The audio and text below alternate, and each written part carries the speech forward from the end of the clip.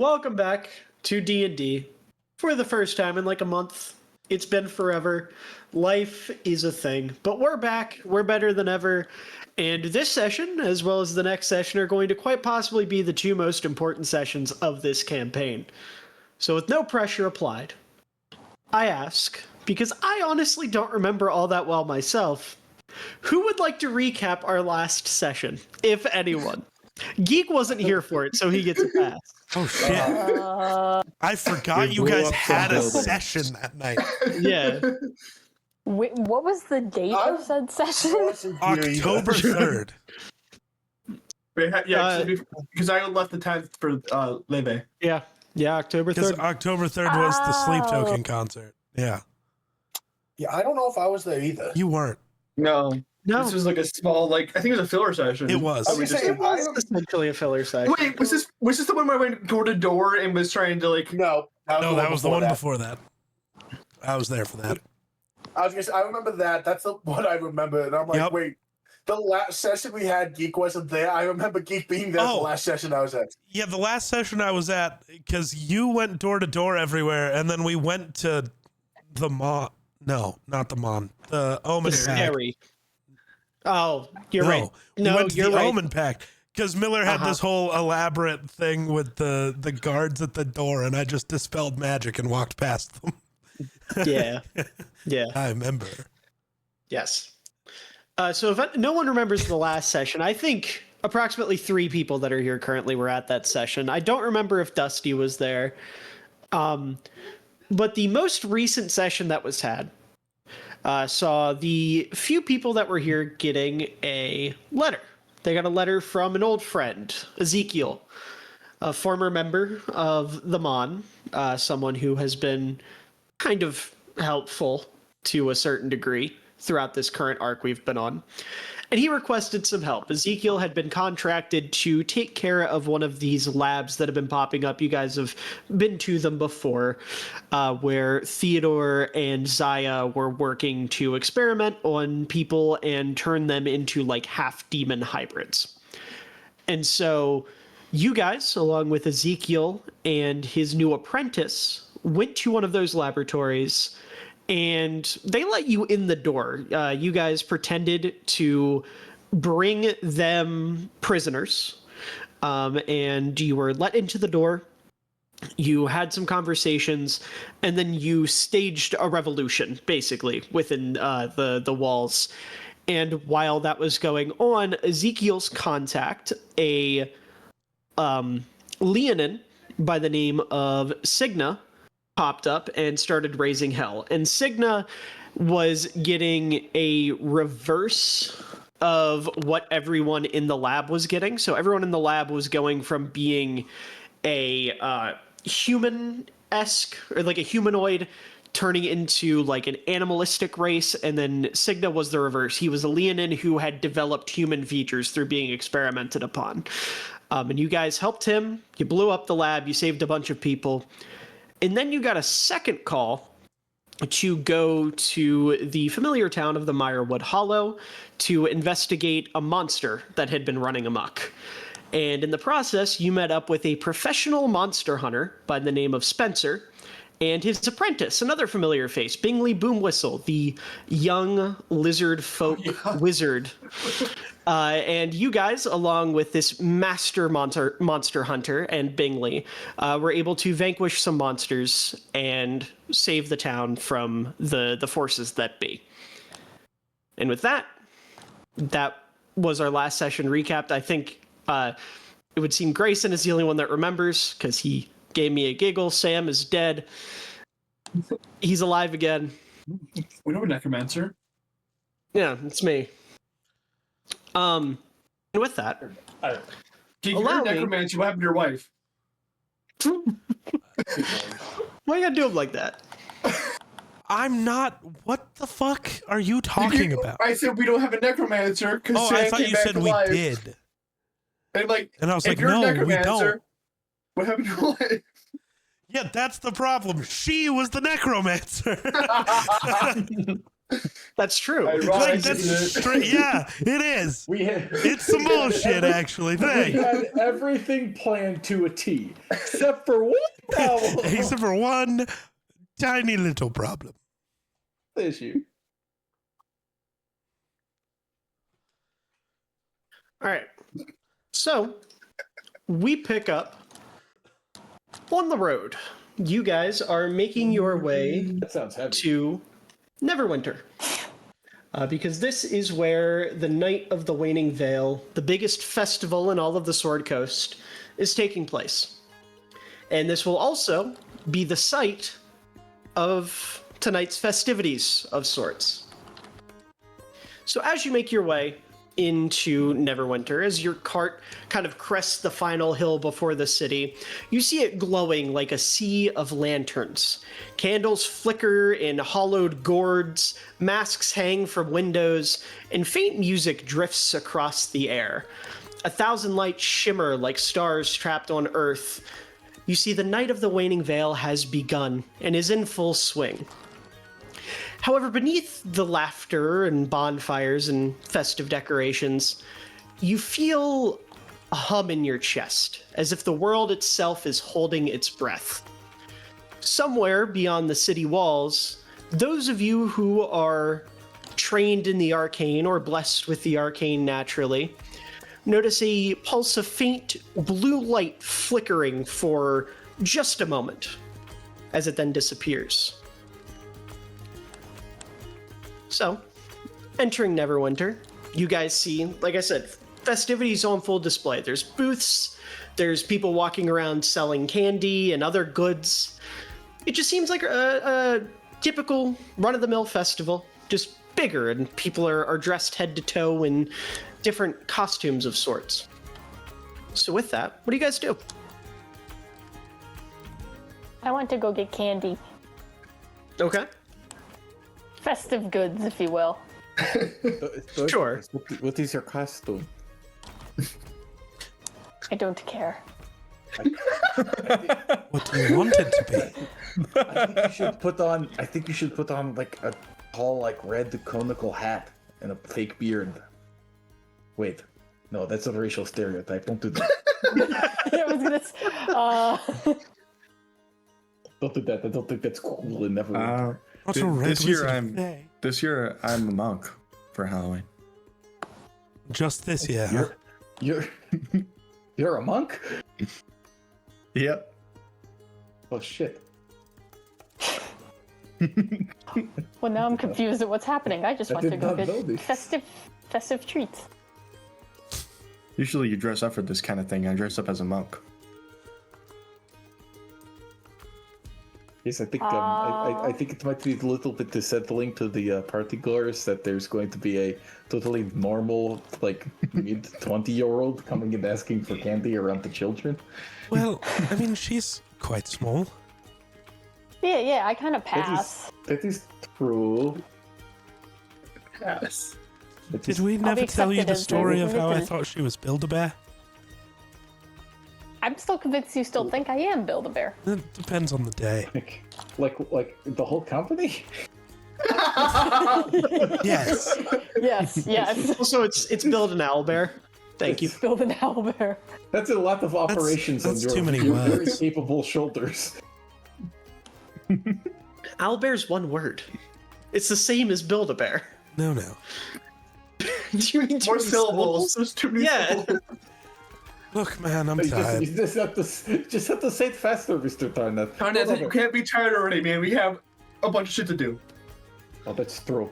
We are I'm literally something always important, aren't tired. we? I am 257 years old. I'm always I tired. am. Dorchivus was wide awake at 1:30 in the morning, so she's kind of surprised she's still kicking as well as she is. You want? But let's ride. Let it ride. Let it ride. Let it ride. As all of you are talking, a second cart rolls up next to you, and in that cart, you see Kazrin is kind of manning the reins with Kessia, Sabira, Celeste, Orion, and Dino all in that cart. And Dino is sitting up front, kind of plucking at a loot. Yes. Yeah. Where's my goddess? Oh, you're asking Dino. He's like plucking at a lute, and he goes, "Oh, Turpentine's got her. She's good." Oh wait, can I demonstrate what his goddess is doing right now? Yeah, of course. What is it? What? What are we doing? It's gonna go lay down. Yeah, that's about right. Yeah. Yeah. This is a lot of. Okay. I thought it was gonna be way worse. I think he's passed out. We can't tell. I was gonna say this. Okay, there we go. Okay. There we go. Sam kind of looks like Rob Zombie's Michael Myers. Okay. That's accurate. It is. It is. It is. Did you hear what Grayson said, Sam? No. You look like Mike Myers is Rob Zombie. Michael You look like Myers. Rob Zombie's interpretation of Michael Myers. It looks like Michael I'd rather Myers, look like Rob Zombie. I'd rather look like Rob Zombie. Jesus. Speaking of putting the cart ahead of the horse, It's is a long that day, man. second cart still to our right? Hold on. I would like to rev the reins. I would say you do that, and Kazern just kind of squints his eyes at you, and he reaches beside him, and he pulls out like a really poorly made plastic mask. You can see it like very clearly he molded it himself, and it's like crooked and broken, and it doesn't look right. And he takes it, and he puts it over his face, and he does that as well. He revs the reins at you. I'm gonna wait, who's sitting next to me? That's a great question. What would you guys think the? Mr. Tarnat. There you go. Mr. Tarnat, they don't know that this cart has 1 horsepower.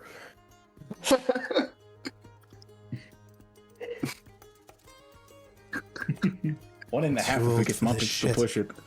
Huh? I think You can't really Muppets walk has very more far. than 1 Right. horsepower. You're only like 257 years He's old. one barbarian power. I met a cashier that was 1,300, you know. How? He worked there?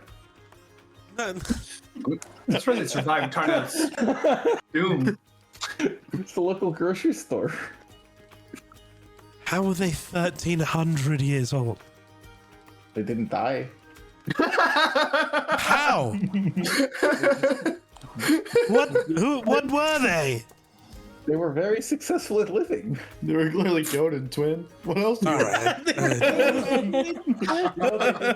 They never married. They never had kids. They never participated in an omnicide. It was very Oh, easy. what's a boring life? Not worth it. His name was Gunnar the Mighty. All right. He had a fascinating life story. I'm so sure. sure he didn't. Can we please do anything else? Someone else speak, please. Hey. Hi. Hey.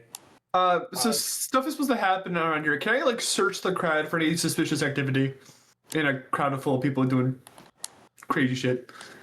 I would say, yeah, you guys like, kind of make your way down into the festival. And hold on. Do you know Hammerbender real? No. It's genuine like frustration. He's not making noises. There we go. Anyways, yeah, you make your way down to like where people are parking their carts, and you put your carts off to the side. And Rakes, roll me investigation. That seems pretty, 8. 8. 8. With an 8, I would say you see a few things, right? You didn't roll very high, but I would say it would take an idiot to really miss these things, which, Well, I think we have one. granted, you notice a stall where someone is like playing a game. It seems like they're throwing bean bags at something. You see someone standing on a literal soapbox preaching. You see a parade. You see an older woman with a cloth over her head, standing behind a booth speaking to people. And you see a stage with an individual who I have a picture of, kind of flexing about. I would say is the best way to describe what he's doing. There's a little crowd in front of him, and they're cheering every time he flexes his muscles. So let's see here. Where are you at? We're at the festival. Neverwinter. Yeah, you guys are at the festival. So is he. So is this fellow, who is you see a knight, and he's got a big purple shield. He's got some purple cloth. His armor is like a silverish purple, and he has his helmet on, like I said, standing on this stage, flexing about for a crowd. He's so strong. He's flexing through the armor. Is it the Oblivion logo? No.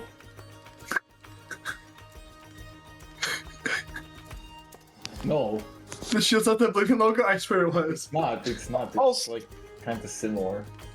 Also, Sushana, for reference, you can't literally see him flexing his muscles, but you see him making the movements. He's like trying to put on a gun show through solid metal armor. Ooh, take it off! Boo! Real. Poser! Poser! Quite literally. There's nothing but pillows under that. So what catches your eye, Race? I would think the night that pops out to all of us. Okay. What? Do you approach? Yeah. Okay. You approach the stage, and you hear a very strong sound of cheering rising above the music and laughter. As you push through the crowd, you see this small stage beside a fountain, and standing atop it is this knight that I've described. You see, he takes off his helmet, and as he takes off his helmet, he's got a beaming smile, and you see underneath of him, he's got his foot planted on what looks like a wooden prop of sorts, almost like a toy sea serpent. And as he takes off this helmet, you see he has striking green eyes with blonde, flowy hair. And, you know, as you're kind of approaching, he starts to speak and he goes, "Fear not, my dudes. The great Sir Aldrich, Tears Chosen, has got you all covered. On the night of the Waning Veil." And people start like losing their minds, cheering. People are like throwing their hats up in the air. And you hear one little kid yell, "Wow, he's so cool." Should we tell him? Or would he know already?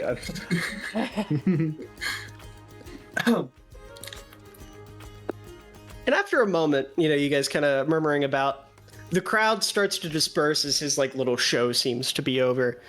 And he notices a few of you. And Mumpets and Tarnath, you two specifically, lock eyes with him for a moment. And he goes, "Wait." And he jumps down from the stage and he goes, "I know you guys.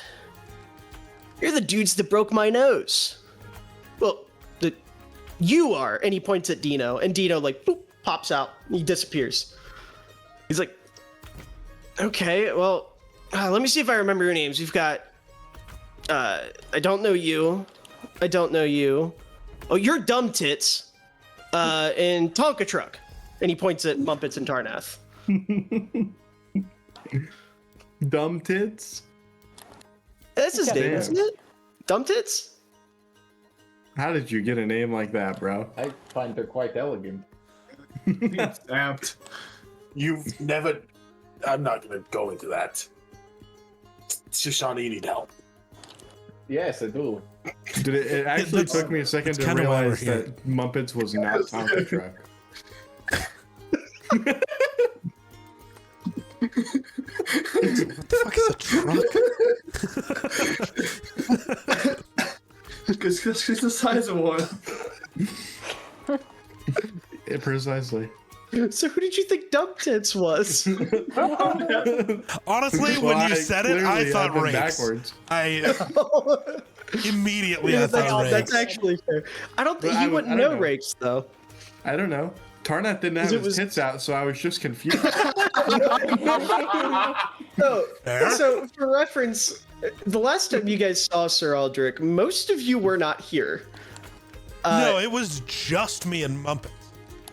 Yeah, and Dorchevus would have been around, but I don't think she would have interacted with him. And then Bat Duck would have been the other. that far back. member of the Yeah. party. Yes. That's a name I've not heard in a long time. Yes. Well, So for the rest of I you, would like not to hear. those unacquainted, this is Sir Aldrich, one of Theodore's lieutenants. Yep. You And guys know this guy? He's Theodore's version of Rakes. He's the dumb one. Okay. There's no version of me. hey, man, I prefer educationally impaired.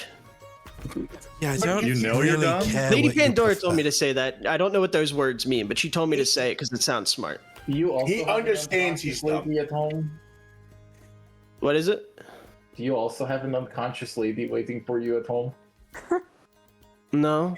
Can't say it like So, that. You're not Well, you really like can, our it's boy, then, are accurate. you? What? Phrasing. Not really like our boy, then, are you? I don't know. I don't compare myself to this guy. There's also a conscious woman at home. Well, I mean, it seems like you're being compared to also he's married.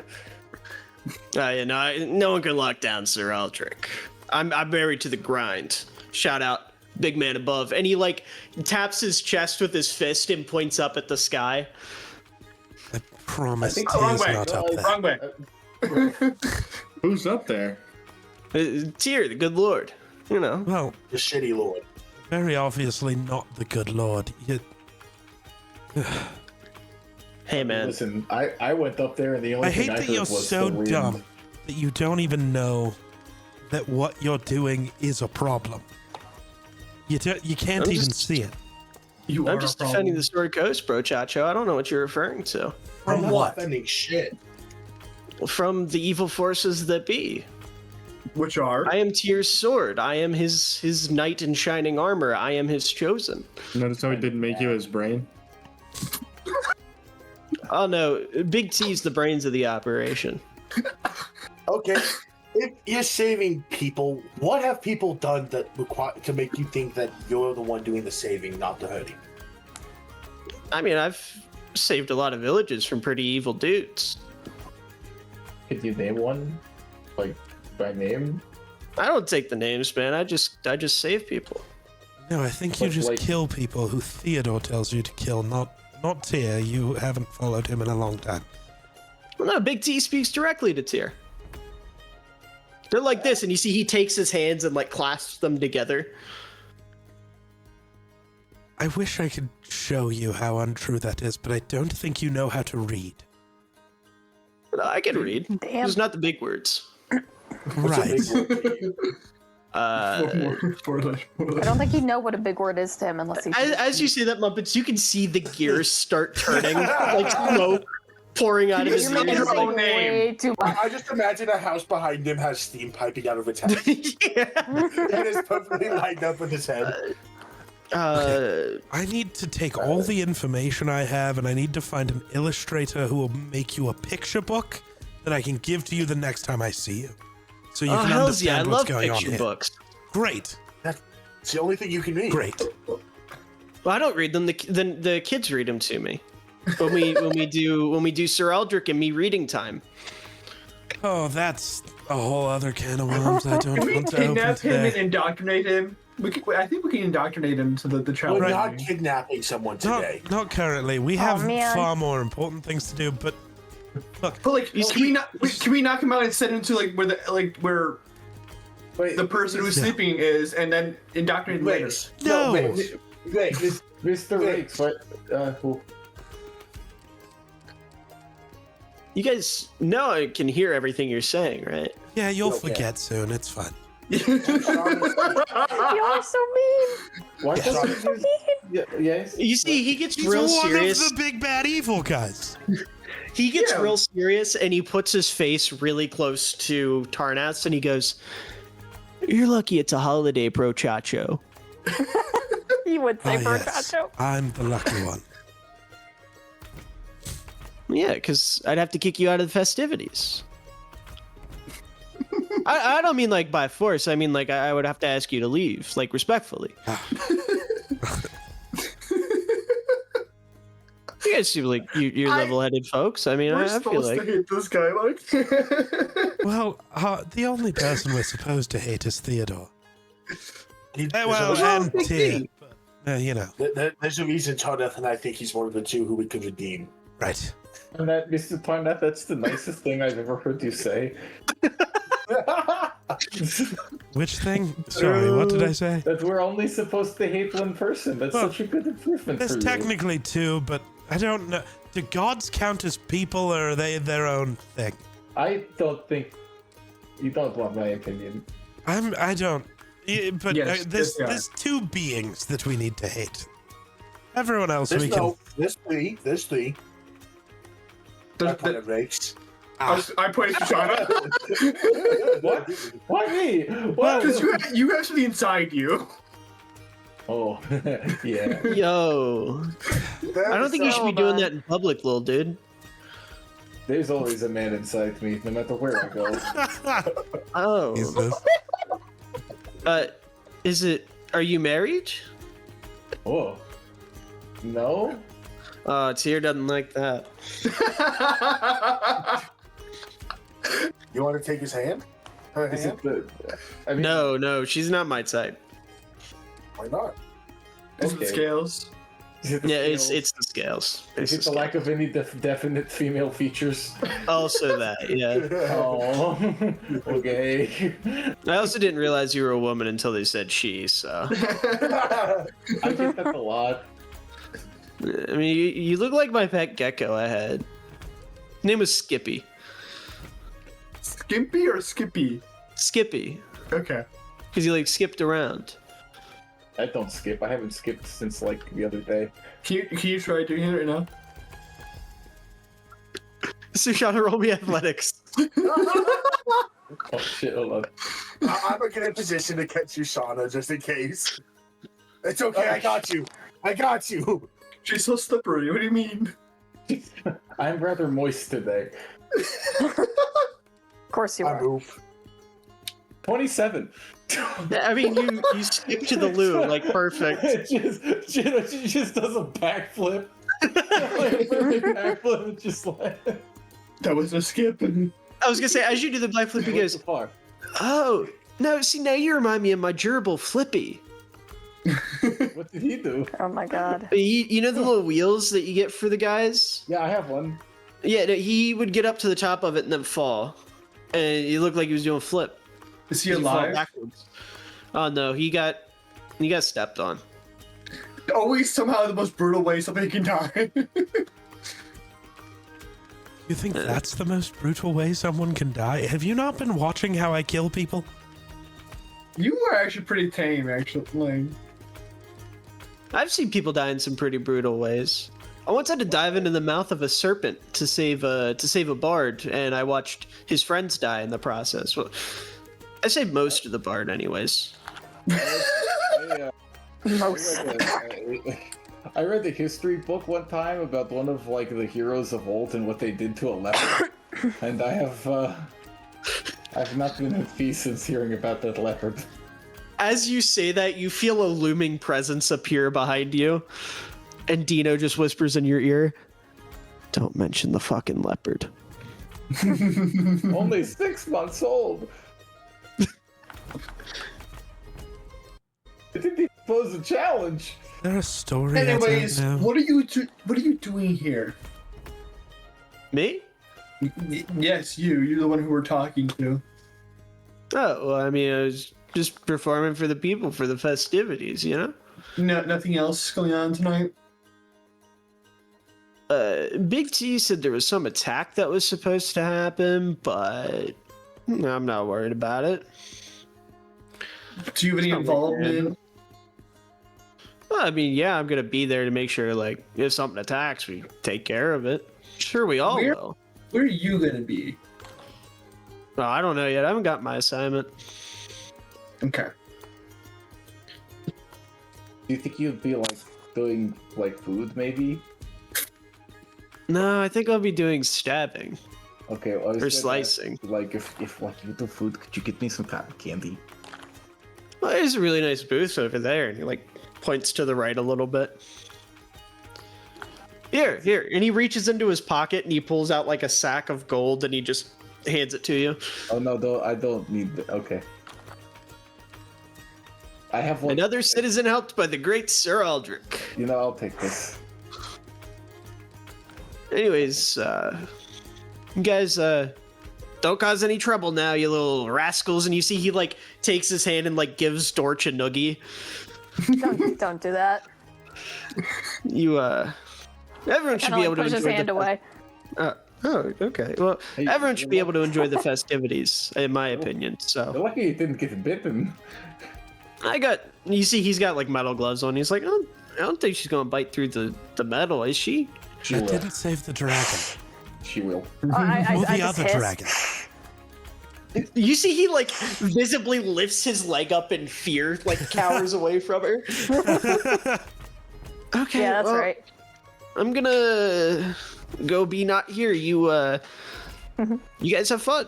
And he turns around, and the second he turns around, you see like 6 women flock to him, and he walks away with like them on his arms.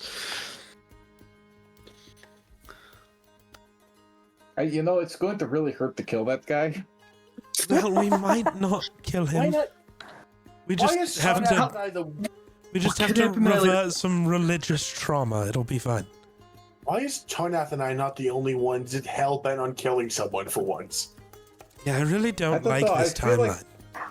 I feel like I'm never this should hell bent affect on me, killing but someone. I- It's for just some reason fun when I it feel like- happens. I feel like this void in my soul where there used to be purpose. Yeah, I feel I like should probably go do things. something happened here because now I'm the one trying to defend people and you're the one. We gotta fix this soon. It's gross. God. You a second wife you can kill? Sushana, in the back of your mind, you hear a voice. No one else hears this. It just says, "He gonna look real good with a bullet hole between his eyes, isn't he, Sushana?" I do agree. He needs another hole. I You don't say like that when out you loud. speak back to me. Oh, okay. I'm sorry. Oh, Sushana is saying this out loud. I'm sorry. What? What? Oh shit! I did it again. Fuck. I'm sorry. Yeah. So, what the fuck? Oh, that was nothing. Right. What? What about him? Yes. What did nothing say? Oh, he was just talking about how that guy needs to get a whole new appearance. You see I a agree. mouth pops up on Sushana's neck, and nothing goes, "No, I said we need to shoot that guy in the face and put a hole between his eyes. None of us here uses a gun, Mr. Nothing. I can manifest one if you let me take over." No, I shouldn't. But it would be pretty cool. It'd be so cool. It would be kind of cool. All these people here, we could shoot them all. Yeah, they do have like one of those dog shooting games. I think it is like a festival. Do you think that would be strong enough? What about instead of shooting ducks, we shot knights? No, I think we should shoot ducks. No, We I can think start with should, rakes. Yeah, I think we should start with the dogs. Okay, I think I'm going to get strangled by Mr. Tarnath. I'm going to cover you up now. It's just, and then mouth disappears. Ugh. God, I cannot wait to be done with that. Yes, I have to say, your former employer is a bit of a loose cannon. Well, Sushana, Yes. roll me a con save real quick. Oh no. 19. nice. God. Okay. You feel your arms start to like raise and your middle claws start to unfold, but you're able to fight back and stop it. We're gonna do this all night, aren't we? So, well, technically, the version in your head is not my former employer. Technically. They all have different personalities. This one's more of a cunt. More? Well, the other one was more, just a manipulative bastard. This one's just a cunt. Well, but like, I think if you like compare like death scores, this one is like maybe 2. Well, yes, that's because he literally has no control over anything currently. He's trying his best. I know, we're going to fix that in, like, some hours. Would really like to hear. I think it says like how many hours is in a week. It is a while. Yeah, But well, not from our perspective. we've got to go, the That thing. is cool. We should go do that. Yeah, we got to, Mr. right. Time Math, I do have a question. Would you like a Dr. Pepper strawberry and cream zero sugar? Sure. There's no calories. I don't need calories. Here you go, Mr. Time Math. Hey. No, calories are for the weak. I agree.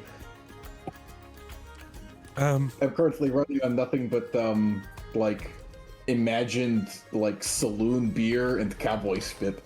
nice. Where is the guy on the soapbox preaching about whatever? Ooh. Give me just a moment. He got so excited. Ooh. Ooh, I was hoping you'd go after this one. that's a way to put it. That's a good way to put it. I'm about to turn some random preacher into red mist, aren't I? Ooh, could you do a paste? I could eat that. Ooh, perchance. You see- Chance? Pastor of sorts. And Tarnath, I'm not going to make you roll anything. I'd say, given your experience, you clock instantly that this is a priest of Tyr. Of course. I'm not. And he is. He's standing on a soapbox and he's spouting off a bunch of different things. Give me just a second. You hear him say something to the effect of, hear ye, come one, come all. Tyr's wishes will be granted tonight. The Sword Coast will be saved from the undesirable races that Theodore and his people are saving us from. Neverwinter will soon be fully under Theodore's command, and Tyr's will be established. Tonight is a night of partying, my friends, not for the night of the Waning Veil, but because we are one step closer to salvation. And you see there's like a small crowd of people forming. This guy seems like a bit of a bummer. Well, we're kind of near him, and this is loud enough for them to hear. Well, it's Sure. because he's a racist cunt. Well, yeah, but like, I don't know. I understand the racism, but did you have to shit on the night of the Waning Veil? Well, yes, because that's an inclusive You event. can excuse racism. Well, it I've seems like used- the majority of the Sword Coast has. That's like this entire like, I war we're can- fighting. I I know, kind of expect that, but like the guy doesn't even like the holiday. I know many of you have forgotten about the war we're fighting because of this whole thing with nothing, but like, literally most of the Sword Coast has accepted that. That's the problem. You see, as this conversation continues, about half of his crowd turns around and starts to crowd around Tarnath. Oh, stop preaching. So, Oh. Yeah, You- go ahead. I was gonna say, you see they're all like adorned in costumes, and very ironically, you see one of them, a small child, has a large like piece of wood put over their back. They're wearing a pair of glasses, and they have a crudely made straw hat sitting on their head in a very familiar shape.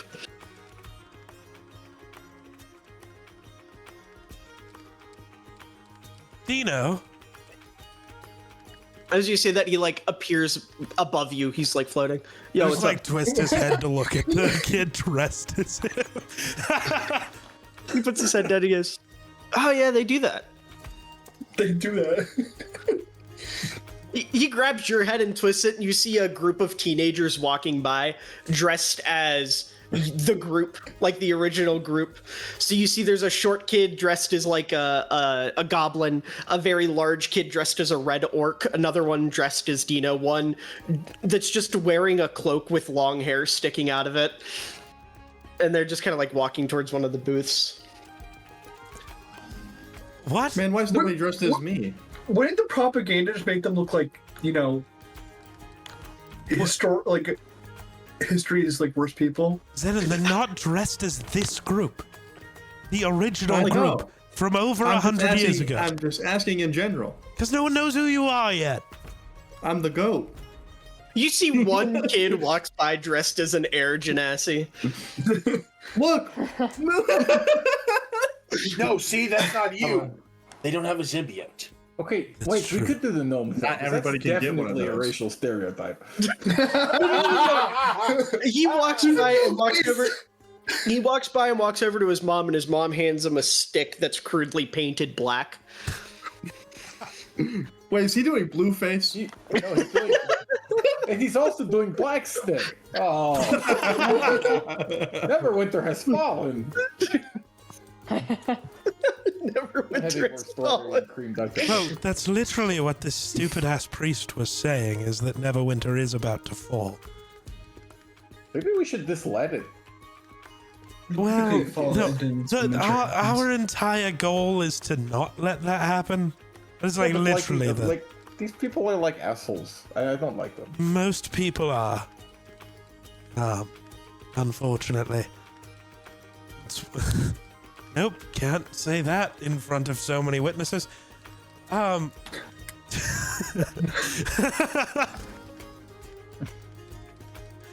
Right.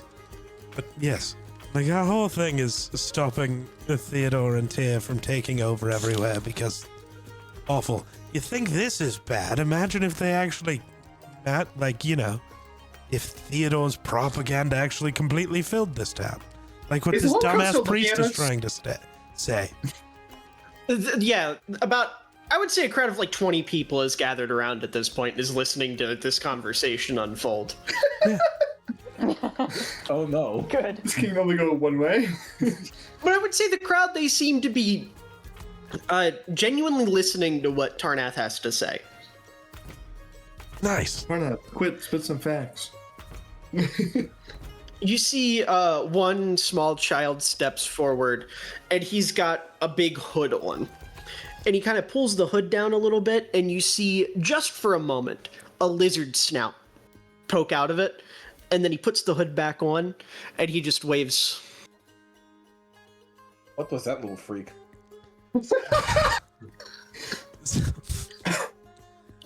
Other lizard saying that is... That's a weird costume. I It's like don't... two different concepts going on. That happens. Right. Where was I? Oh, right. Criticizing Theodore and Tyr. Maybe, genocide is not a thing we should keep allowing to happen. We really have to finish our whole other goal. Not the same thing, rakes. Don't start. There are major differences, that's why they're different words. Words have meanings. I know that's hard for you to understand because you're stupid. As you're continuing to talk, Tarnath, you notice the crowd has gotten a little bit bigger. And among the crowd is all like standing, just like very attentive. They're like nodding their head, listening. You see among them, Sir Aldrich has made his way into the crowd, and he's got his arms crossed and he's nodding. And you see a woman come by, a very familiar woman, Lady Pandora. She comes by and grabs his arm and goes, "No," and just like drags him away. And he goes, "But Mom, why are you guys saying stuff?" And she looks at him. She goes, "I'm not your mother." And she like baps him up the backside of the head and continues to pull him away by his ear. But Mom, I want to get radicalized. Yes. Hold on, we have a What question. do you want? We have a question.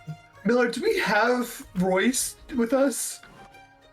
Oh no, Royce is not Oh. with you. Oh, thank God. That would have been oh my issue. I would say I don't as think issue is the you- right word. you hit that realization. Fiasco? And I would say Cassia walks up and puts a hand on your shoulder and goes, "Oh yeah, I meant to tell you, he's not doing so hot. Not like in a dying way. Remember how you guys had to save him from that prison thing with Elias where he died? Yeah, that Yes. that took a lot out of him, so he's back at home kind of, catching some Z's. Crying? Is he crying and drinking? No, he's sleeping. We didn't tell him what was going on. We had to lie to him. We told him we were going to Glebco to pick up some medicine, and then we'd be back. Oh no, we're going to have to No, do wait, all you guys this are shit and never- then get the medicine? Oh no, I already got it. And she reaches into her pocket. And wait, I already got. Oh, I forgot to get it. The only thing the only thing in your pocket is Ferritinol, and that's pretty strong stuff. You see, Sabira comes up behind her, and she's like dangling a bottle of some sort of liquid. And she goes, "Oh, I did get it. Oh, okay, yeah, we're good." You wanna give it to him? What? It's a slow acting thing. He's gonna be out of commission for a couple Right, but days. you wanna give it to him? He can wait a little bit. He already had his dosage. He doesn't need any more okay. until in the morning.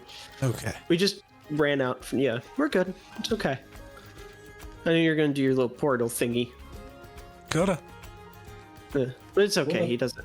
Plus, we don't want to wake him up and make him think that he can come and be like all hoorah or something. You know, he needs to rest. Sure. Is the crowd listening to this conversation too? Yeah, they're Wow. fully locked into it. All right. Fascinating group of people. I guess any. You hear one kid say, "Mommy, when are the clowns gonna start dancing?" Muppets. Oh, Rakes, I you do hear- heard him dance. The mom crouches down and she goes, No, honey, these aren't clowns. They're revolutionaries." And the kid goes, "Oh, then why is one of them a pet?" And he points at Sushana. Just like, see, Mom, that guy's mom. Let's him get radicalized. like that at Lady Pandora. And she goes, "Aldrich, for the last time, you have a booth to attend. There's going to be women that want to see you." And Sir Aldrich's demeanor changes completely. And he goes, "He didn't say there were going to be babes." And he turns around and sprints in the opposite direction.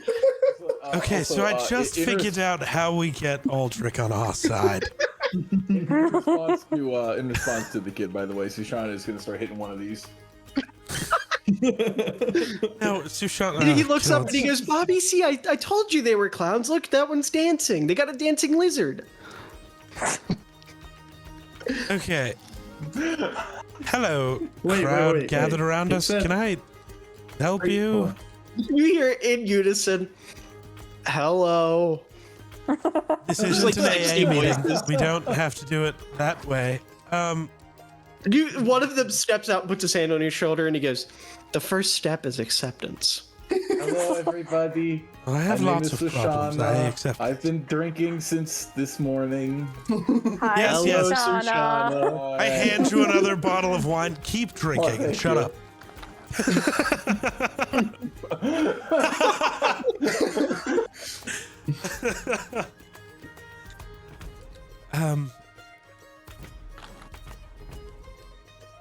Okay, so you all were listening to the dumbass priest over there. What made you choose to listen to us instead? You see a woman, she comes out and she goes, "Oh, I mean, he sounds so hateful. He keeps saying all these mean things about people, and that's not cool." Would you guys like to hear about my Lord and Savior? No. No. No. Shut up, Brakes. You hear one guy in the back of the crowd just yell, "I don't believe in gods." That's And you're right to have that opinion. Do you want to meet one? Dino? No. You guys know how to get a crowd riled up? 6. 7. I cast fireball on the entire crowd. No. I got my axe. For that TP. Yes. Said it. The Night of the Waning Veil is actually the end of the campaign. I kill us all. Wow, a month break and then it's just over? That's kind of crazy. Month break, the TPK. Could happen. Who's to I think say? it's a Mills Planet. Sorry, self-inflicted TPK. There you go. All right. Turn off. I've got the crowd riled up for you. You can really get your stuff going. No, I kind of think I have been. I mean, our message is pretty simple. We just, aren't genocidal. I can keep going for you if you want me to start on that. I'm terrified of the things you That's might right. say. Our So enemy. no, our no, no, is the no. race. The imperialists. The landlord Sushana! class. Enough. Those who would control the flow of labor. No, I like this. Let her keep going. It is any of those that would crush the freedoms of the working class. Those that would see property become the right of the ruler rather than the right of the average. Just see a red dot show up on Sushana's head. red flag. Take the in shot. background, just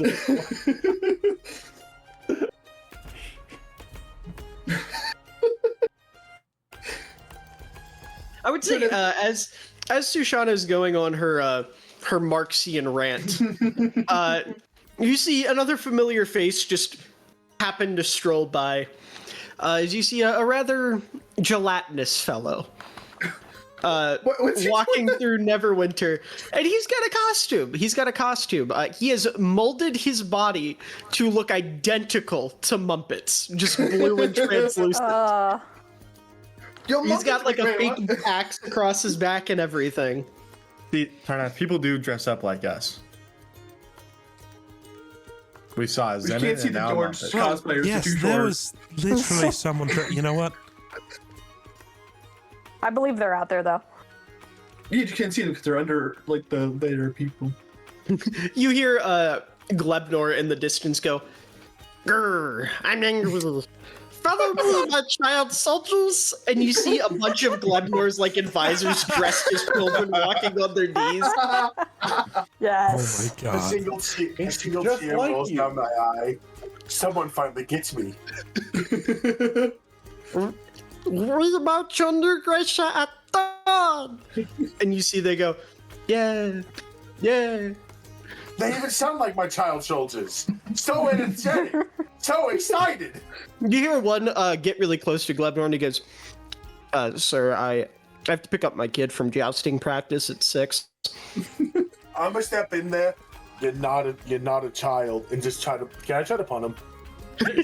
You're not allowed to be here. Try to put a Okay, sure. Hold on. Roll me athletics. It signed me out of D&D Beyond. Hold on. It did me too. Not What me. am I I rolling forgot we were again? playing D&D athletics.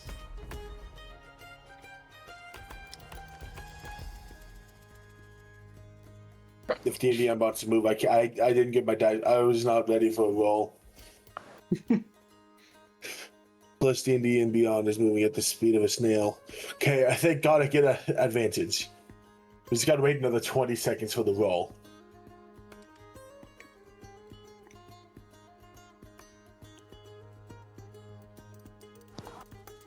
I'm watching the dice. It finally popped up on my page.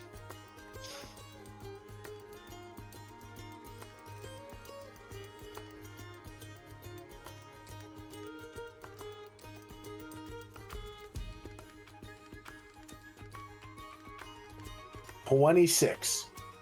At 26, yeah. You take a grown, 6-foot-tall human male businessman and punt him across the festival. Hell And yeah. you hear him land, and he just yells, "Thank you!" As you see where he landed is right in front of jousting practice. You know, they call that a jousting corner in the game of Punt Man. You see Glebnor, he watched you do that, and he goes, "Oh, okay, my turn." And he takes one of his advisors and boom! Except when he goes to punt him, his foot goes through him. So instead, you just hear a really uncomfortable, like, as, like, he phases through Glebnor's leg. And you just, he's left covered in blue slime. That was a fantastically awful sound, by the way. Good. I'm glad that had the intended effect. It's very visceral. I am sorry, Glebnor made you red. I don't... I'm 35 years old. Hey man, that's like 222 years younger than somebody I know. I'm dressed as a child at a festival covered in slime. I have Well, 3 my- kids. There's an old man over there not dressed up as all. Why are they not soldiers? You see Glebnor, he looks at you and he goes, Because it's a costume, silly. It's just pretend. I don't These pretend kids to are be in child costume. soldiers. Oh, well. Oh, well. and you see Glebnor just starts like skipping away. I mean, marching? I mean, No, skipping. He starts skipping. I don't skip. He continues. do all the child soldiers also skip on their knees? No, they just sigh and sadly waddle. And he waddled away. Waddled. So with Till the that, very next day. what do you guys do now? I think we have to go, like, into a box eater. Well, we have to find There's a lady in a cloak, and I remember Sarugi's that. body. Oh, yeah, maybe that lady in the cloak knows where our dead friend's body is. Well, he's Okay. She seems nicely He's- suspicious. kind of alive. He's He's more like a dormant. demon. I think dormant. You know, Yeah. and he's kind of like, you know, I'm alive. He's like a reverse you, yeah. Yeah. What? Give me one. No, no, prepare for a lady in cloak. I love that. Yeah, what? No, I am. I just had to. I have to remember something. And by remember, What I'm her gonna have to name check is? my notes.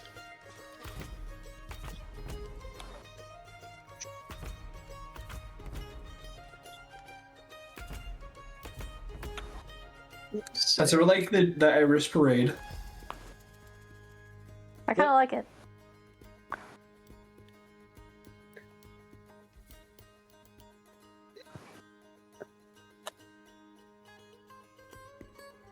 Oh my god, this is gonna kill me. Where's the mayor who loves parades? That's it. That's it, isn't it? Yes. Okay. You guys head over to this woman in a cloak, and again, for a very select few of you, this woman looks familiar. It is a red tiefling woman standing in a booth, and as you all approach, she speaks up and she goes, "Ah, welcome. I see a few faces I have not seen in quite a long time. Tarnath, Mumpets, Dorchevus. I see you've lost the duck. Yeah, he died. Yes. Madame Zora knows all. Now, you want to find Sarugi, yes? That's the one. I knew you would know. Yes. Madame Zora knows all. Sarugi will appear when you need him most. I need him right now. Name so In bad. time, my child. In time. What time is that going to be? I'm on a tight schedule. You will know not when wearing it a watch. arrives. Maybe is it like 10 o'clock? Because that's in like 18 minutes. Well, he's gonna pick his kid to jealousy at 6, so. Wow, he's a terrible father. Go there. Wait, you know, wait. like, Who's a reason. terrible father? The guy who gonna pick up his kid to The jealousy. guy, that Oh. the guy that just missed his child's appointment by 3 hours and 40 Yeah. minutes. He will I- appear when you need him most. I need And him now to I- help me find soldiers. I believe you have, as they would say, bigger fish to fry, Mumpets.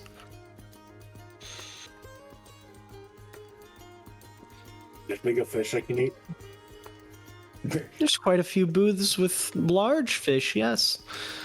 Last time we dealt with a fish person, I like was very uncomfortable. They started doing racist rants. He's too. You never met them. Sorry, this is from our previous life. Yara the fishmonger. Why do I remember her name? That's crazy. That's crazy that I had You that only remember ready. the racist. It's crazy that I had that ready and not Madame Zora. She embodies you the most.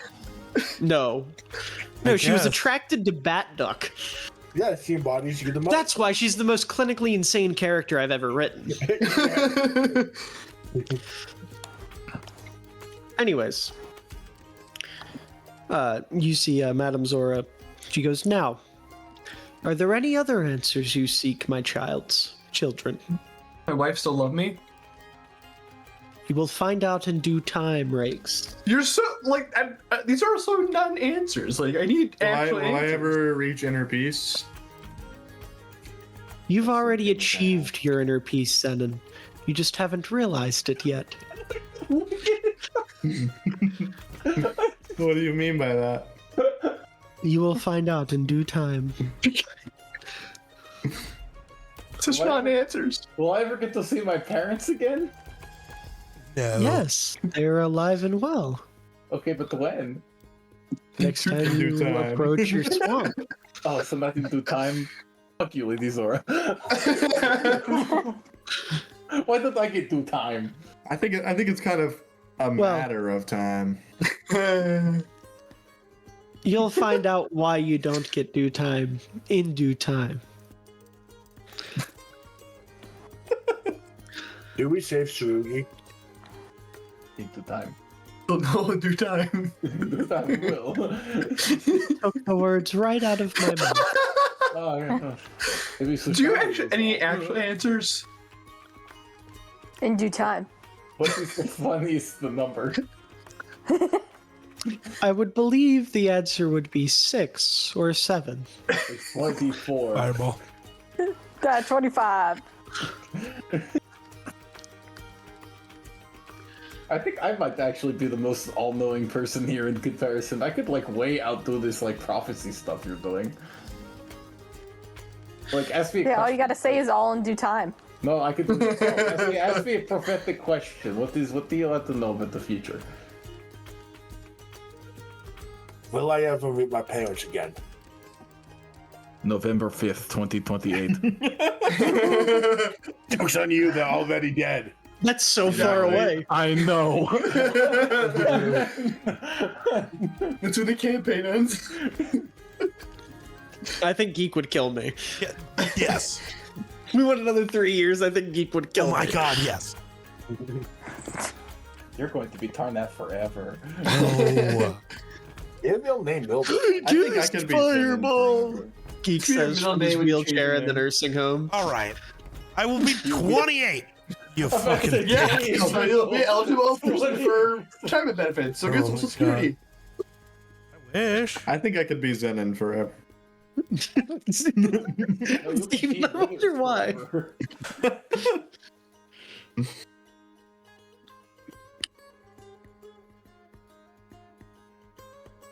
Anyway, Anyways. okay, can we ask questions to start with how?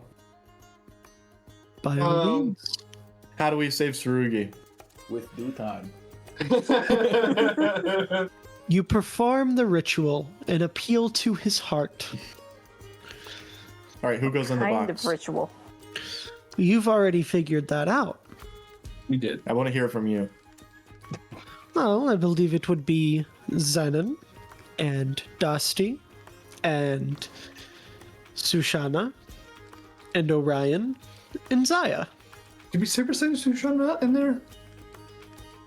Yes. Nothing will not interfere. Well, that's what. Tsurugi's mind is much stronger.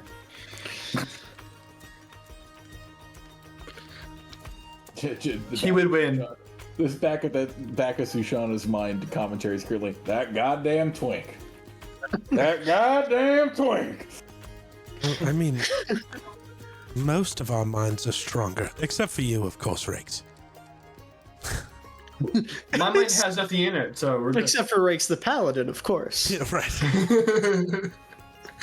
Nothing would destroy your tiny little mind. It would be quite No, funny. Nothing would have to. We should try it. Nothing would have to battle against stronger than any of us, and that is his fear of his own wife. was gonna say nothing would end up in Rakes' mind and have to fight a 30-foot tall white woman.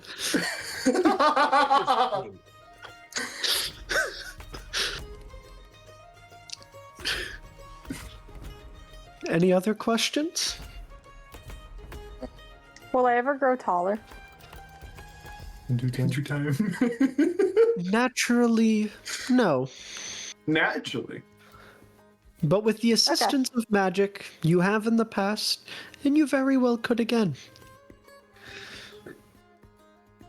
I wanted to hear in due time, but that's okay. You will in due time, my child. Thank you. Thank you. Unnaturally.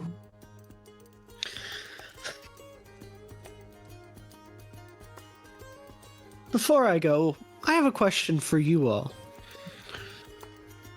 Rakes, have you figured out who the little voice in your head is yet? I thought it was my conscious at first. After we realized it probably wasn't my goddess because she's Coma, taking a yes. nap. So I thought it was my conscious, but I don't know if that exists. It does, but I'm not the one who speaks to you. Pretty sure I know. I'm just waiting for him to figure it out. Yes, he will. Say it with me now. In due time. In Yes, yes, due yes, yes. time, yes. Okay, hold on. Are we sure about that one? He's Jakes. He's kind of dumb. Well, I think it will just get revealed to him. He'll figure it out once he's told. So that's the only way he'll ever It's find just out. not my place to say yet. What are you guys talking about? The You. voice in your head. I know who You it see- is. I just No, oh my god. You see Madame Zora reaches into a bag on her hip and pulls out a small wooden device. And this device, it has a pad on either side of it, and in the middle, it spins. And she takes it out of the bag and hands it to Rakes. Enjoy. what is this? You just get drugs? I think so. Eat them. Lucky. For reference, you were just given a ye old fidget spinner. Eat it. Yo, better. As you try to next bite into one. it, Dino like pulls out a newspaper and hits you with it. No, it's wood. You spin. Madam Zoro, you have an extra one. Yes. She reaches into her bag and she pulls out a noticeably larger one and hands it to you. I then I hand want it that to one. Dortz. It's just glass. I was gonna say it's like Alright. it's the size of both of her hands. It's like she's holding a cat. There you go, Dortz. It's Your heroes. it's reasonably sized, I guess. Uh-huh. Oh, okay. Anyways, best of luck tonight. And I would say, like, in a moment's notice, she just poof disappears. Booth and everything. Oh, Yeah, that happens are a we sure lot. that? Are we sure that was hers? Did she just like? Is that festival property? No, she does that What- every time she's all the time. anywhere. She just poofs. Oh, I'm so confused. About what? You get used to it. It's You'll figure it out in due time. After the first time, even though it's only our second time it's happened to us, after the first time it becomes like, oh. I thought it was gonna happen sooner. Honestly, yeah, I think God forgot about that one. No. That was very confident. Yes. Yeah.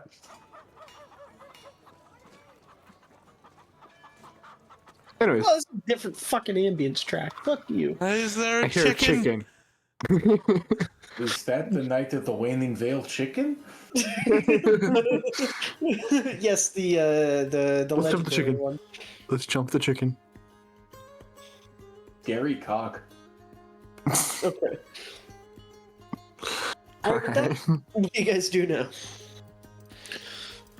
I think we need to keep looking for this dormant shell of a man. Yeah, Mates, probably. I'm in a shell. they're No, similar. no. Anyways, do we split up and search, or? I mean, I don't. I guess we could. I would What, say what if the due time comes and we're not together? Steven, I'm so brain rotted. I saw your hands moving and I thought you were doing the thing. I thought you were just doing it. Sam's so like careful, and it's like he's massaging the 6 and 7. No, it was, I'm sorry, did you just say it's like it's a misogynistic 6-7? Massaging What? 6, 7. Sam's imagining mum tit, whatever. sure, they look heavy. I would say for the sake of not spending an hour split up looking for something, you guys notice a parade kind of march by, and you see there's like baton twirlers and like fire throwers and like, you know, some cool stuff, and then you see floats start to go by. And the first float, it has Tyr on it, not literally Tyr himself, but like a Ooh, fireball. statue of Tyr. You got mocked on Stand up now. It's a statue of Tyr shaking hands with Theodore, like a business agreement handshake. And then the next one is Theodore surrounded by his lieutenants, like at a conference table. And then another one is Theodore holding a child in one arm, battling a beast with his other hand, holding a sword. And then the next one, you see for a split second, it looks like it is of the lieutenants again, but a cloud of smoke surrounds it, and then poof, it changes. And all of a sudden, it changes to a group of heroes. You see a goblin, a human, an orc, a dwarf, a turtle, and an elf. And as that float goes by, you hear, boo, boo, like they just start aggressively booing it. And Dino gets visibly pissed. And he goes, I don't want to see. They want to see the fucking me. stupid fucking lieutenants here. And he snaps his fingers again, and this time the parade float switches, and you see yourselves as being depicted on the parade float. And everyone just kind of goes, I don't know who they are. And there's like a small subsection that's like, rah, those guys rock, ah. And then you hear a woman go, hey, it's the preacher guy. Oh God, no. Turn out started a cult. And as they're floating by, eventually you see another float. And this float depicts a group of 5 men with red cloaks and red helmets standing in a circle. And right away, we recognize these as the elders of the Omen Pact. And you see this parade float as it goes by. People are just kind of like, I don't know who they are. And then a stray flame seemingly from a cigarette lights it ablaze. And it burns without injuring anybody. It just like in a moment's notice turns to ash. And there's a moment of like, oh. Okay. I just turned to whoever's next to me and I was gonna do that. And as you say that, you feel a presence loom behind you. You turn, and above you, about 100 feet, you see Tsurugi floating with his hand out as if he's just cast some sort of spell. Nice. Y'all see that? I do. The Oh, magic man flying in the found sky? him. Yeah. Now what? Hey, man, can we talk over there? You see, he just kind of looks down at you and doesn't react.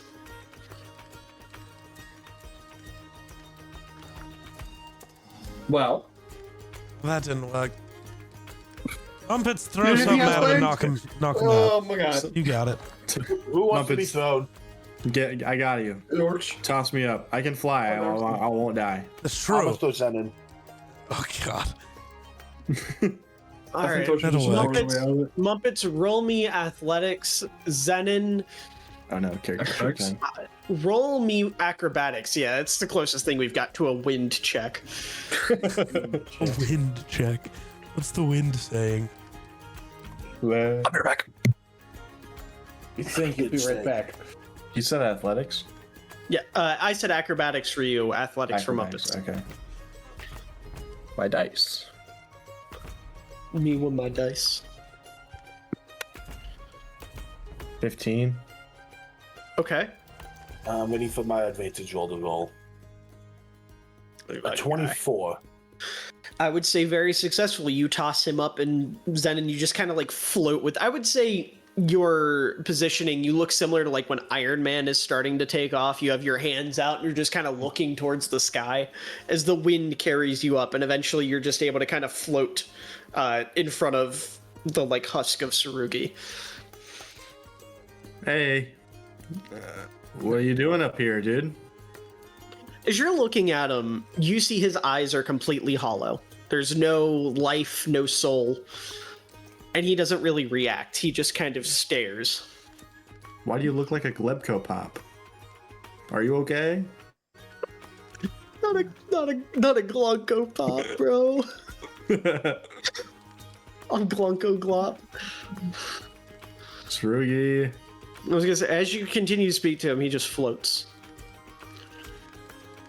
I can float too. Okay, I'm gonna like reach out to like shake his hand.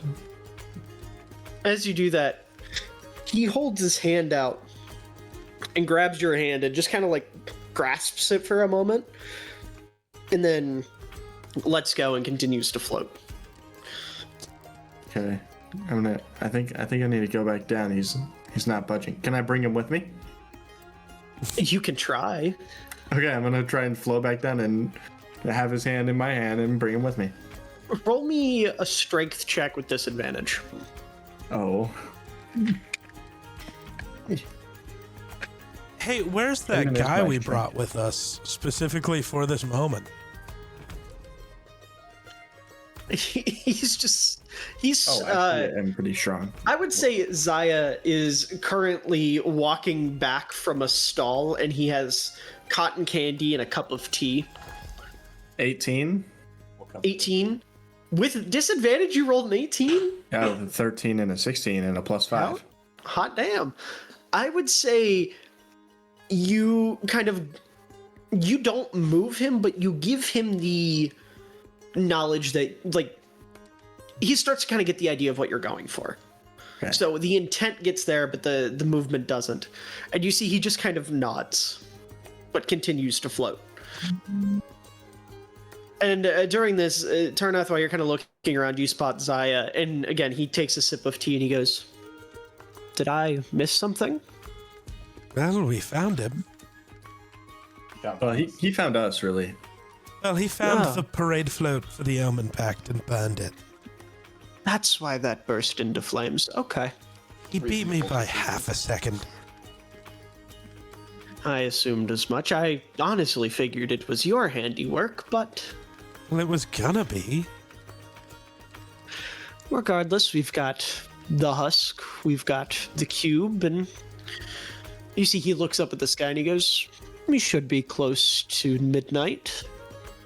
We should probably find a place with a few less civilians first. Yeah. I'm afraid it's not going to be that simple. We can make it that simple. This guy can. I was going to say, teleport. yes, you can clear them out, but you're just going to have to find the place where the veil is its weakest. Right. But I'm sure you can handle some crowd control. It seems right up your alley, Mr. Omniside. Does it? I think we have very different ideas of what that should be at the moment. Well, I think I would say getting rid of the crowd is controlling it. That's fair. It's like how you control a flame. Can Let's not do that. can I do an Arcana check to find the fucking weakest point in the vat. I'm just gonna go find the spot. Yeah, roll me Arcana. Imagine the spot he's standing in. Don't be looking at Owlbear. Well, never mind. I was gonna say it's up. It's okay. so- I have fog over it. We're good. That is a 19. 19? Yep. You find it.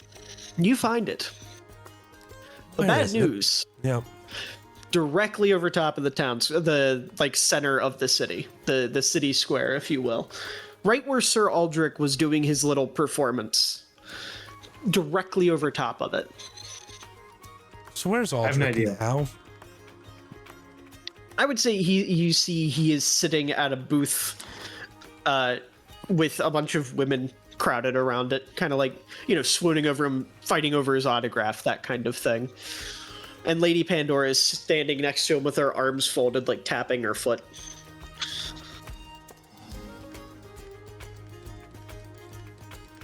I'm gonna walk over there. Oh no, Okay. this can't go right. Why not? It's Aldrich. He's dumb. Pandora's there.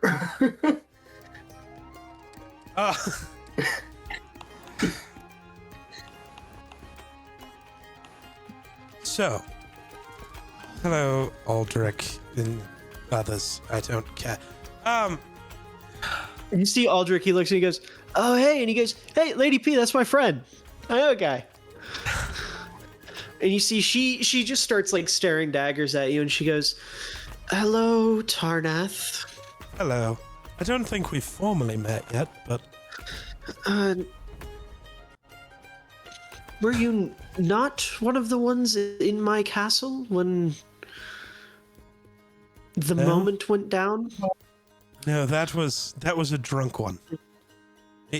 Ah, he's yes, the monk. Yes. Yes, of course. Look, I know. We'll worry about fighting each other a different day. You guys know there's supposed to be an attack in this city tonight. Yes, demons or something of the other. Yeah, it's gonna happen right there. That's where the veil is weakest. The Trust me, townspeople we're know who aware. you are. Will you please just make them evacuate this area? I will do it, but I have to be more aggressive than you guys would be at this juncture. We'll handle the attack. Just get the innocent people out of here. You see a gentleman in a suit walks up to Lady Pandora and he whispers something to her real quick. And she goes, "Very well." Wonderful. And you hear her just walk over to Aldrich and she goes, "Hey, bud. You want to do a signing at the tavern?" And he goes, "Do I give free beer?" Yeah, of course you do. And you see he jumps up and he goes, "To the beer!" And he sprints off in the other direction, and like a huge crowd of people follow behind him. And she starts walking, and you catch a glimpse of another individual. Give me one moment. I have a picture of Oh him. God. I should. Just kind of like walking with the crowd, right? Where are you? And I'm so sorry. All right. I'm sorry. No, that was good. I'll give you that.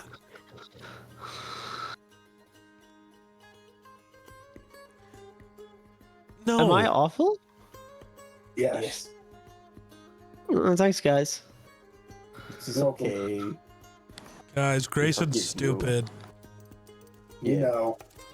Did you, Caleb? new? Did you see what he just said in main chat? It wasn't main chat. I texted it to you. Oh, you sent it specifically to me. Oh, I thought it was. Yes. He said, "Aldrich gives me likable Joffrey vibes. In no way is he similar to Joffrey at all." What? A little shithead who doesn't really have like any backbone of his own. Yeah. No, what the fuck? No. That's not Aldrich at all. Either you I haven't have been this- watching Game of Thrones, or you haven't been I paying haven't attention to watched this it since game, we did the thing. or a little bit I of have both. this running joke with David behind the scenes that you guys are like the worst judges of character I have ever met in my entire life. And every time, What did I every do? time, you prove me correct. The fuck did I do? Yeah, we'll in due time. You see, I found him.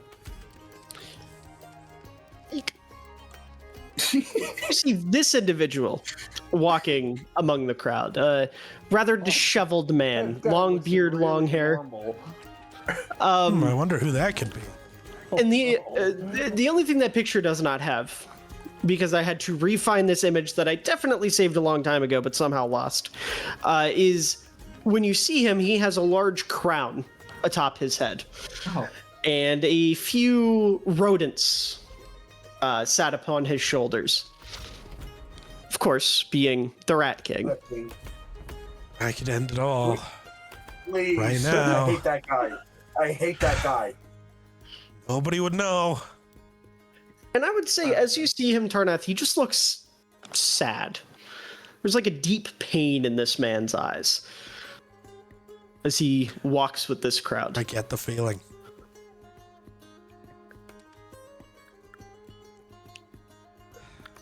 We really can could take relate? out all the lieutenants right now. That'd be no fun. Too bad we have actually more important things to do at the moment. That's really annoying. I hate you. Tying I sense hate to you, things that are more God. important. You feel like you get like a throbbing headache Ow. for like half a second. Not And this then you shit just- again. It's like, damn it. You hear like in the back of your head, "It's tea time. Do not interrupt." I wasn't talking to you. This time.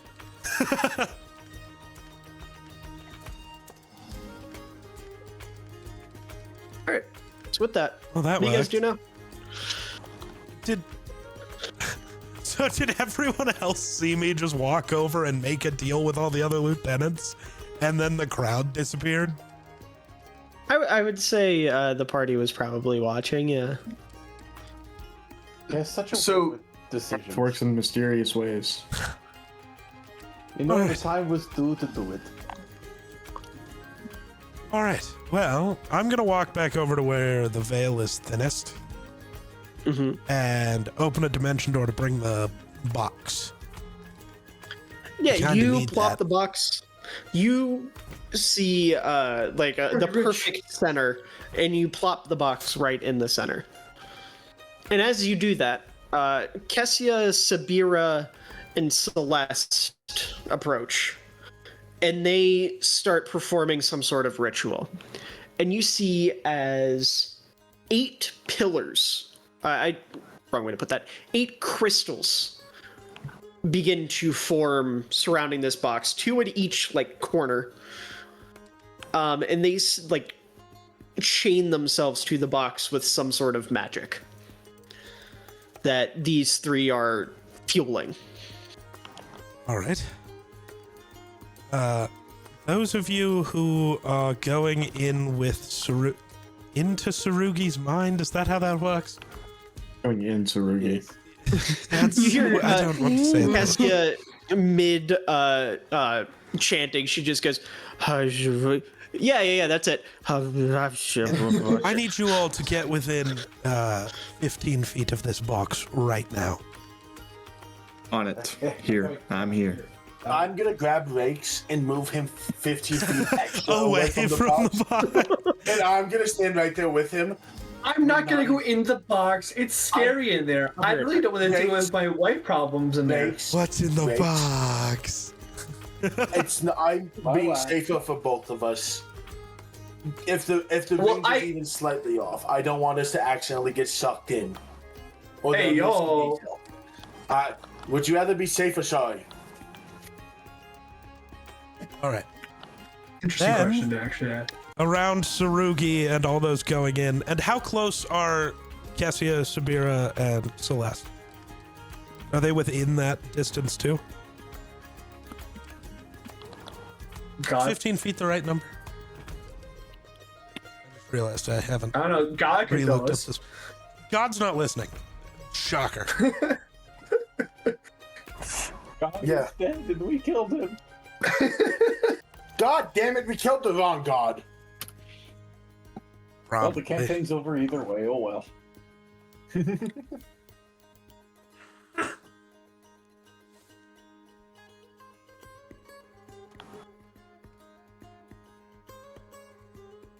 What do your notes say, Toneth? Yeah, no, I was right. So, it doesn't help with 15? knowing where they're at, but it also doesn't matter because I can't do anything until our DM comes back. So, what deal with the devil did you make? Was it the Faustian bargain, Mr. Parnell? Oh, them? No, the other people you made a deal with. I'm not. I just asked them nicely to get the crowd to disperse and that we would take care of all Why the would demons. they do that? They don't care for these people. Why would they do that? What? They don't Getting have to work upwards? now. That's it. I gave them the night off. Do you have the authority to do that? I have the authority to do whatever the goddamn hell I want. I could ask his boss. Hold on. Are you summoning Mistra? He's gone back. What do they gain by making this their problem? There it goes from a huge group of us to 3 of us. Well, look, Okay, if but they if they leave all help the us, people here, millions it die. just looks like we summoned some demons and killed a bunch of innocent people. It helps their propaganda. Yes. Yeah, but it also But gets all the also- people they need on their side dead. Is that There's people 4 of here- them out there. I think they're trying to do like a political takeover of the city, and when you're doing that, like mass casualty events, not a good look. Right. Or if you bind the people to you, Well, if you do the right messaging. No, because All now it looks now like they're is that just they gonna got do people this thing out. where they, from the windows of the bar over there, go look at those freaks summoning all the demons, and then we have a bigger problem to deal with later. But I mean, we all kind of agreed this place sucks anyways, so who cares? It makes them look like they knew this was coming and evacuated anyone out of danger. They look really good by not wanting And we anyone. look bad, but in the end, nobody dies. They knew about 9/11. You hear Kessia again mid chant like, Okay. God. I've only been trying to talk to God for 25 minutes. I'm sorry. No. I said I'll be right back. I guess no one heard me. I had to go. No, you didn't. No. You I did. muted and then said it, apparently. Anyways, you hear her like chanting. She's like, "Hush up, yeah, hero stuff. Hush up." Yeah. So where are, like, how far away from the cube are Cassia, Celeste, and Sabira? They're about 5 feet away from these Oh. crystals, which are about 10 feet away from the thing. But they have to. I walk they're around and basically push what? them all forward a foot, Oh, okay. and then I cast the globe of invulnerability around them. And Mm, all of the okay, people makes going sense. into the cube. Fireball. Okay. Yeah. Give me 1 second. So, Just want to make sure I have the map pulled up Yeah. here. I want to make sure everything's right. So just for reference, to cover our bases here, right? Nope. Going into the cube, we have Sushana, Zenon, Dusty, Orion, and Zaya. Staying outside of the cube, we have Mumpets, Dorch, Sabira, Paul, Celeste, Tarnath, Kazran, and Rakes. yes. Correct. Okay. And staying wanna outside make of sure the we're all on the globe same is page. only... Is it just the 4 of us? Yes. I mean, I would assume Kazran and Paul are with Oh, you as yeah, well, yeah, because yeah. they're meant to be the front line. Gotcha, yep. Alright, so... This is where the fun begins. Kazran, Paul, Rakes, Mumpets, Dorch. We have one job. Nothing can enter that sphere. Nothing. Well, Okay. Not even us. They're letting We the should. lizards go. So Especially not that's the lizards are already in there. So I punch Rakes. Valid, yeah. Yeah, George, you were asleep during this. So Basically, they go in, they save Saruki, or if they lose, the person they care about most has to go in, and we're better off not entering there, more or less, because half this group's most important person is not available. Fine. Okay, Dead. cool. One's dead, one we hates don't him. know. No, Yeah. Uh-huh. I have so many letters I have yet to send, so we don't know. Did you? You don't listen to me at all, you dumb piece of It's shit. been a day. He doesn't Okay, listen you to had anyone. time. I don't know. I was kind of prepping for the night of the Waning Veil. What kind of prep do you have to do? Just wake up and kill shit. It's not that hard. Yeah. Yeah, you say that when you throw things out of your hand. I have to actually, use a weapon. So Well, do I. What's Well, your point? You forget. Yeah, but you're a freak athlete. I can also just use my hands. I can just throw hands better than you can swing a sword. So This is untrue. I think we can all do things better than Rakes can do, like anything. that's fair. That's You not see asking a Kaz? lot. You see Kazrin shrug, and he just kind of says, "I've got boxing gloves. Like, I didn't need to prep anything. I'm just here to throw hands." See, you get it. Yeah, see, I just wake up and I'm ready to kill, and then that's Yeah. it. That's Right. because you're a murder goblin. But Well, you I'm could not be a too if you goblin. just developed. Maybe What? get good. Yes. Have you right, considered that. getting good? Development? Do you need to go to a combat school? I know a very good teacher. I'm not a child. Okay. Well, I you mean, have the brain of one. Yep. No. Oh, What's do I 2 have plus to 2? cast the actual spell to get them into the cube? Also, Pretty sure. Okay. Let me double I check can. here. No, I can. That's fine. I just wanted to double check. I was waiting for I was gonna things. say I'm gonna double check as well. I just. But I mean, I want I- to. it's not in. gonna- I'm just. I can't remember if that's gonna launch me in there also, which would be bad, and then we'll have Sushana do It won't. Okay. No, Then, yeah. that would not be the case. And it won't take up a spell slot or anything. You're Yeah. reading off a scroll. Yep. So So give me just a second. I'm double checking here to make sure we have. I know I have it. I don't know. No, I what know, I have. I know. My point is more. I'm just making sure we have everything covered. Is everything the opposite of nothing? So, can you punch him again? Running this guy's name to the ground, man. Caleb, you're gonna end up like Happy Feet. Jesus Christ. Yeah, so Tarnath, since you'll be one of the anchors, which is anyone magically inclined that stays within 50 feet of the thing when the ritual is done. So that'll end up being you and Sabira and Celeste and Kessia. It'll be the 4 of you that are the anchors. Okay. Since you're an anchor, you can cast it without having to worry about sending yourself in or something. Okay. Well, I have to walk into the globe, so before I do, is everybody ready? Yee. Yes, Mumpets, Rakes, I was talking to you two also. Jesus Christ. Oh, okay. Yeah. I'm just locked in. I'm always ready. Gods. No answer, just murder. All right, I'm gonna step into the globe and cast use the Soul Anchor Scroll. You the use ritual. the scroll. And for the rest of you, standing outside the cube, we have hit midnight at this point. You see lanterns swaying in the midnight wind with their lights reflecting off of this cube, levitating inches, beginning to levitate as Tarnath utilizes the scroll, I should say, inches above the cobblestone on the ground. The air begins to hum like a string of some sort of unseen instrument, a resonance that makes every candle flame tilt towards it.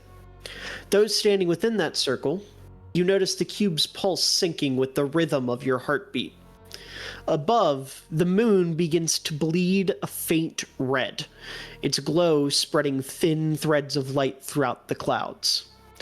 And the veil itself begins to emerge. You begin to see just like a light purplish blue barrier emerge. And as it emerges, it ripples, almost as if it realizes that you are interacting with it in some way. And the moment the moon passes behind a cloud, a silver circle ignites.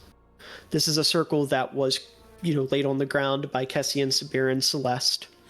And Tarnath, you take the scroll and you read from it, and as you read, your magic aura becomes visible and begins to flicker.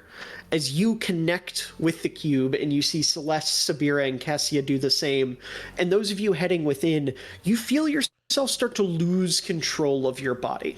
Now, Sushana, for you specifically, as you're starting to lose control, you hear nothing start to scream, basically begging for mercy, begging for help, almost as if whatever you're going into is holding him captive.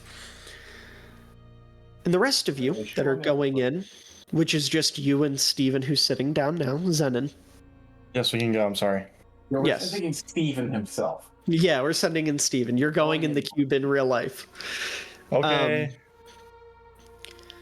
Those of you heading in, Sushana, Zenon, as well as Dusty, Orion, and Zaya, you feel your bodies begin to turn weightless as those around you notice your reflections and your shadows detach from the cobblestone. Your spiritual forms step forward as your physical bodies remain standing, eyes glazed and unmoving. For those not entering the cube, you watch their eyes roll into the backs of their heads as their bodies remain standing lifeless. For those heading in, for a moment, the city vanishes. There is no sound but the beating of your own heart. Then, you begin to fall. Now, how we're going to do this is we're going to go beat by beat. So we are going to switch between our two teams. We have the cube team and the defense team. We're going to start with the cube team. So if you will give me just a moment, we will get them situated.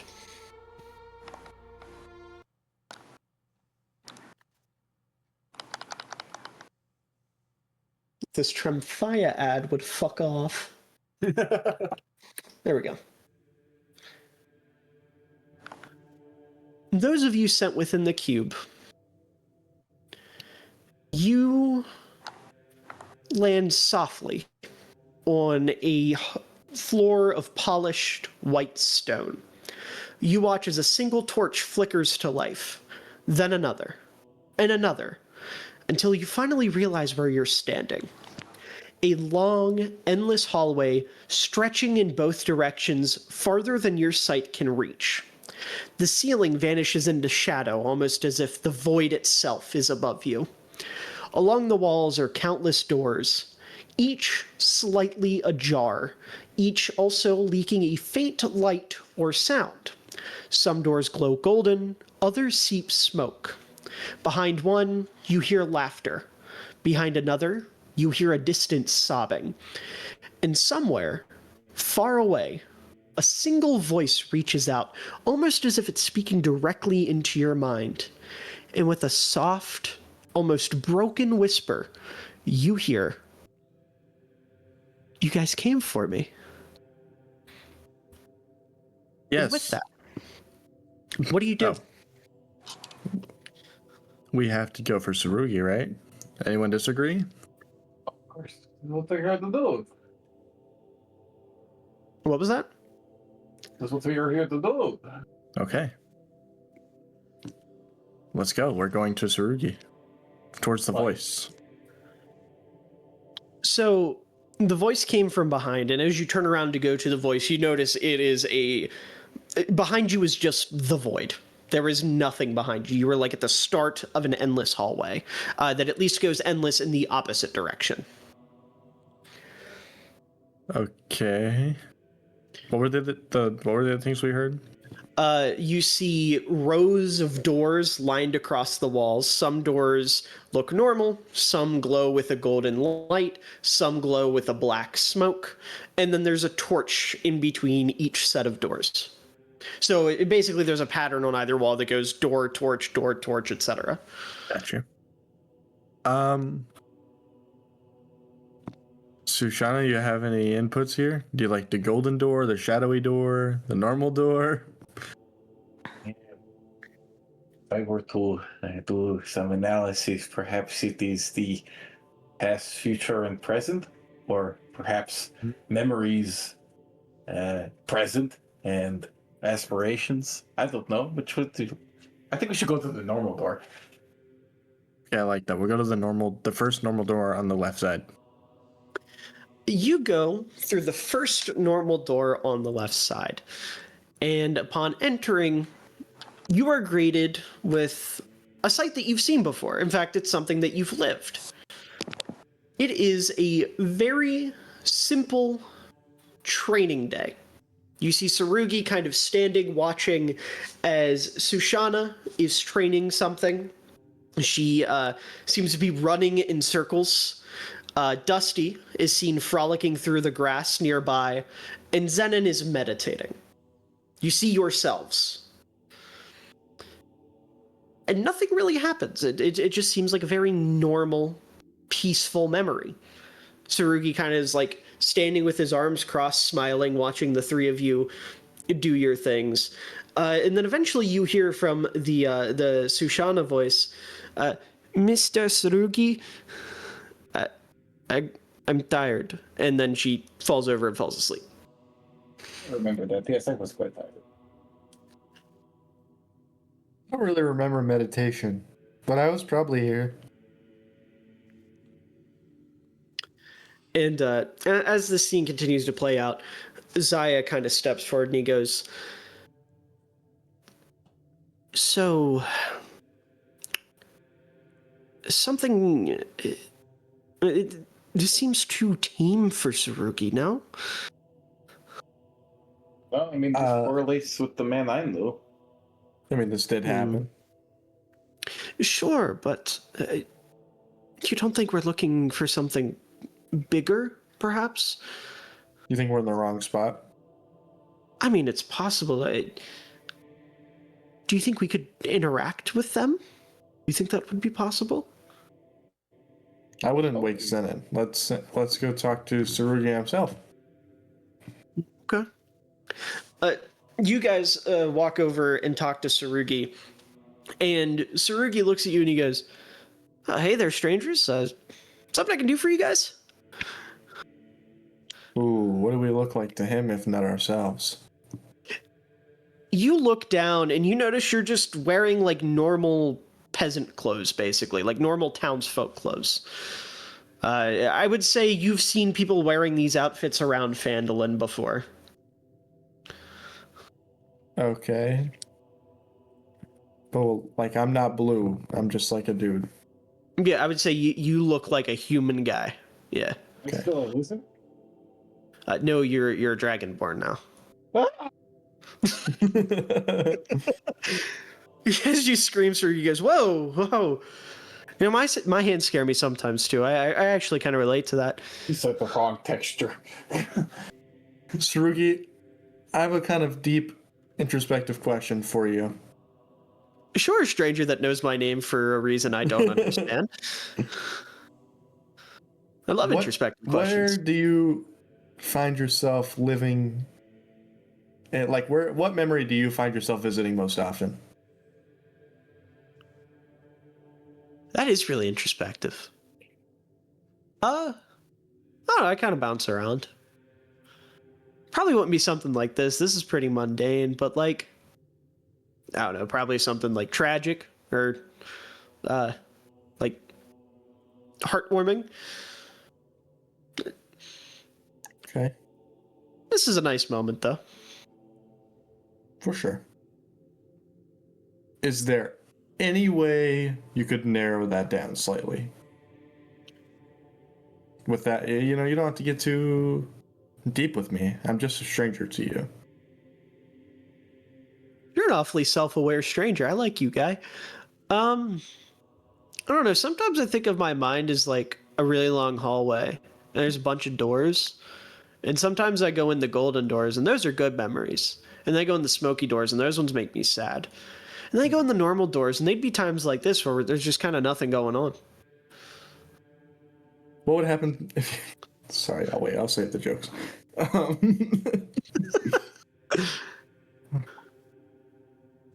okay. How deep in the hallway do you like to live? Do you like to live kind of in the front of your brain with all of your easy memories, or do you like to hide in the back? Oh, I don't know all that, man. That was just like a metaphor. I don't. Okay. Okay. That's the information I need from you. Okay. Thank you very much. Yeah. Okay. And then my joke was like, it's gonna be a 3 doors down joke. Anyway. I think we should go through either one of the golden or smoky doors, fellas. I think inevitably we're going to go through all of them. But yeah, but like, which one do you guys want to do first? I think we should just like rip this band-aid off and go through the shadowy one, because I know something about his life and that it was not pleasant. Okay. Okay, let's do that. We'll go to the next closest shadowy door. Okay. You guys enter. Assuming- Hold on, like, I assume like exiting this memory, there's just like a door in the middle of nowhere. Yeah. Okay. Yeah. With this one, there's just a door that you walk through. Give me one moment. You walk through a shadowy door, and it opens to a cold hallway. You see stone walls slick with condensation, and at the end, a small iron door. And behind it, you hear sobbing. It's kind of muffled, but you can make it out a little bit. And you hear the voice of a child saying, "Please let me out. I swear I'll be good, please." I think we've been here. Have we? Yes, isn't this didn't we go through his like little childhood subterranean testing area? Does it look similar in here? I think you're right. I would say you definitely recognize it. It's definitely familiar. Well, I think we should open the door, let them out. Yeah, let's do that. You open the door, and you see a small child, presumably Sarugi. And I would say as he kind of like opens his eyes and looks at you, you know it's Sarugi. His eyes are unmistakable. And he's sitting on the ground, probably about 6 years old. And he's sitting in the corner of a candlelit cell, clutching a wooden toy sword. And you can see his eyes are puffy and red, as if he has been crying for a long period of time. So what do you guys do? Hey, buddy. What you got there? Oh, I'm good at talking to the children. As you say My that, life, no. as you say that, you see Sarugi. He looks up and he kind of like snuffles a little bit, and he goes, "It's a sword." Why would you need that? To play. Oh, you don't need it for defense or anything, do you? No, it's just a toy. Well, that's good.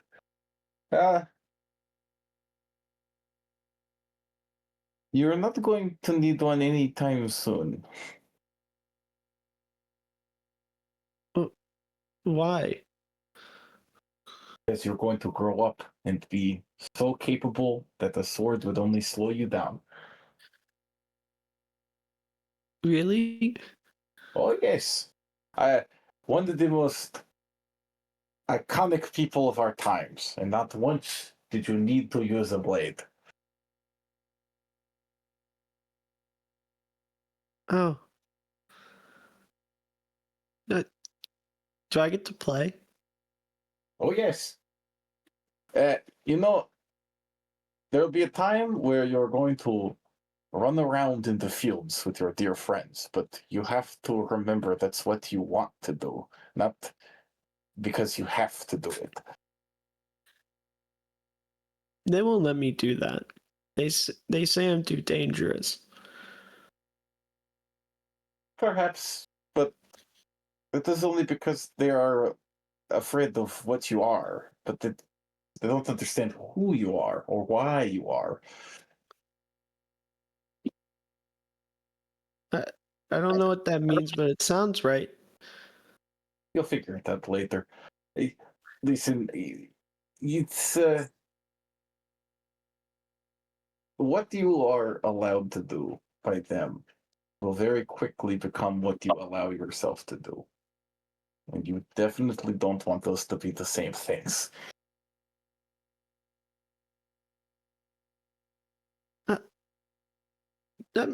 That makes sense. It is good. Keep that in mind. Keep that in mind forever and ever, especially into adulthood. Yes. Okay. Well, can I ask a question? Of course. Will you guys play? Yes. Yeah. Zenon, get beat up by this child. Oh, okay. Get in there. You see, without being Sarugi like walks over to his bed, and he lifts up the mattress with one hand, and reaches underneath of it and pulls out like 3 more wooden swords, and he puts them on the ground in front of you, and then just kind of like very excitedly jumps into a fencing position. I did the same thing. Okay.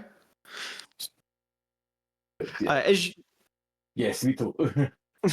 You do that, and then I would say Orion picks up the other one. And Zaya just kind of stands watching, and as the 3 of you get in position, he goes, "Hey, wait, it's 3 versus 1. That's not fair." I know, me and Sushana will be on a team, and you and Orion will be on a team. Okay. And you see Orion, he like gets into position. I would say Orion probably squares off with Sushana and then Tsurugi with Zenon, and you guys just kind of like go back and forth hitting swords, right? And I would imagine like, you know, Orion, he's kind of like, Orion's getting really into it because he's a skilled swordsman, and Tsurugi just kind of like keeps watching Orion and starts doing what he's doing, right? So if Orion does a move, Tsurugi does it, etc., etc. And I would say after a little while, for you guys, it probably feels like an hour or so. You guys end up finishing, and Tsurugi like sits on the floor and he's laughing and having a good time. And he looks up at you guys and he goes, "You guys are fun. I like you guys." You're pretty fun too, little guy. Thank you. And I would say, as you say that, the room dissolves and it becomes a field. Just a normal field with flowers and tall grass and whatnot. And Tsurugi starts laughing. He goes, "I like the sun. It's warm." And as he says that, he holds his sword up in the air and a beam of light shoots out of it. And it manifests a door behind him. And he just kind of points to it and he goes, "I think you guys are supposed to go through there." I agree. Let's go. And with that, you guys head through the door. And we're going to cut to our other group, our outside people. Who's that supposed to be? The people that are outside. We're loners, Grayson. You were lone wolves. Oh, that's a noise.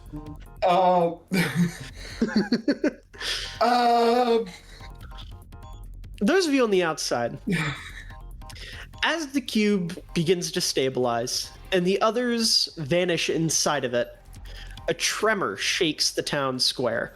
The cobblestones crack and shadows crawl out of them like oil. Dozens of lesser demons pour into the plaza, taking on warped forms of the festival masks that you guys had seen earlier. Additionally, 4 large demons make themselves known as well. If you guys will open Owlbear, you'll see the situation at hand. Oh, Uh-huh. I would like all of you to roll me initiative. Can I Oh boy. avoid that first and do my sorcery incarnate thing before I roll for initiative? Roll me a d20. That's a 10. No, Ah, I need an 11 or higher. that's some bullshit. He made that up after I said my number. If I would have said a 19, he would have been like, you needed a 20. No, I was going to say 10 or below, no, 11 or higher, yes. Rude. Anyways, initiative. I don't want to know. Too fucking I'm bad, just going to let them bucko. all die. I'm leaving. I'm going home.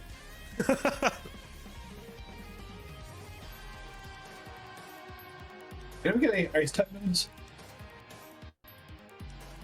Also, as I'm setting up the initiative here, I would like to introduce you all to a little mechanic that I've cooked up for this session. Oh, yeah? Something we're calling the Wheel of War. At the top of every round, I am going to spin a wheel that I have pulled up on my computer. Okay. And when I spin that wheel, it will land on the name of either a PC or NPC. And you guys will have to make a decision with that PC or NPC, as they will be put in a position where they are going to get hit by a move, guaranteed. Unless you interfere. However, interference will cost you. And I will explain more when we actually get to one of those, as it'll make more sense when one happens in the moment. Just for clarity's sake, the people inside the cube are not a part of this victory encounter, right?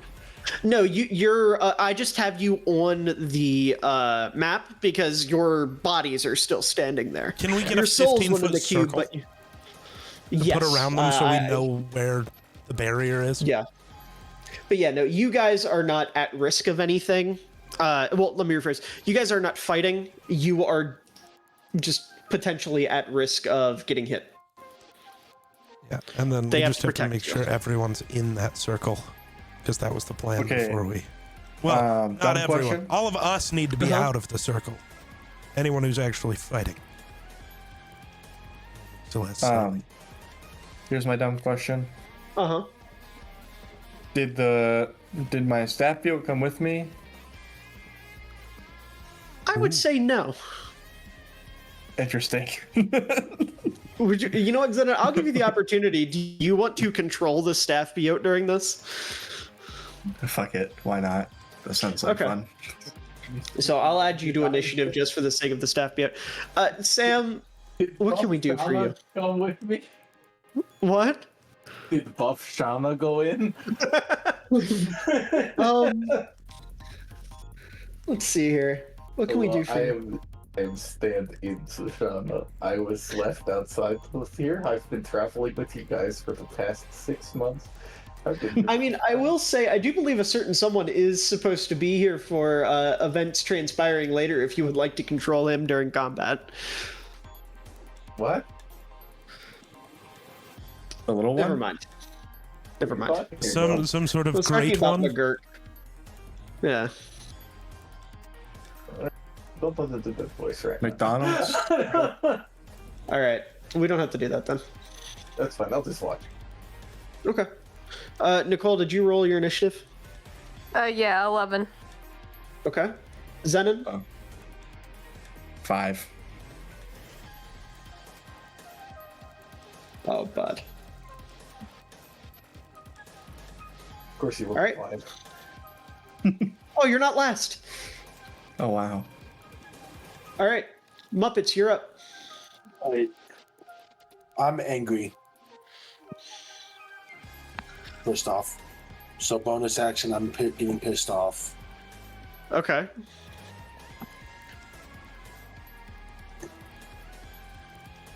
Hold on.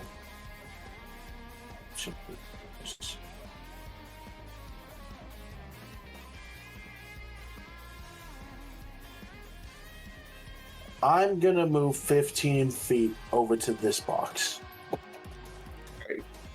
Where was that? Okay, yep, I see it. And let me double check I'm swinging the right weapon for what I want to do. Yep. And I'm gonna swing my great axe. I am foregoing advantage. Okay. Dirty 20. Dirty 20, that'll certainly hit. Okay.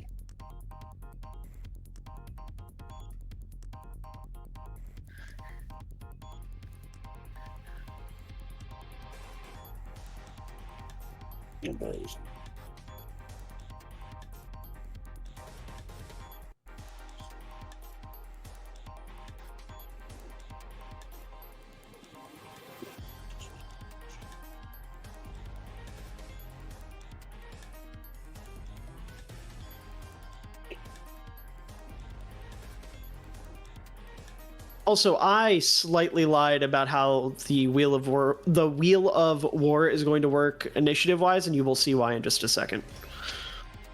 It can't come up. Because it always goes immediately before Tarnath. That's the rule. It's initiative. It's going to be initiative count 20. I have a higher Okay, dex here. than a wheel.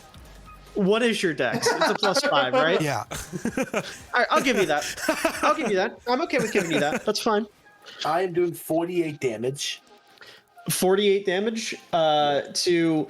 No, is this like one of them cleave attacks where you're hitting both, or just the one to your right?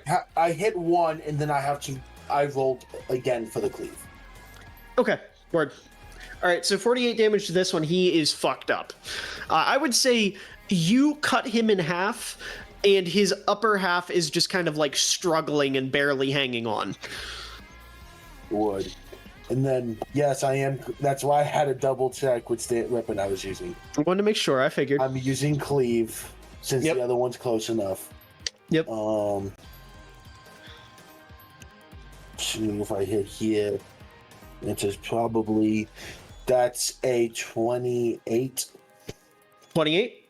This one, I would say you cut No, not into damage. it. To hit. Oh, I have hit? to- I have to Absolutely. roll to hit still. Yep. Yeah, no, 28 certainly hits. I apologize. I'm a little 16 rusty. It's been a while. You're good. For how much? 16. 16? Yeah, this one you cut into it a little bit. I would say you like graze it across the chest and leave maybe an inch deep cut across the chest. And I imagine I'm swinging down axes towards the ground. I'm just gonna flip the axe and go the other direction. Okay. So I'm gonna hit the one I cleaved the last time first. Okay. 22. 22 certainly hits. Steven, I love the illustration. Thank you. No problem. That's for Didn't know if 24 it'd be damage. helpful. 24 damage? And that's for the one that you hit second, correct? Second, yes. So that would be 24 plus 6. Okay, yeah. Yeah, he's looking pretty messed up. And then I'm gonna cleave the other guy. Okay. 25 Certainly hits. hits for. God damn it! I didn't think I'd roll that high. If I could do I've math, never heard that wrong. 18 damage. Yep. How do you kill him? Remember, he is Oh. cut in half. He's just an upper half at this point. I cut the upper half in half. Okay, you want fourths. You Yeah, I cut want him fourths. into fourths, and he is perished. Right. And then I know I'm giving them opportunity of attack. I'm gonna move back towards the circle. Yeah, I was gonna say this one is going to get an opportunity attack. Yeah. So let's see here. Mumpets.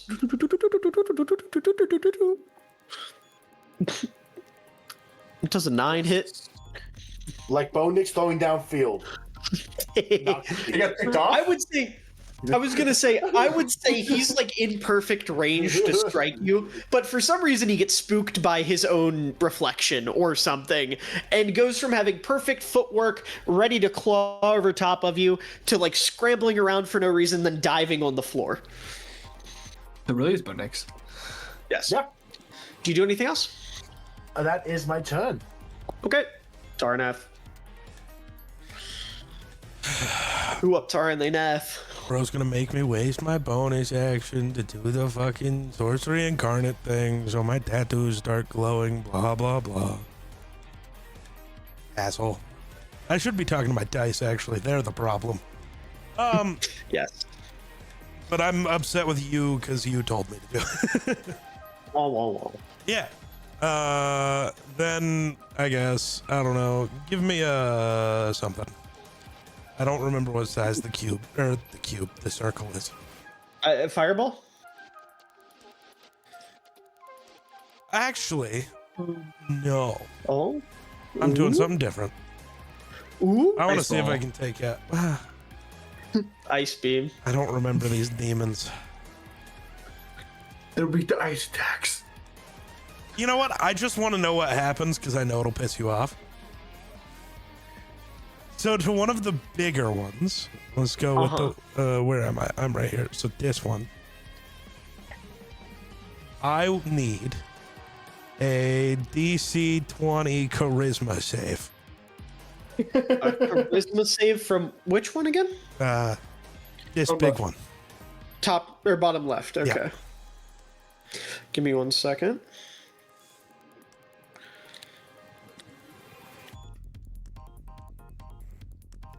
All right. DC 20. 20. Right. That will be. Let's see. Where's my stat block? There's my stat block. Sorry, I have like 8 stat blocks. No, you're pulled good. Up. Charisma save DC 20. That's a 16. Okay, bye. Did you banish it? Yep. Okay, yeah. Yeah, you see, you just boop. My problem is I don't know how that's actually going to work with the night that it is, so I just want to try it once early and see what happens. First Okay. into Giratina. It's crazy. Worst that happens is I have to kill it later. Ain't no way, bro. Just got sent to the distortion realm. All right, you do anything else? No, I just look up at him and go away. Bye, mate. All right. All right. Wheel of War time. Damn. Let's see here. Grayson is shook. He shooketh. No, we're fucked. What do you mean? Fuck, you got this. We're fucked. There's only like Just hold it. 200 of them. That are guaranteed to hit if they. Well, not all of depending them, on- just one of them. Yeah, and it. Where's my D6? There we go. Knowing our fuck. luck, it's gonna be Oh, I dropped bullshit. my All right. go. So.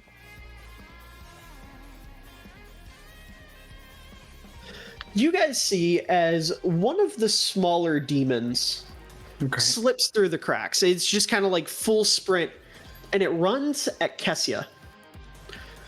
It's my it- area too. Fuck. Yeah, so you have to intervene. So, Rakes, you have 3 options.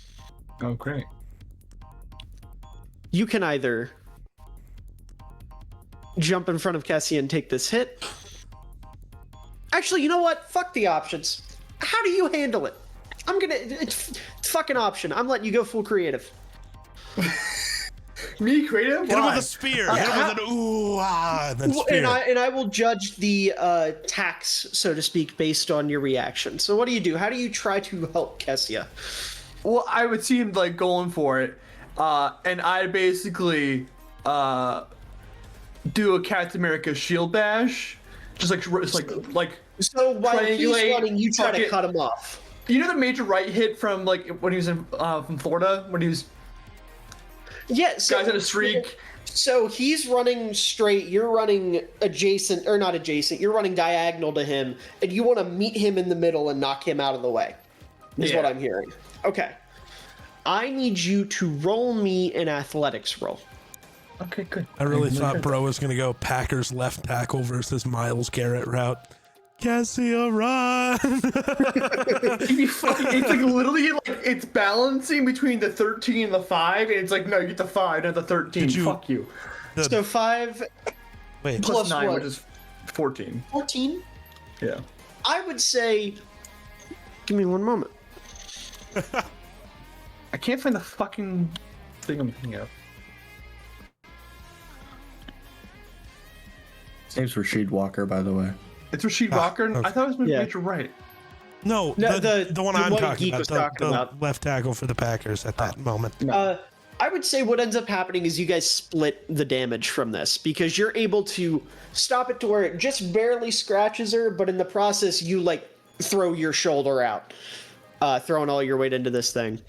So, Rakes, I need you to take 20 bludgeoning damage, as she'll take 20 piercing damage. I'll take that. That's fine. All right. So with that, yes, you'd be there now. So with that, by the way, that will take your reaction for this turn. Okay. Just want to make that clear. And with that, it is now this big guy's turn. Top left here. Nuh-uh. Banished. You mean no? What do you mean, no? Well, if I could have done the spell the way I wanted to, multiple of them would be banished. I'm gonna banish you. Bro, it's been so long. How do I do the... Oh, there we go. So I'd just stay in the same spot? This is my home plane. No, it's not. Yes, it is. No, it's not. Dorch, I've got bad news. Uh-oh. Yeah, I had a feeling. This big guy's running full sprint at you, and he's going to end up right about here. And he is going to go to strike you with his claw. You killed the dragon before. There should be nothing. Dorch, does a 29 hit? I forget. How do I check all Your that? AC. It's your AC. Yes, it's 29 hits. Okay, give me one moment.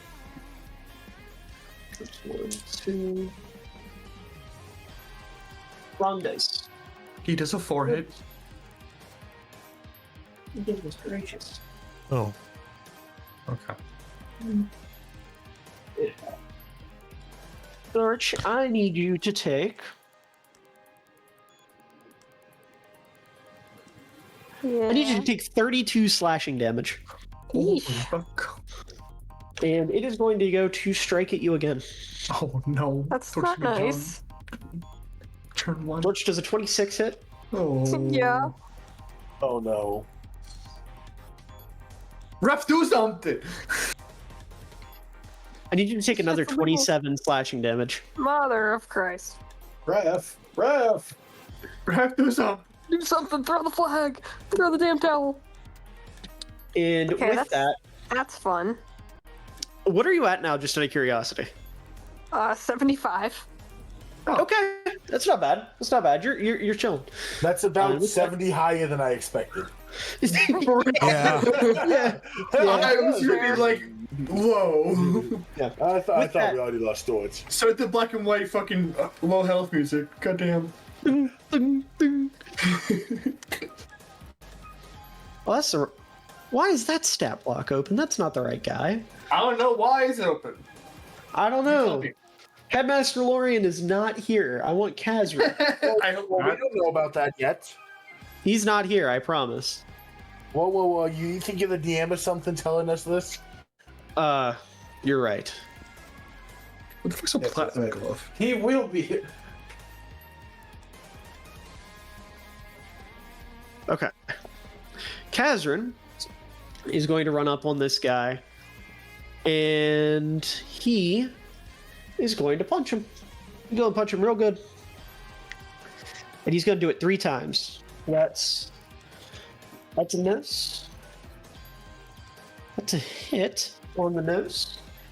And that is certainly a hit. So that'll be 2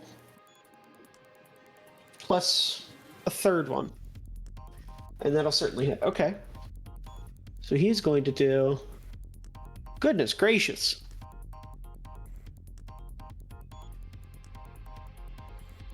You guys see Kazran run up on this guy and just start throwing haymakers. He hits him with a flurry of blows in the chest. He misses the first one and then immediately rocks him a couple times. And he does 95 bludgeoning damage.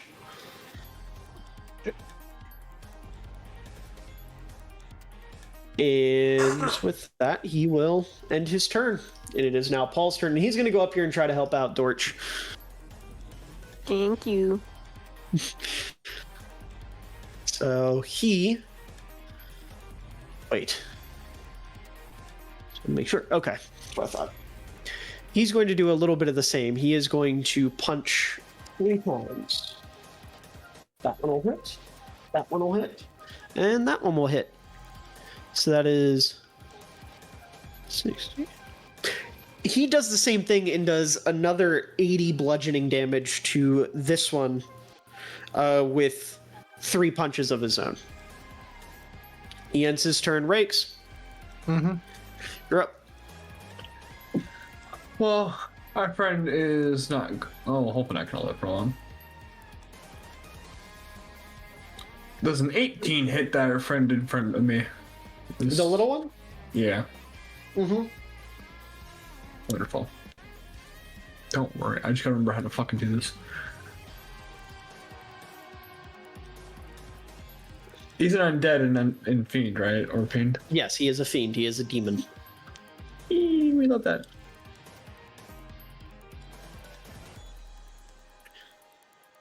Sorry, I just gotta fucking remember.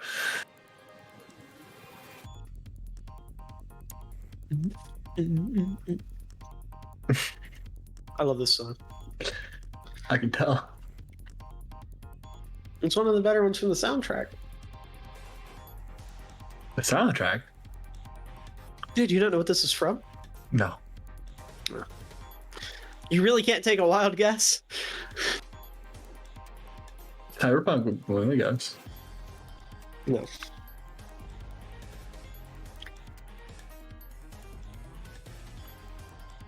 That's 34 damage. 34? How do you kill it? I stab it like straight through like the heart. Carry on. You 'Cause I got- stab it. You stab it right through the heart, and it turns to ash, like, or not ash, like a cloud of smoke disappears off your blade. Love that.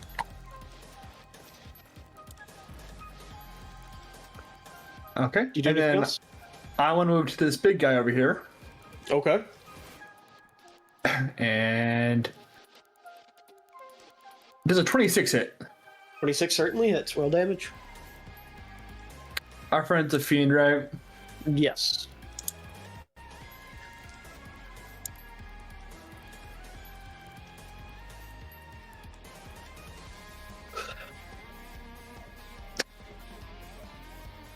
That would be 36 damage.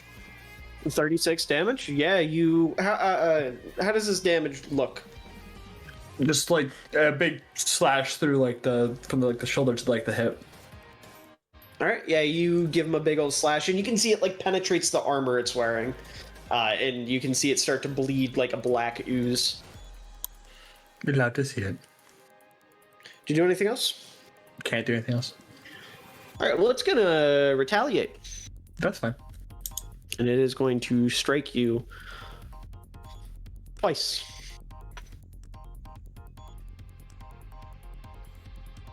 Right. Does an 11 hit? Nope. Okay, I would say it goes to slash you with its claw, and you... How do you parry it? Or stop it or shield. make it miss? Yeah, you just let it bounce off the shield, and it gets pissed. I love that. I need you to make me a dex save. Oh, fuck yes. 24. 24? Okay. Yeah. Give me one moment.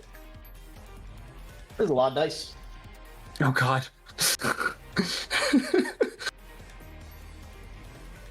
Because I think he's coming for me. You doing, huh? Phrasing. Huh? You doing a hottie or what? Am I blind? Yes. Probably. D10. Oh, there's my other D10.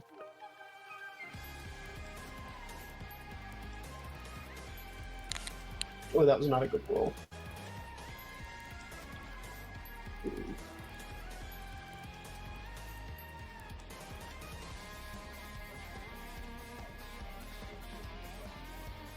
I need you to take 21 force damage as it like goes to claw at you again, but this time you can see like an abyssal magic fused with it as it claws across your shield, and you block the brunt of it, but you do kind of like the force of it knocking you back takes a little bit out of you.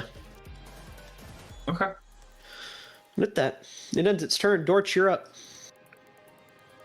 Alright, I want to retaliate on this guy who hurt me. Excuse me. You know, I'm gonna almost like an act of like rage or something, and like maybe a little manic because I'm hurt. I use my dagger, and I go for the stomach because he's big and I'm small. All right. Roll to hit. If this thing wants to. It's gray, but it's not doing anything. And now it's frozen. That's really cool.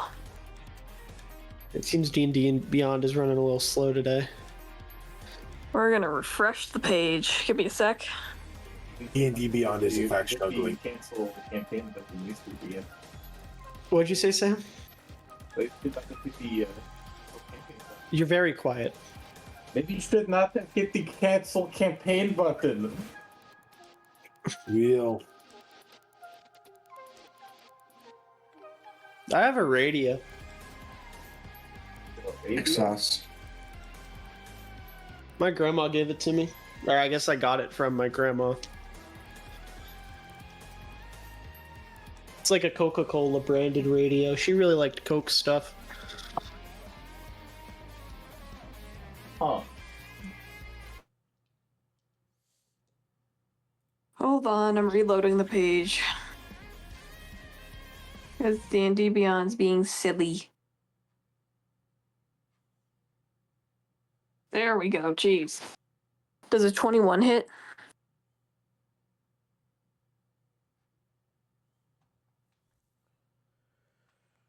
Is my Wi-Fi just dead? No. I don't think so. The DM Okay, I'm okay. just dying. You know, I died for Okay. a second, Weird. apparently. We all good? Yeah. Okay. 21 hit? 21 certainly hits. Let's go. Damage 10. Okay. Yeah, you stab it right in the gut, and you see, just like Rakes did, some black ooze kind of start to spurt out of it. It's blood. Eeky. Do you do anything else?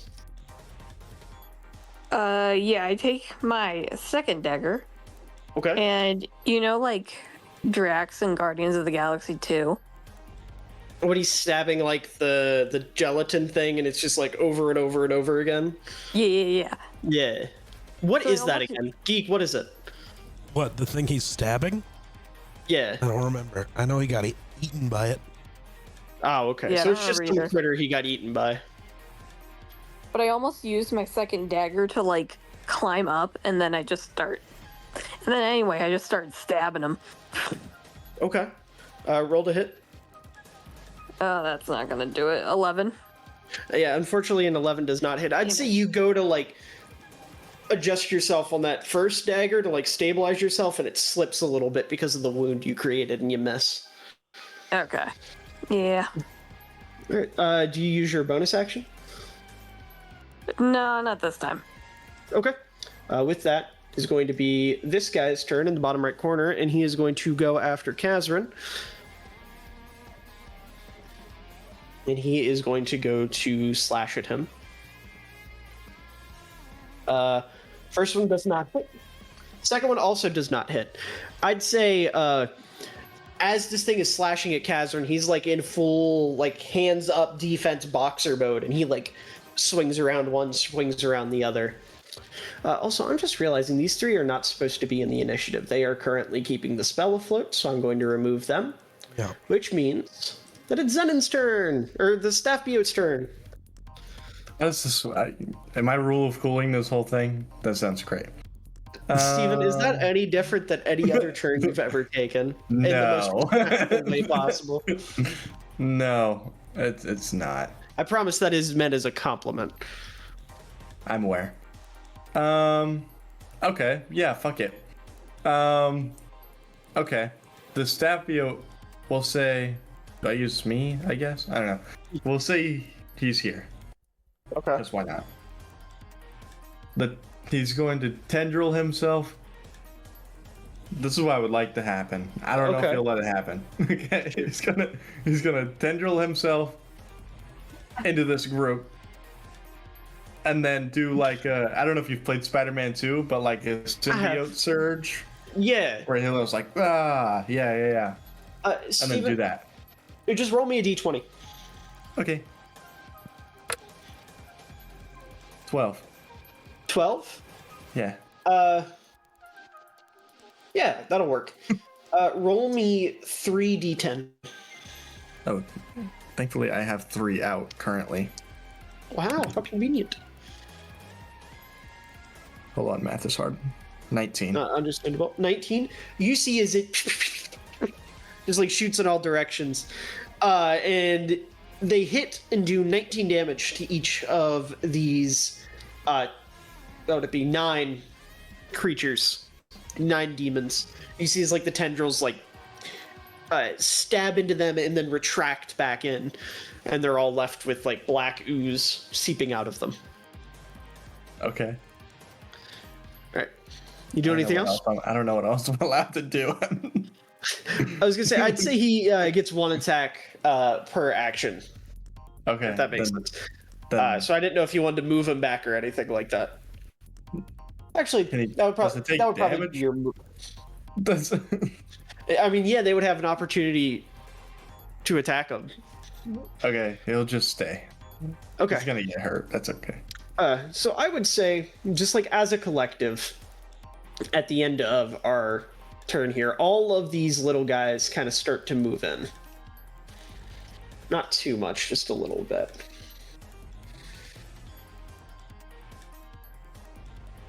And with that, we're back up to Muppets. Alright. Okay. We're about to get 2 crits. Don't got the movement. You don't have 25 feet of movement? No. I'm trying to stay within the circle, near the circle. Oh, okay, I see. So if I So go you all don't the have way enough up to go there and then come back. I get and then you. come back, yes. I was gonna say, is Muppets a fucking snail? He has 40 feet of movement. 40? Yeah. That's pretty normal. Yeah. Actually, more than Reach, most people. I was gonna say, Rach, you're wearing like 75 pieces of armor, So- bro. I think that slows me down, though. What I'm actually gonna do is I'm gonna go by doors into this square, which is Okay. 20 feet. Certainly. I'm gonna hit the big boy. As you do. I am gonna forego advantage. As you do. Hey Miller, I wish you would. Remember when you said I'm about a double crit? You crit failed, didn't you? There's 1 crit, Crit fail? not a fail. Oh, let's go. Let's go. No fail. I love how our DM wants us to win. Makes me Yes. so happy. Yeah. He doesn't. He's lulling you into a false sense of security. He's a TPKs in 2 seconds. No, that's next session. That's why he split it into 2. He wants us to think we won, and then he's going to kill us all. No, we're a young adult novel in the 2010s. Except for he's going to leave 1 person alive and throw all the diamonds at them for Revivify and just be like, bring them back. That was fun. You sent me 6 different TikToks that have told me to do that. If I do it, it's your fault. Also, quick check. When does everyone have to be gone by? I'm off tomorrow, so. Okay. Tomorrow at like 1 p.m. That's like Okay. 3 p.m. for you. I was gonna say I was mostly asking because I know Grayson usually has work the next day and Nicole gets EP. I am EP, but I'm good for now. Okay. Miller, that Nicole, is a you just solid hold it together. 107 damage.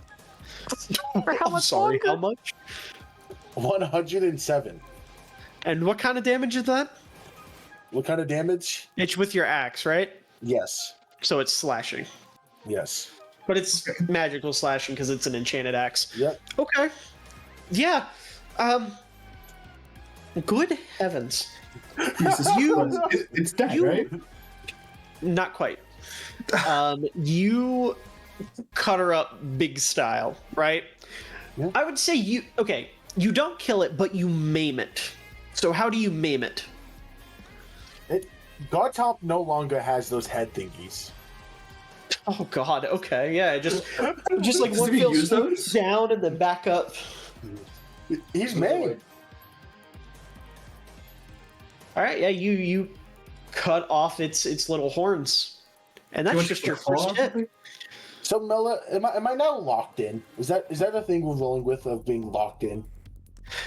Oh yeah. I would say, as you hit that you hit that crit. When your axe comes back, like on the upswing, you feel a power surge through you, and you have this aura that begins to glow around you. So now, with your next hit, if you roll a 19, that's considered a crit. That's what I wanted to check. I'm not going to use cleave then. Okay. So I'm rolling again. I do get advantage because I can't forego again. Certainly, but remember, it has to be 19 on the nose. You hit it. Hold on. You hit it. You psycho. That's a 20 again. Even better. Okay. Okay. That's a crit. I had to sell that one. I had to. Okay. In that I can't believe I predicted that. That's great. It is truly. Really, you just spoke into existence. That's how much you wanted us to. I think Caleb just stole the rest of Sam's 20s for the rest of the I time. was gonna say Sam's rolling straight sevens the rest of the set. So deep in debt. Sadly, this won't do nearly as much damage. I lose about 3d6s in a d10. Since you're locked in and you rolled a 20 and a 20, throw that D10 back on there. Oh, I'll take the d10 happily. Throw that D10 back on there. That's 61 damage. 61? Yeah. Again, you don't kill it, but you do maim it. How do you maim it this time? It has no arms. Okay, yeah, I would say you get one arm off. One arm? You lop off that right arm, you leave it with the lefty. And Mumpets, this thing is on its last legs. Like, it's looking rough. Additionally, with your next attack roll, an 18, 19, or 20 would be considered a crit. Yep. And I am risking the damage to go back, so you get 2 opportunities of attack. Okay. So the little one. Let's see here. Where are you at? There you are. The little one. Does a 21 hit? 21 hits. Okay, and then the big one? Does a 28 hit? Yes. Okay, and then these will be halved because rage.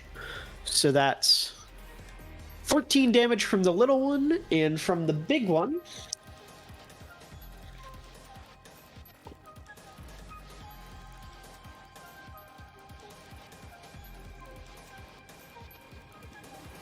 Okay, so in total it'll be 23 damage because half of 14, 7, and then half of the 46 you should be taking.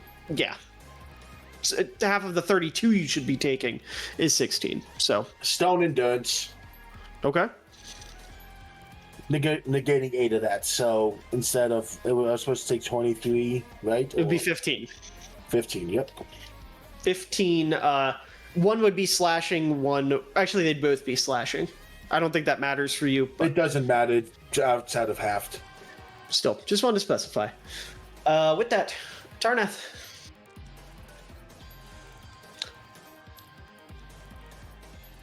Okay, I want. What do I want?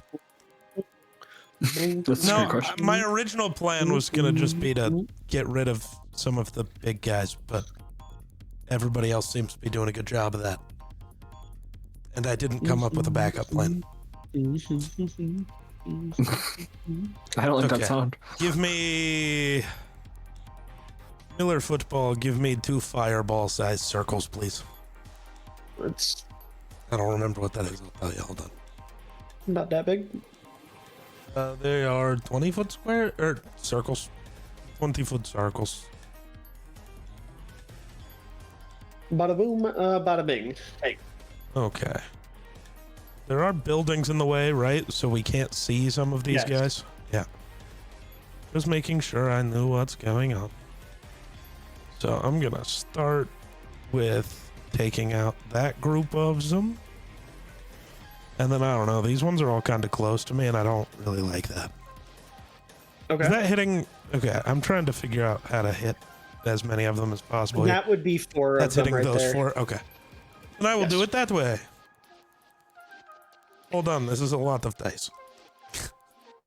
And saves. DC 20 dex saves. I'm gonna roll with each group. I rolled a 2 and a 3 without Nice. their modifiers, which are a +2. So 5 and 4. I think they all fail. I would imagine.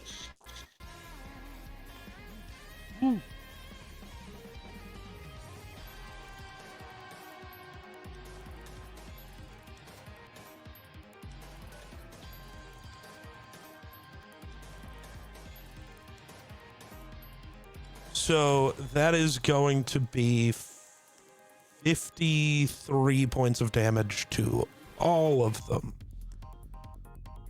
Kaboom. Oh, I gotta go mark them. Kaboom indeed, as they are all gone. I need where no, not inventory. What the fuck am I doing?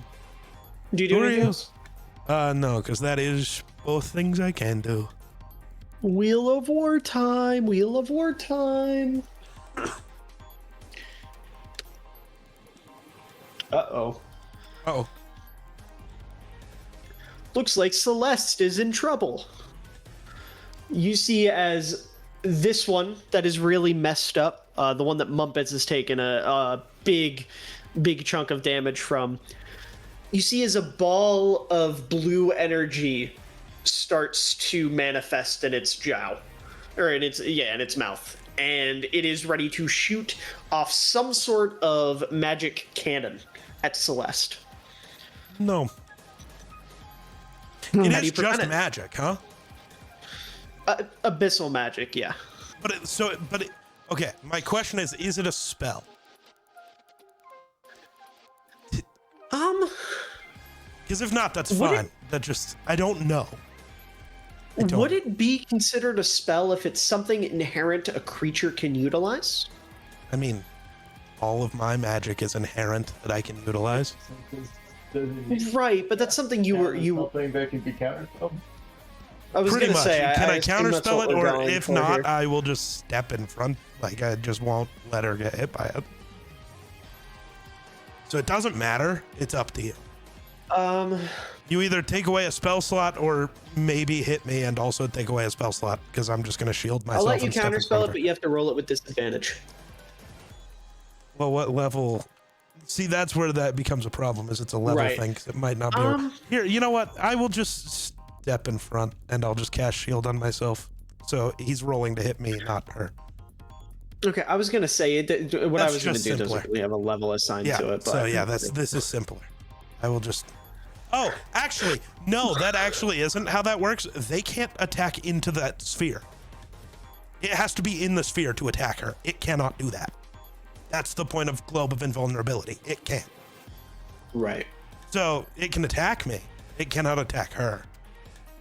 Okay, then I'll just say, yeah, for the purposes of you having the globe, then your action is preventing the hit with the globe. However, it is going to reflect and end up hitting you. Sure. Maybe. So, my armor class is a 25 with shield. Possibly. Give me one moment here. Because you are absolutely right. I did not think I about that. also wasn't thinking about it, so... Yeah. I was like, oh, wait, they can't do that. They're protected. So it's a 25 to hit. Yeah.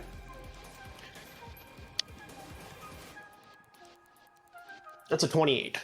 Damn. Tarnath. That's a lot of d10s. Of course, everybody else gets 20 damage. 20 damage. I get fucking 78. Oh, God. I dropped one. Your AC is also trash. Do you not just hear him say 25 a shield? Yeah. And he rolled a 28 Tarnath. to hit. I'm talking to Grayson because he Oh. said your AC is trash. Tarnath, that is 25. 55 bludgeoning damage.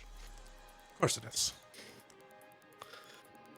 Somehow everything does extra damage to Tarnath. No. I talk so much shit. Little does he know, I have an added mechanic. For every time Tarnath says something cocky, he gets 10 damage added. I honestly, So I'd that'd be believe supposed it. to be like in the hundreds. Why everybody else only takes 20 and I take 60. Okay. With that, it is actually going to take its turn, and it is going to focus on a mix of Dorch and Paul here. Yeah, at least it's not just got- me. It's got 2 hits. It's going to take 1 at each. Ooh, Dorch, does a 12 hit? It does not. How do you stop it from hitting you? What is it hitting me with? It's trying to scratch at you with its left claw. Let's see. I go for its wrist and twist it or something. I don't know. No, that absolutely works. Yeah, you grab it by the wrist. It's so weak and so battered that you're able to very easily grab it by its wrist and twist it. And so it goes from you to try to go at Paul, and it misses as well, which means that because of one of his abilities, he gets to attempt a melee attack at it, and that is a nat 20. Oh. Yeah. So, Dorch, as you twist its wrist, you see Paul grab his fist, it becomes covered in water, and he punches through the chest of this demon, rips his hand back out, and it dissolves into a black goo and dies. Ew. But also sick. Yes. So with that is now Kazrin's turn, and he is going to fight this little fucker down at the bottom right here. Let's see here. I like that that Geek is enjoying this music. Do you? What if I'm not? What if I have my own music playing and you just don't know? Yeah, I really don't. mean of you. But what if? That'll be really mean of you. All right, so he's going to hit 2, and that will be an added 50 damage as you guys see Kazrin once again just kind of give him the old 1-2. And with that, he ends his turn. It's now Paul's turn, and he is going to focus his attention on these little guys here. Let's see here. That'll hit. That'll hit. You guys see, as he basically just beats the shit out of this demon on the left, just pummels it into a pile of goo and kills it. With that, Rakes, you're up. Wonderful.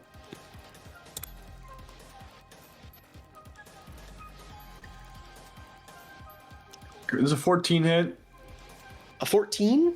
Yeah. No. Yeah. No, it does not. I'm sorry, Rakes. Does a 25 hit? Yes. Yes, it does. Wonderful. I'm gonna change my plan to what I wanted to do, but you know.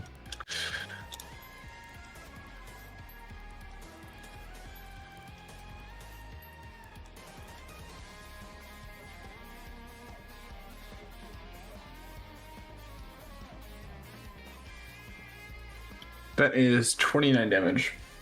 29 damage. Yep. You. What does the damage look like? Fuck. I was gonna. Actually, you know what? I will still start with the plan. I want to stab through one of its claws and kind of pin it to the ground. I want to try to do that. Through this one. I would say you successfully do that with the left arm. You miss with the right and then hit it with the left. Perfect. And you pin it to the ground. and it is now going to retaliate. But its attacks will be at disadvantage. So you're doing okay? I'm good. You were. Oh, Kenny's in the audience. Kenny's watching? Yeah. Terrifying. Damn. He just walked me through the specifics of that situation we were just in with Counterspell. And not letting you Counterspell was the correct move. Yeah. Kenny. I figured being I said, didn't though- actually know what was happening. You just said magic, and I was like, ooh, can I just not? No, that's fair. Yeah. That's fair. So... Oh, rakes. 29 would hit, disadvantage? but does a 12 hit? No, 12 does not hit. Thank God I went for. So hold on. That's the first roll with disadvantage. Oh God. A 25 would hit, but would a 16 hit? 16 would not hit. Man, that was smart of me to pin it. Yeah, you managed to avoid getting hit twice. And what does this look like? As you've got it pinned with one hand, do you just throw your shield up and... Oh, I imagine I just back away like a half foot where it like can't reach me and just swipe you. It's gone full T-Rex mode. It just can't get to you. Yeah. All right, with that, Dorch, you're up. That was quick. Yeah, we're moving. Relatively speaking. I've had slower combat before.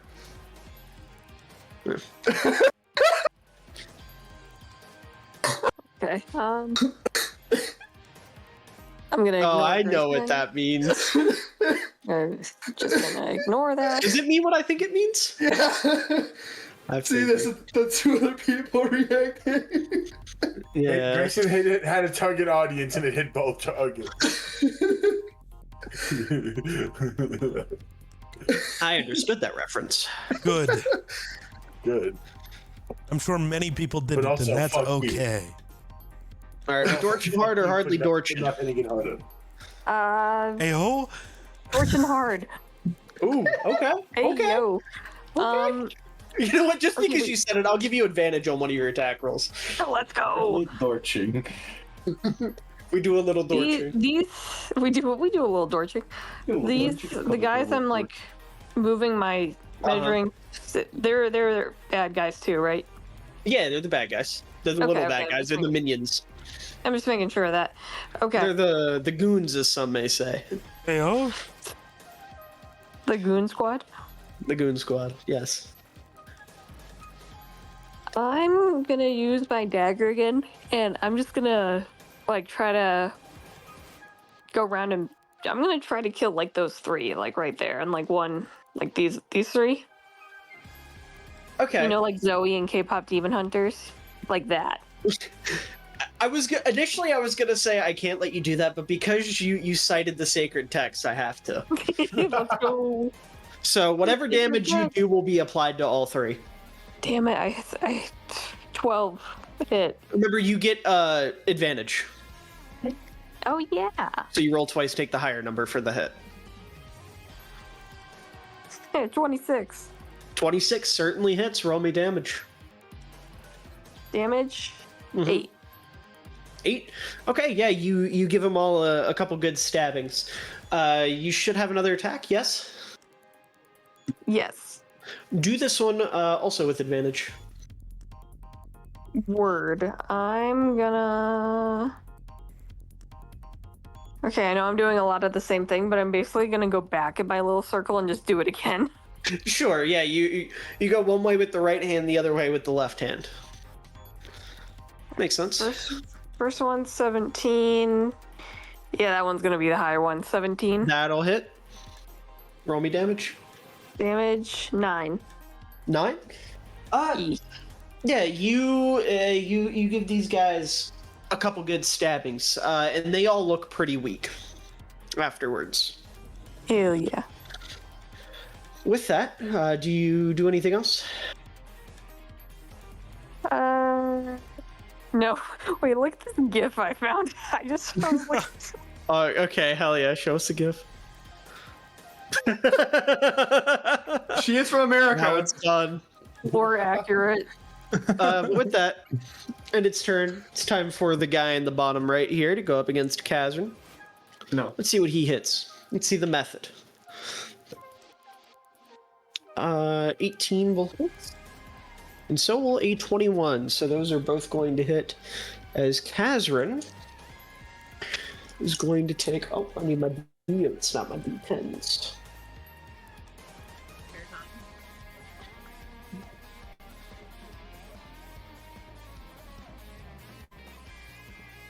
Jesus. Yeah, Kazran ends up taking 65 slashing damage here.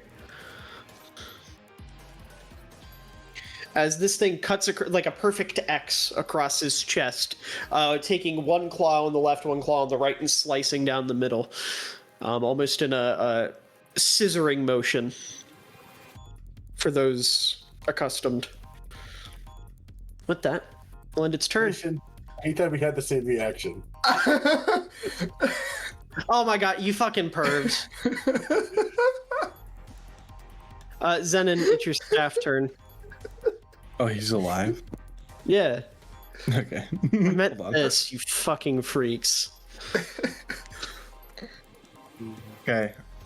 Yeah, I'm gonna keep stealing from my video game. Okay. Best way to play D&D is to steal from things you like. Take it from me. Okay.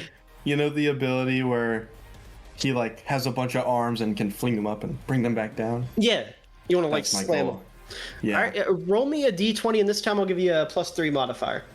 Wow. How generous. That would be 17. 17, is that with the +3? Yes. Well, that'll hit either way. Roll me damage, which will be 3d10. 15, 20. Zenon, your staff lifts these guys up in the air, slams them to the ground, and when they slam to the ground, they turn into straight goo, and they are all deceased. And he slurps it all up. Yeah, he goes... Alright, that's my With turn. that- I think Alright. Mumpets. that's effective. Before your turn, I will say these guys start to move in a little bit closer here.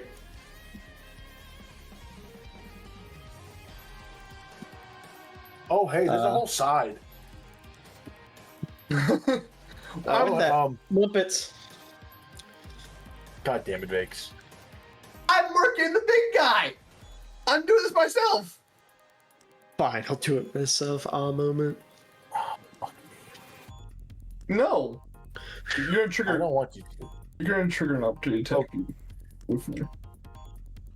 I'm figuring it out, Jason. Right now, okay? I have to make a play because somebody completely abandoned their corner. And there's a You can Tornad. Who's over there already? You're fine. Yeah. Cool. Look at Tornad's corner and look at yours. My corner's clear. It's fine, I've got it. Are you? Yes. I'm still going I've over got there. I'll help clean up heading that way. Just worry about your little corner up there. You'll be fine. Technically, it's not my corner. The only one left really is gonna die here. I'm gonna hit him. I'm gonna forego. I'm not gonna forego advantage because I want my. On this one to your right, right? Yes. That's a 17. 17 certainly hits. Roll me damage. It's my Hold on.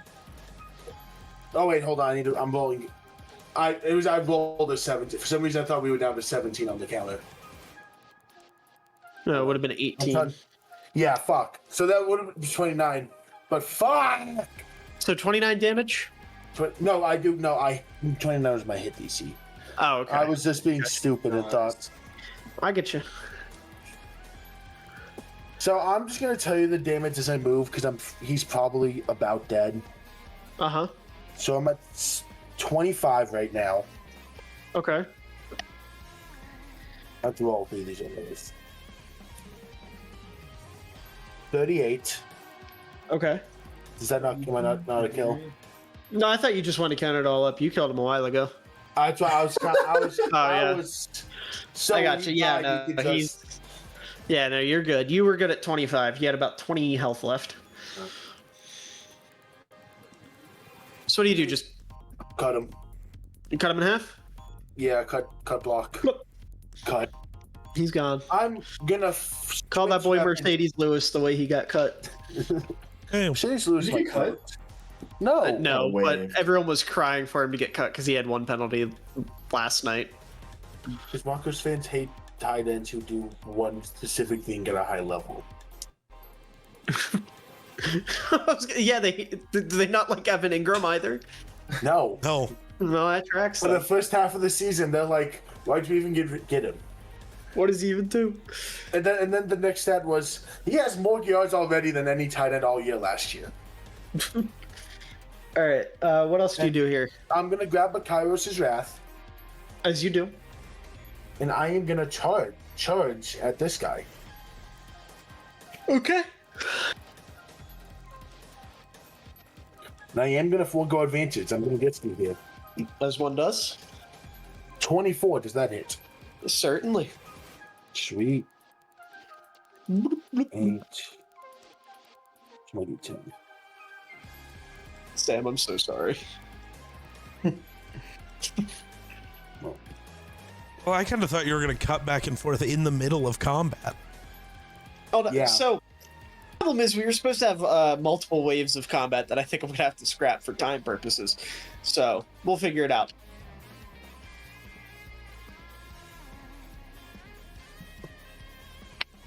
Drop Garantino in front of us and see what happens. It's okay. I've got it. I know how I'm pivoting. We're good.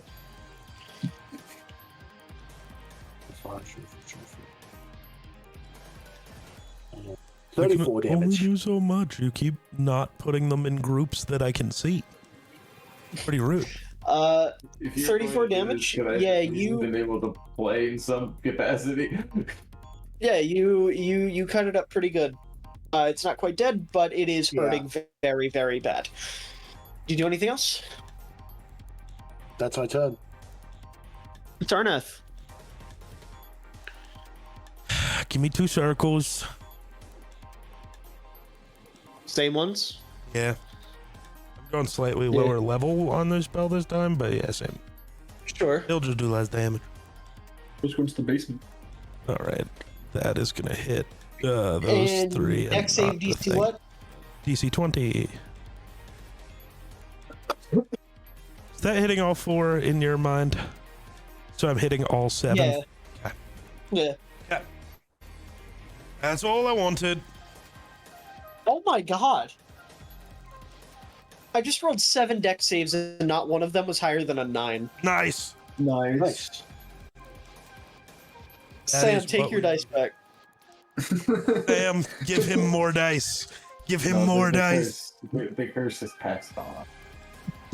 Pass on to these fellas in particular. Those guys for not letting me play the game.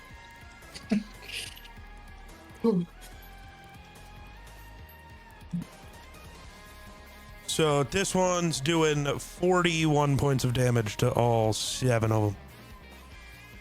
Great news, Tarnath. Yeah, I told Big you, this up. corner's fine. Yeah, they're all gone. I tell you, good. Caleb, don't believe all I me. got. I trust my teammate. Holy shit. Do you do anything else? I'm using so many sorcery points, so no. Alright. Wheel of One. Uh-oh. Oh shit. Uh-oh. You guys see as these 2 demons and this 3rd demon all jump Paul at the same time.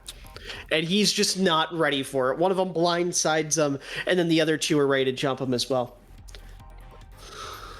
Hey, I'm not First can Paul. jump. Hi, I'm Paul.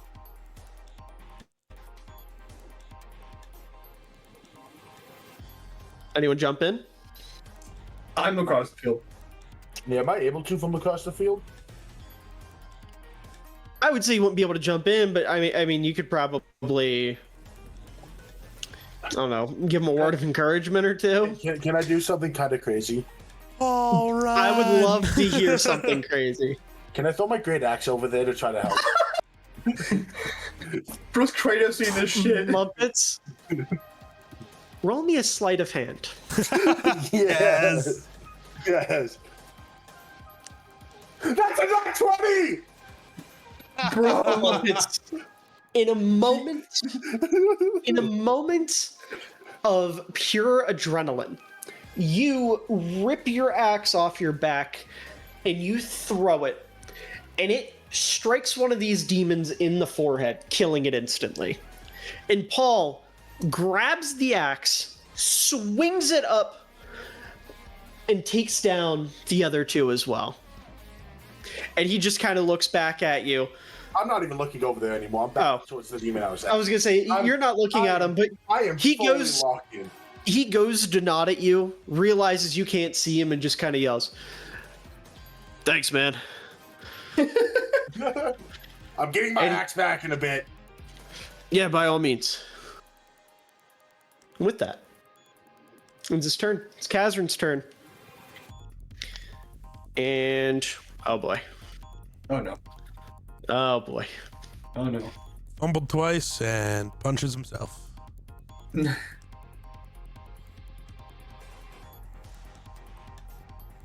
Got something. Quite the contrary. Oh. Using the same locked-in mechanic that Mumpets has been given, I just rolled 2 crits, a hit, and another hit off the bonus action. So you guys see Kazrin. He goes from being a fully locked-in boxer to you see him kind of like take a breath, and he adopts a lazier style of fighting, right? Almost looking drunk. He's got one fist lagging behind him. He's got his other one kind of loosely held up for defense, almost as if he's letting his guard down. And you see the demon, he recognizes this and goes to strike. And as he goes to strike, Kazrin whips his right arm up in an uppercut, shattering the demon's jaw, hits him on the side of the head, breaking off one of those horns, and then he takes his left hand, punches him in the abdomen, takes his right hand and grabs into the abdomen, rips its chest open, and it dissolves into a puddle of goo. With that, it's Paul's turn. And I'm going to say, given time, and given the fact that Paul just killed 2 demons, we're going to go ahead and skip his turn and jump over to Rakes. So since my sword is still stuck in his claw, I want to. So remember, these will be with advantage then.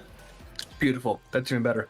I want to put my foot onto his arm, pull my sword up, and like try to like throw it like backwards, slash into like his neck. Okay. Yeah. So you want to like swing up and stab behind you. Yeah. So this is with advantage.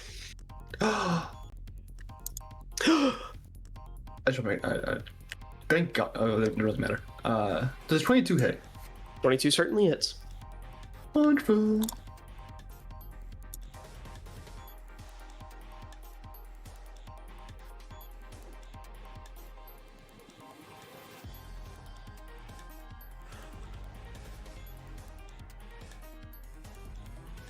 That would be a 25.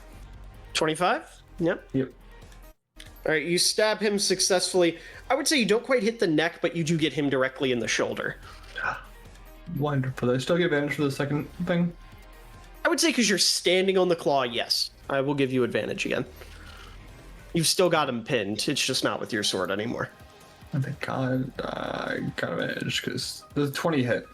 30. A 20? Dirty 20? Yeah, certainly hits. Rakes, throw an extra D10 on here from the pain of you putting your entire weight on this guy's hand, claw, whatever you want to call it. Wonderful. Riggs is just that guy. True. Say that again.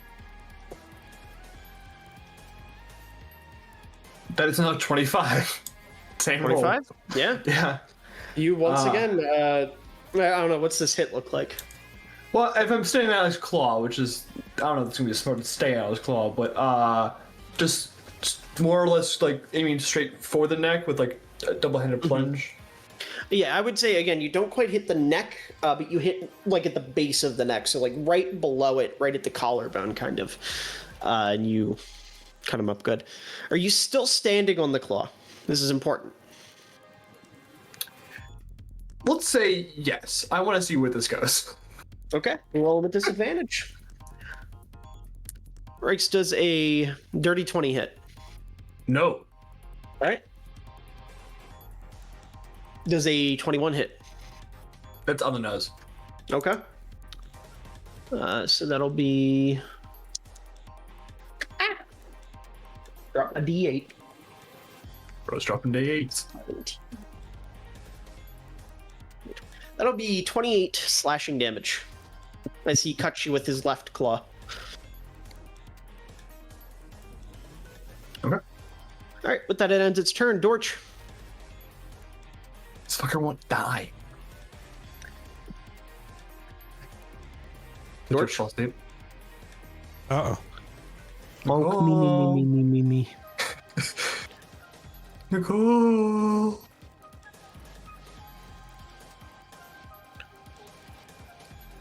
Central bomb.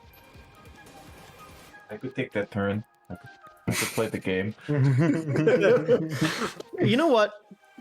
For the sake of Sam here, we're going to come back to Nicole. Zenon, tell me what your staff does, and then we're going to do something fun. Cut to the other scene. Yes.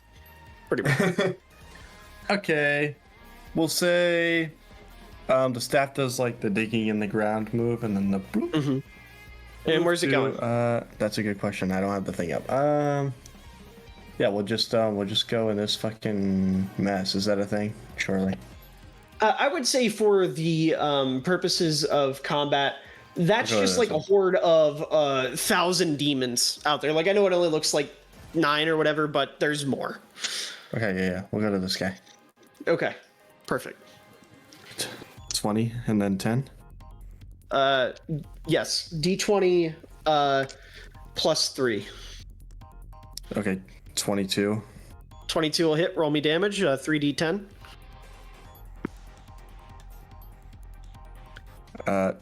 9. 9. Yeah.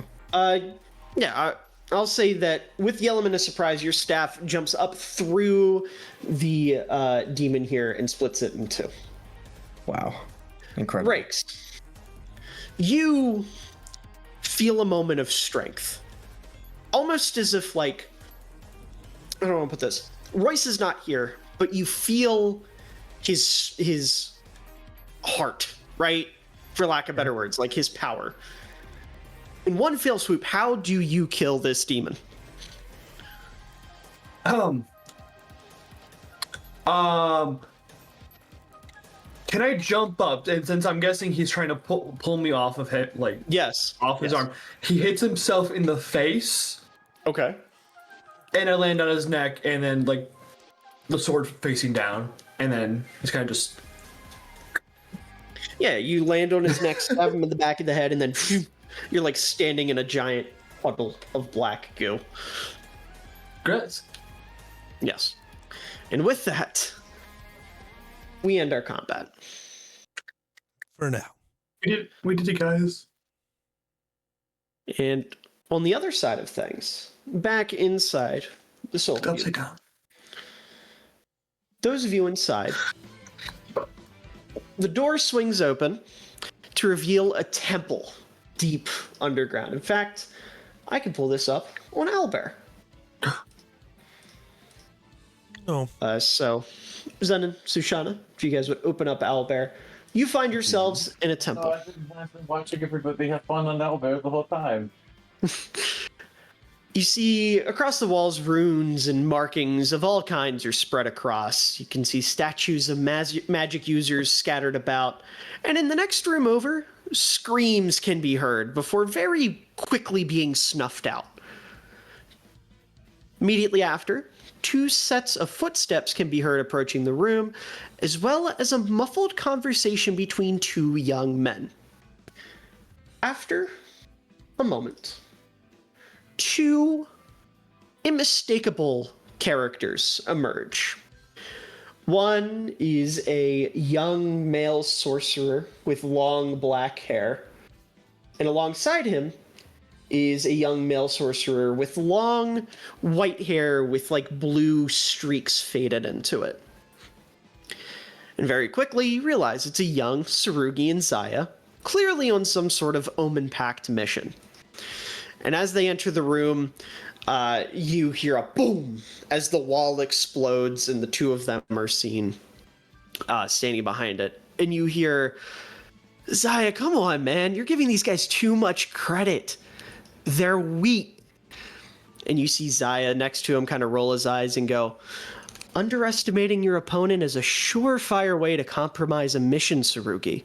You, of all people, should know this. And Tsurugi kind of goes, okay, you let one demon lord get away while you taunt him and you never live it down. And those of you in the cube, you begin to feel yourselves change. Your clothes have been replaced by robes. And you notice the two boys, I should say, eyes dart at you all. And Zaya says, oh, that should be the last of them there. And Tsurugi gets really excited and he goes, oh, once we kick their asses, you want to go see a play? I hear they're doing the one about the Rifters in Neverwinter. And Zaya kind of like pinches the bridge of his nose and he goes, yes, Tsurugi, assuming we accomplish the mission, we can go see the play. And Tsurugi gets really excited and then his face turns cold and he walks towards you and he says, all right, we're going to set one quick ground rule. You guys turn around now and I won't have to kill you because I don't want to have to get in trouble for going overboard again. And you hear Zaya behind him yell and he goes, he means that, by the way. That happens very often. What do you guys do? Can we like take a time out and talk to each other where they can't hear us? Are you asking me that? Yes. Or are you asking them? You as okay. in David Miller. I would say, yeah, as he says that you guys could form a huddle and he would assume like you're just kind of making a group decision. Sushana? Yes. There's no actual way we actually stand a chance, right? Or does it really count? Like, because it's in his head? Do you think we are as strong as we are in reality as we are in the world of the mind? Or are No. we like whoever we are assuming we are? I think we are whoever we're assuming we are. And to be honest, even if I was Zenin, I think I would still lose this fight. So No, but that's like so read this as a teenager, like probably not as strong. But then If I may, Zaya goes to speak up. We are in Tsurugi's mind. Do you think in his mind there's a physical fight he can lose? Exactly. Yes, I'm just going to act like one of his caretakers. That is morbid. Yes, that's why. Well, you want to know how to defeat a man's ego? Bring up his childhood. I mean, you do have a point. It was quite messed up. I mean, hey, if that's the route you want to go, by all means. No, you know, I think what we are seeing now is the flawed person that Tsurugi became. Now, in order to fix a person, you first have to break them down into tiny little pieces, weakened little bricks that you can then rebuild into a more functional individual. So I think what we should do is go over there, drop a bunch of truth nukes on him that he can't fight away, and then help the real Tsurugi return from whatever subconscious prison he has locked himself away in. Okay. Certainly a strategy. I get worried because we can't die in here. Otherwise, we're fucked. Oh yes, but I mean, what else can we do? We can't just leave. We're in a brain. Yeah, I guess we'll try that. I'm down. All right. So Sushana, you see Tsurugi. He's kind of like impatiently tapping his foot, and he goes, "Come on! There's no way it takes you this long to realize you're going to get your asses kicked." Yes, no, I'm just they were just considering certain factors, like you know, how dangerous are you? You're asking me that? Huh. Zaya, tell them. No, I want to hear from you. Like, what do you think of yourself? I think I'm the strongest. Is it fun? Yeah. Sometimes. Okay, well that's good. Is it really what you want to do? I mean, is that really any of your business?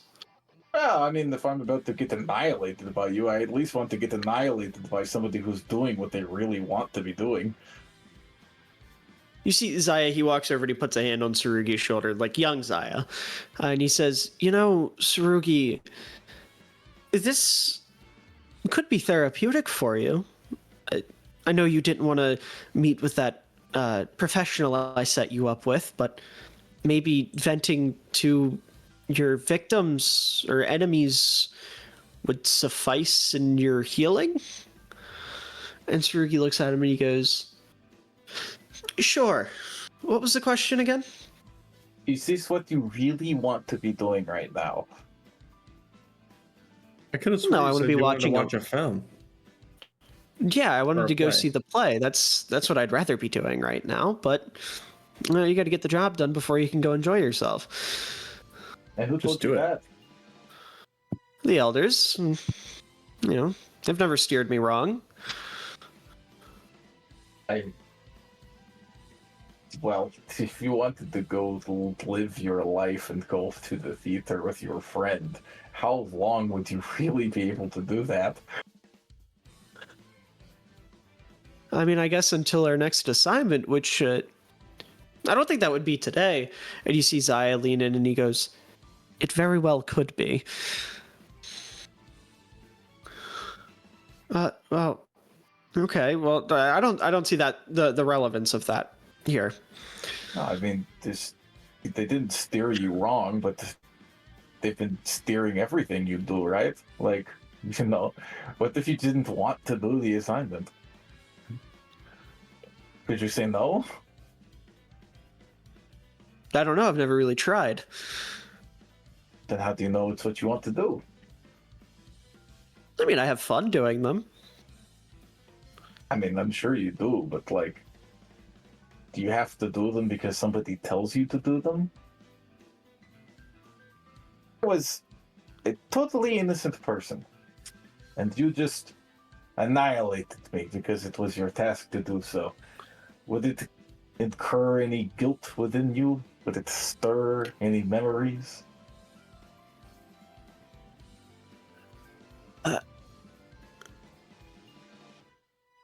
You see, you can again see the gears turning, and you see Zaya kind of speak up, and he goes, "Tsurugi, it's like I've been saying, it is the job of the strong to protect the weak.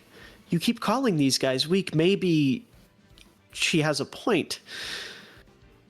And Tsurugi speaks up and goes, "Yeah, but that's so backwards. Why would the strong serve the weak? That doesn't make any sense."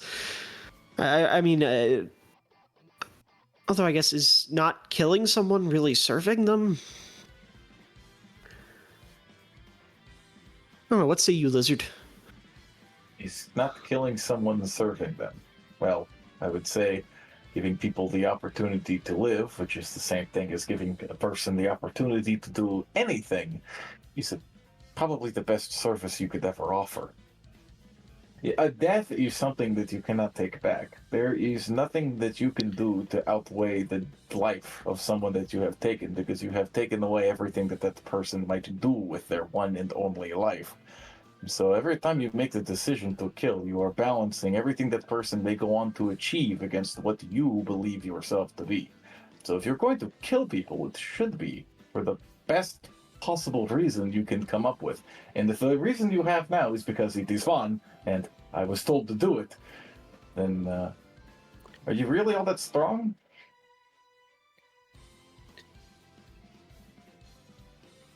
That makes a lot of sense. If I was really the strongest, I would have the strength to make my own decisions.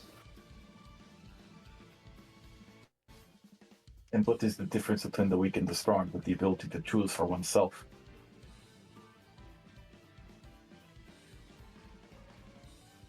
Wow,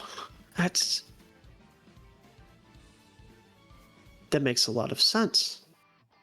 And you see, as the room around you collapses, and instead of being inside this cavern, or inside this temple, I should say, a temple underground in a cave, you are in Neverwinter, standing in the crowd, watching a play as people in crude costumes are dancing around and doing their thing. You see one person dressed as Dino singing and all sorts of things. And Tsurugi is standing with a bucket of popcorn laughing next to Zaya, who is doing the same. And you notice a few other familiar faces, as a younger version of Kessia, a younger version of Sabira, and a younger version of Elias are all also present, watching this play with them, laughing, having a good time. And a door appears behind you. This one with smoke pouring out of it. Oh, this will be good. Look, Sandin, the evil door. Let's go. Let's go. And since I made you guys wait so long, we will do 2 of these back to back. So give me one moment.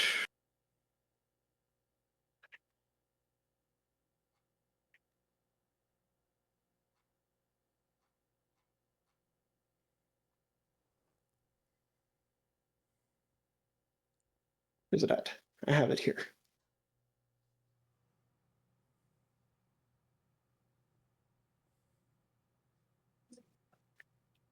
Where is...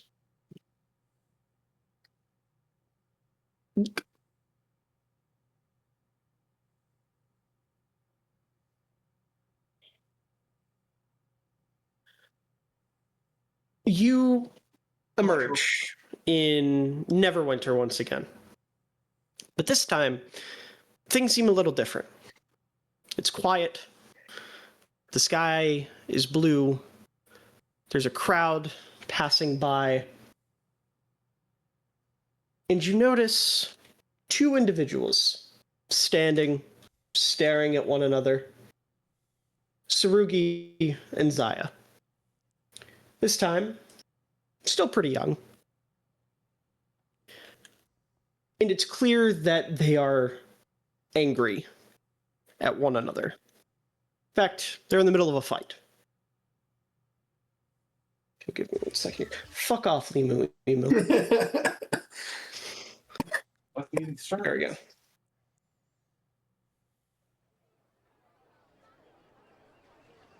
Anyways, Tsurugi and Zaya are kind of... You see Tsurugi is visibly angry, and Zaya is fairly calm. And Tsurugi just starts off. He goes, "Tell me they're lying." And Zaya says, "About what?" And Tsurugi says, "You took Orion and you were experimenting on him? You locked him in a cage. You took his innocence for what?" And Zaya speaks up and goes, "Well, I had him locked up trying to figure out what made him click, what made him different. That way I could hone it and use it to enact the next step in evolution." What are you talking about? Evolution? Yes. It's quite simple. We take the abyss, we take demons, we merge them with mortals, and we make the most powerful sorcerers the world has ever seen. Even more powerful than you, Tsurugi Raiko. And again, people are passing by as this is going on. And Tsurugi speaks up and he goes, and you made that decision without asking. You just took him. You didn't give him the opportunity to decide if that's what he wanted to do. You just did it. You didn't give him the opportunity to choose. I thought that was your whole thing. The weak help the strong, or the strong help the weak. And Zaya speaks up and he goes, "That is how I once thought, yes, but it's clear now that that's getting me nowhere. You said it best yourself. It makes no sense for the strong to support the weak. So instead, we take the weak, we have them do what we need them to do, and we benefit from it. Now, if you'll excuse me, Tsurugi Raiko, I have business to attend to. And he goes to turn around, and Tsurugi holds out his hand as if he's going to cast a spell at him. And Zaya turns around and goes, think about this, Tsurugi. Are you the strongest because you're Tsurugi Raiko? Or are you Tsurugi Raiko because you're the strongest? And he fades away into the crowd as Tsurugi continues to hold his hands out, and he just stares. You all feel your clothes change. You turn into just normal passerbys within Neverwinter. And you see Tsurugi turn very visibly heartbroken. No longer angry, just sad. What do you do? Tsurugi? As you say that, he kind of perks his head up and says, yeah, what's up? You aren't the strongest, and you don't need to be. What are you talking about? The question is just going to be on your mind for the entirety of your life, but it doesn't really matter. There's always going to be a stronger being. In the strength that they have will always be a different kind. You're going to hold yourself to an impossible standard and putting yourself against it, but at no point do you consider who Tsurugi Raiko really is. What are you outside of strength? I guess I don't know. And forget about it. But it's all I know. Well, maybe if you were strong, you could confront ignorance. Okay, so if I'm not the strongest, then what am I? I mean, I have nothing else. You're Tsurugi. You gotta be strong physically and mentally to become one as yourself. But what is I don't what does that entail? I don't. That's your own journey to figure out, I fear.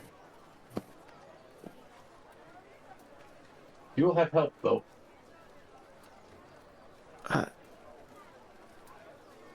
Really? Oh, yes. There are very many people who would like to see who you could become. And they are fighting quite hard to see it happen.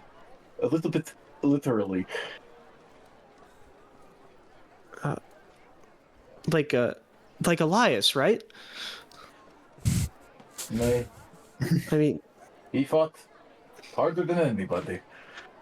Yeah, it sounds like him.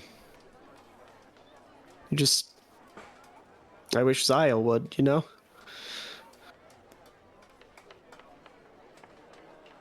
He might come around. Yeah. Gonna, like, turn around. I was gonna say, the whole time, as you turn around, Zaya is standing with his head hung. Like, he is very clearly disgusted by the scene he just watched unfold, almost fully ashamed of what's happening. I think, Tsurugi, no feeling is permanent. Okay? So you kind of have to live what you're going through and realize that it'll go away eventually. Yeah. Yeah, that makes sense. Okay. Yeah, I can do that. Sure you can. You're Tsurugi Raiko.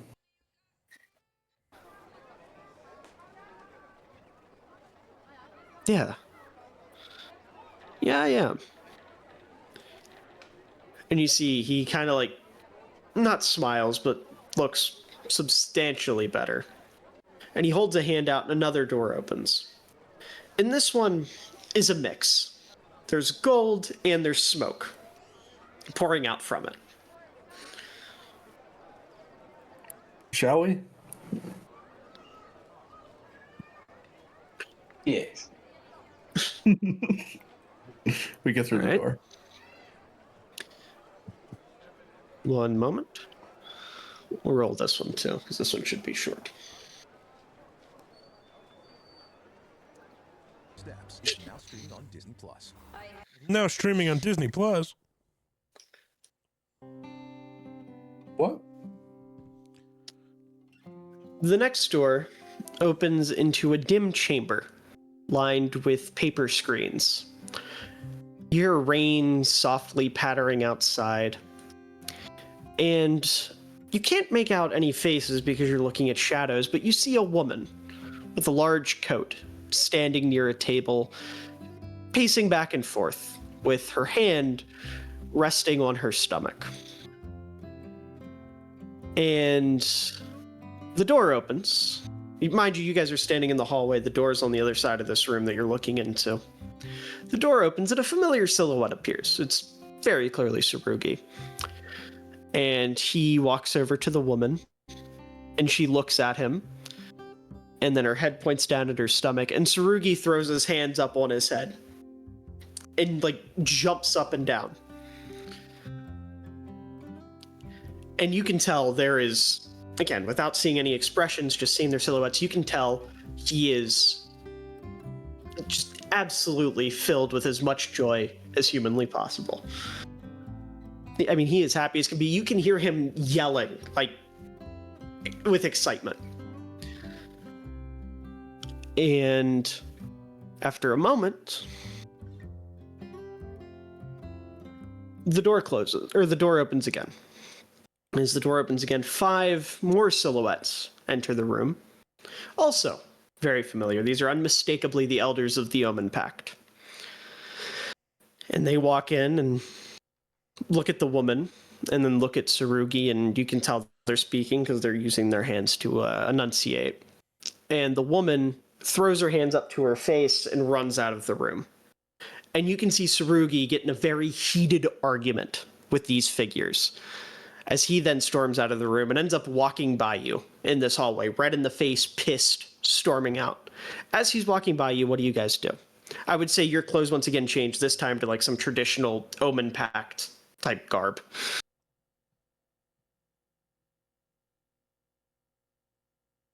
I'll you cook, Sam. I think that's in, and I think it's your turn. I think the last two. I get to handle this. I got your back. I got their back. I'm gonna put my hand on his shoulder and be like, hey man, what's wrong? You see, yeah, Tsurugi's older now. Is very much closer to the Tsurugi you know. And he puts his hand on the bridge of his nose and he goes, they don't fucking stop. And they control everything. And I can't do it anymore. Would you like to elaborate? I'm going to assume you guys are new students, so you probably don't know the course of things around here. But the elders suck. They're terrible. They're corrupt. They're lazy. They're weak. But they control everything because that's how the hierarchy works, and we're just supposed to go along with it. And they just told me that I'm not allowed to be present in my child's life. Did they give any reason whatsoever? It's too dangerous. It's too and it's too much of a distraction from my duties. I mean, I would personally disagree with them. I think every parent has duties that they go through and still raise their children. And I think you need to plead your case. I tried and they shut me down. They told me that I need to work, not think. Those are the words they used.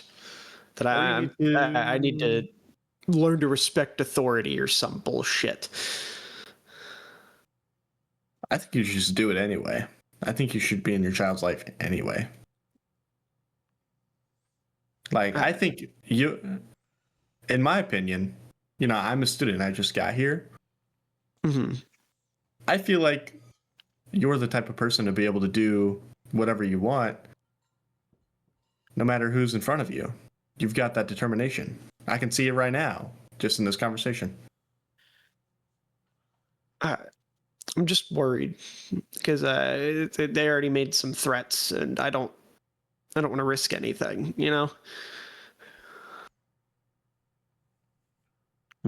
What kind of threats? Basically saying if I push my luck, they'll hurt them.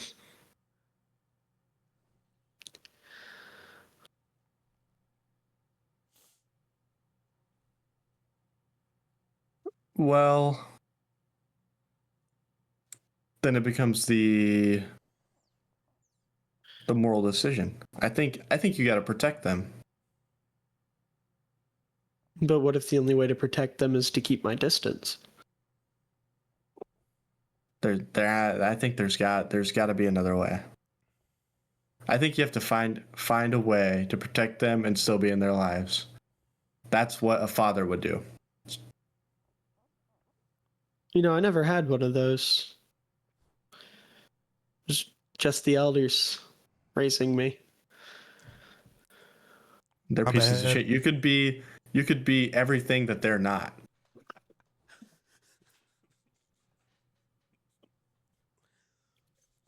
You're right.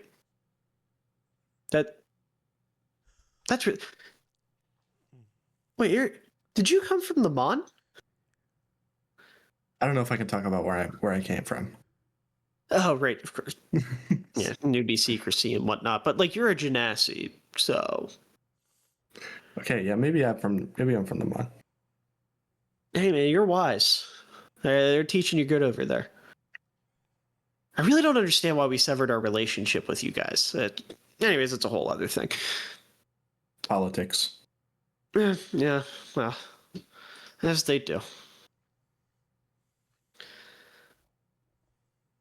Yeah, I think you have to at some point be your own man and take charge for your family and be there for them, no matter what. Yeah, you're right. I'll have to go let Sabira know. Yeah, I can do this. Yeah. And you see he starts to hype himself up, and he's like, thank you. Yeah, anytime, man. And as he says that, he opens the door like at the end of the hallway you guys are standing in, and that one leads into just white light. Sushana? Yes. Do you want to go through to the light? I do. By the way, you did a very good job. Good job. You didn't bring up your dead father at all. Thank you. I really thought about it, but I didn't. I had a great relationship with my parents. I'm glad I didn't get involved in that. I would have started flexing on him. Let's go to the light. As you guys are walking, Zaya kind of speaks up and he goes, you know, I would have never guessed in a million years he wasn't gay. He could be bisexual. Oh, he definitely is. So like a little bit. More than a little bit. To each their own. Don't push it, Zaya. The next room you guys enter. It's a combat encounter because we've already done two. No, it's very peaceful. You're greeted by warm lamplight. You see rows of ancient books stretching into the darkness. And at a long wooden table, you see Tsurugi and Elias sharing laughter over a cup of tea. The room feels safe. It's like a rare moment of peace in Tsurugi's life. And Elias, he sets down his tea for a minute and he goes, Tsurugi, tell me, your new students, do you think they can help the Omen Pact and handle this nothing situation? And Tsurugi, he puts down his tea and kicks his feet up on the table and he goes, you know, I really do, Elias. For example, Tarnath. I think he's going to go down as the strongest sorcerer to ever live. I think he can more than handle it.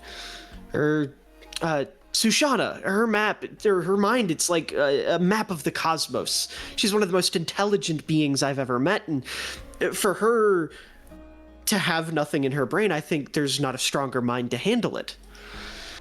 Or Dusty, I mean, they are stronger than they'd ever know, and Zenon, I would have killed to have the friends he has when I was younger.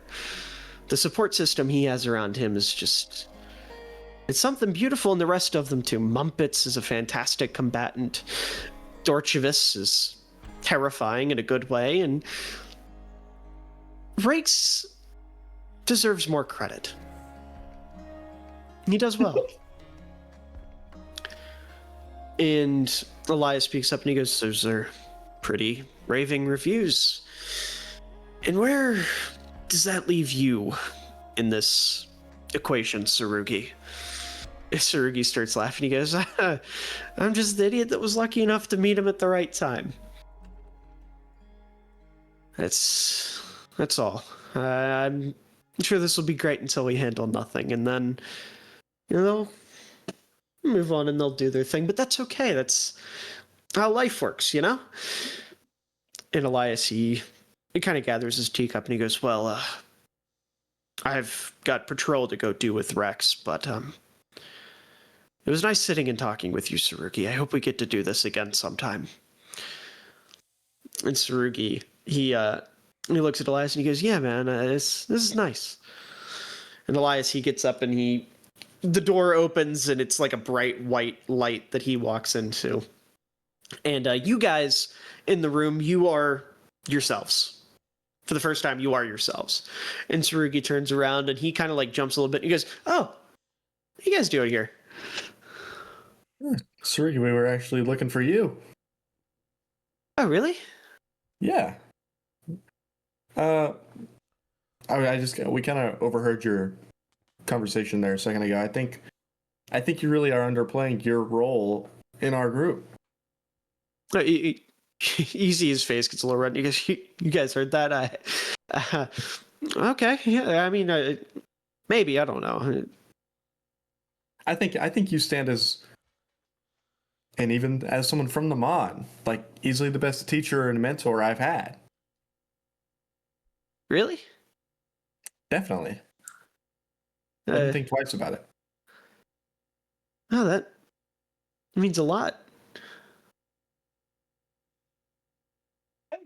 I do concur. I feel a little bit more orderly in this place as I do in the outside world. So even if you were to speak to my body now, it would be a little bit more vile, so to speak. But while I have this moment of clarity, I will say that I think the strongest thing you've been is a reminder of why we engaged ourselves in this war in the first place. And my participation in all of this was because of a silly little experiment had by a peer of mine. But there is a lot to this world unaccounted for by the forces that be. That is something I was quite worried about, even going out into the world in the first place. But I know you have shown me that the wider world is not so exclusive with the people within it. But there is a point. There's a point to living, and not isolating yourself away in some little swamp in the corner of the world.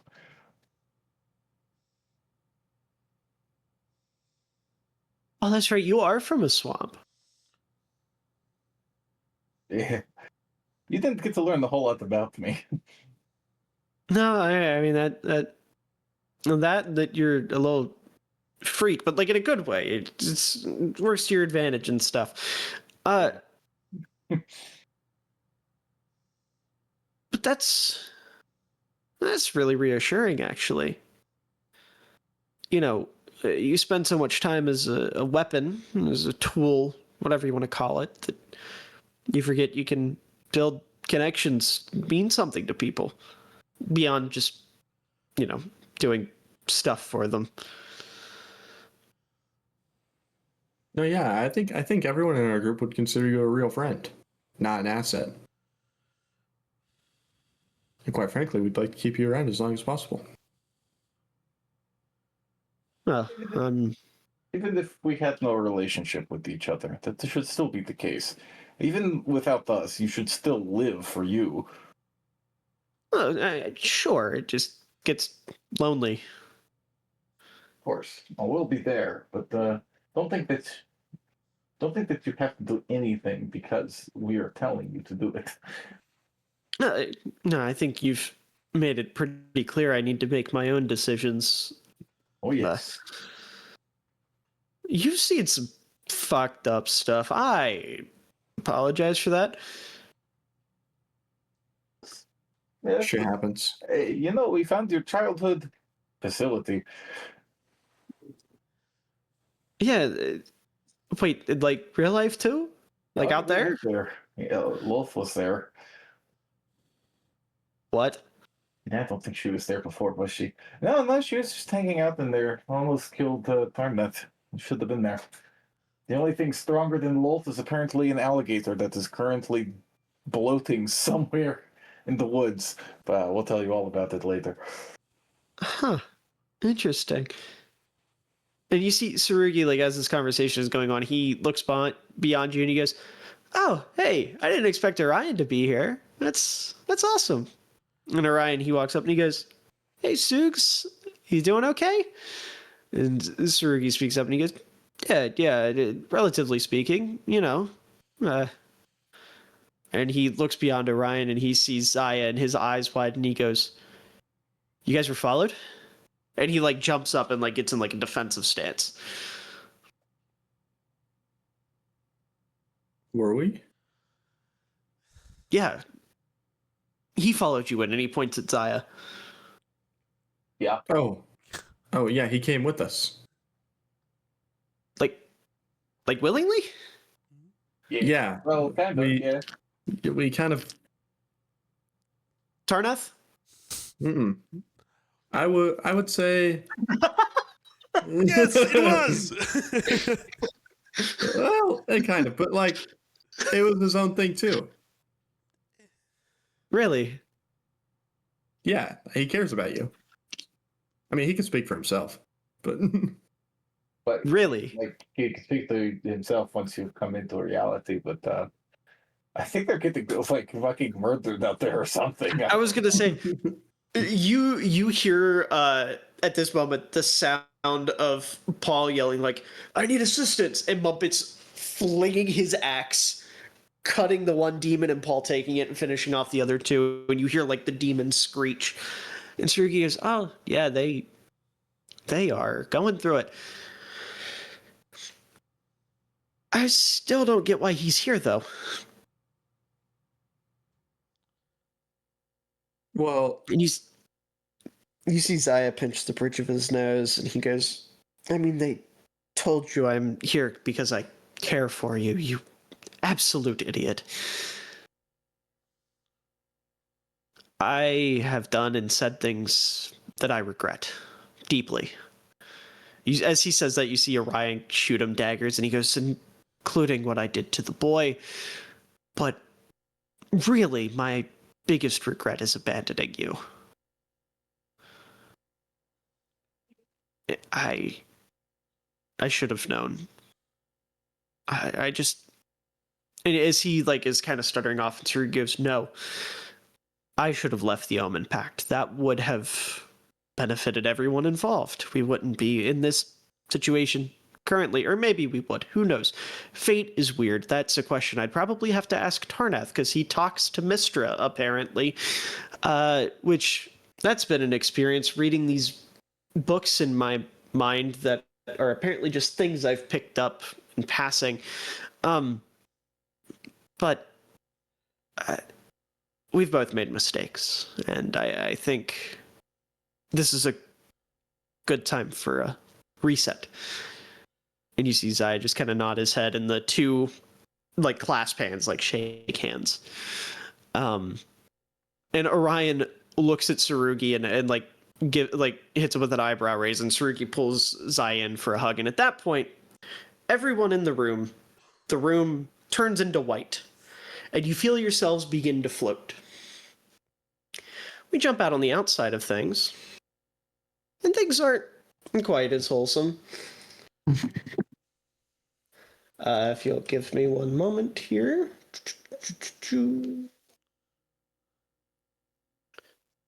Where we at here? Where we at, chat?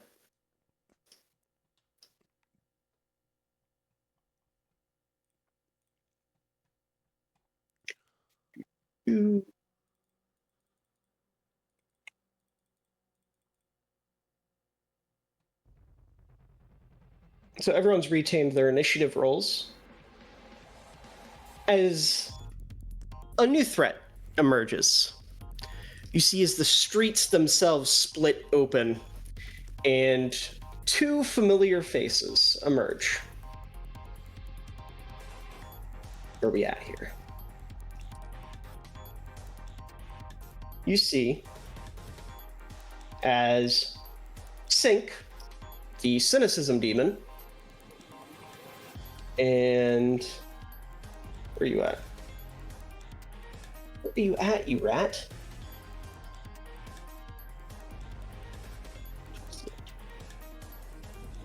There we are.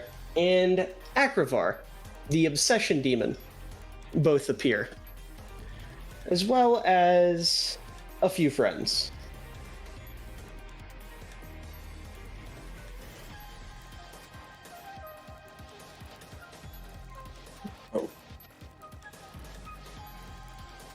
As these demons just kind of pop up.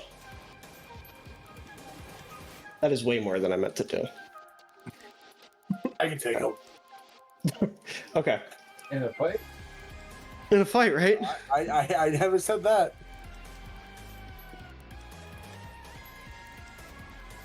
What a warm welcome back. Yeah, everyone, you've already rolled your initiative. So we'll go ahead and add these two to the initiative. Boop, boop. Boop, boop. I'll just add. Alright, Muppets, you're up.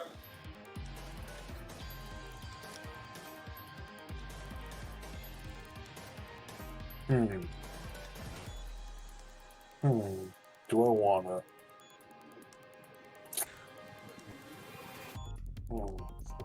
Bucket reball. Oh? Bonus action extending range. Okay. I'm using all 40 feet of movement here. Okay.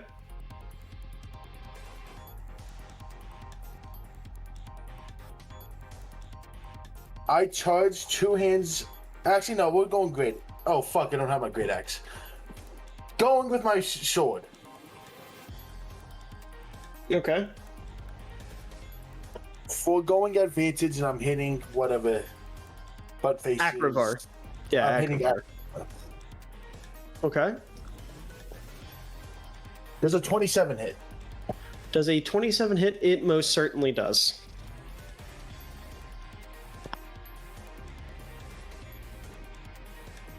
There's some damage here.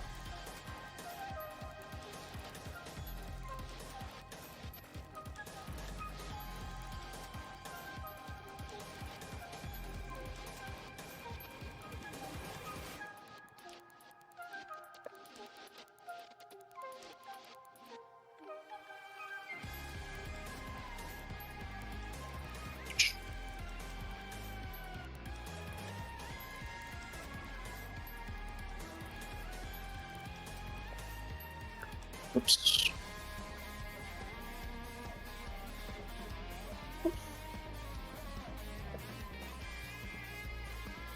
For 55 damage. 55 damage, and what kind of damage are you doing here? It is slash. Slashing? Okay, yeah, you cut him up. Where do you cut him at? I'm going for the shoulder. Okay. It's a bit of a warm up. Yeah, you slash him in the shoulder, and he stares at you and he goes, "It was almost a perfect hit, Mumpets. Try again." Fuck you.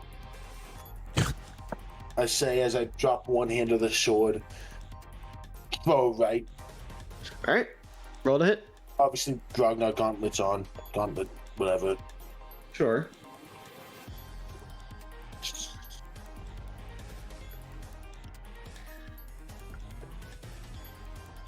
That's a nat 20. Okay.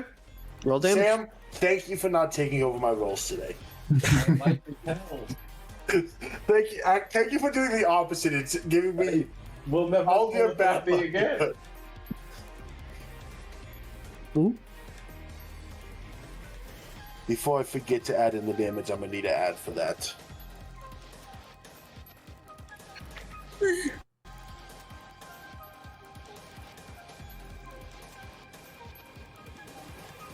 Just gonna.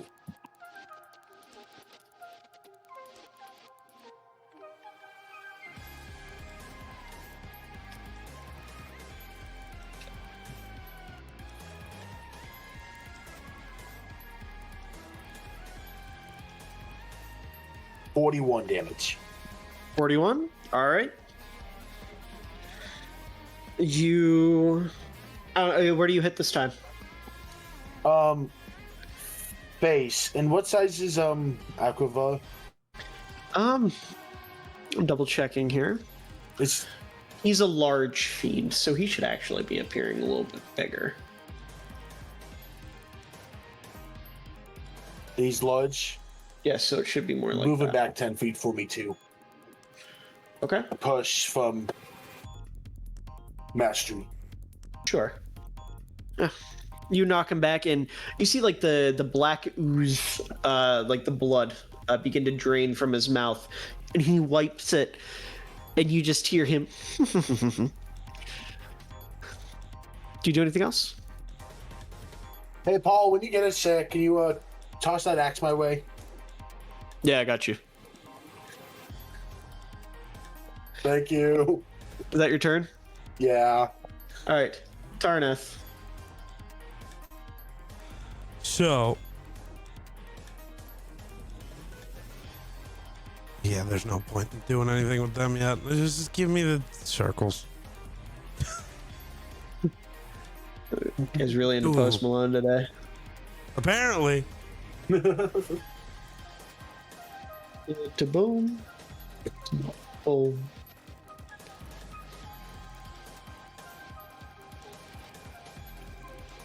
I don't want to hit our friend. I guess. What are you talking about, Mr. Shama? Oh. What am I? So deck saves DC. Who's what's it? Still 20. And I'm still 17, going lower level because I feel like 16, more important things are going to happen soon. 15. 7. All fail. Nice. And this is fire. Yeah, I don't which remember Tarnath- which I'm just- demons these are. Is I was my gonna say. problem. I'm just gonna say. I might change my mind. No. In your mind, you remember fighting these guys before, and you remember fire being especially effective on them. Okay. Okay.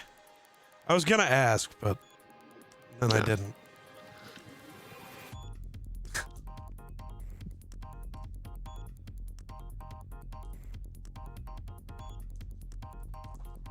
It's a bug type.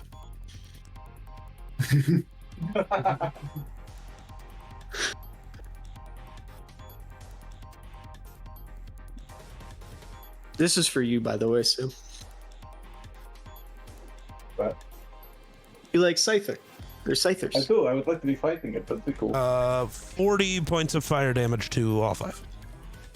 So 40, Oh, and then those that doubles because it's fire. Nice. So it's 80 points of damage. Nice. No more. No more. Bye bye. Kaboom, kaboom. Haha. All right. Do you know anything else? No. It's now Sync's turn. And Sync, legendary action at the end of your turn before his turn. He's going to use one of his abilities to teleport and reappear up on top of this building. You see he kind of like sinks into the ground, no pun intended, as like a gem, and then re-arises through this roof. And then he's going to use one of his attacks on Tarnath. Oh, rude.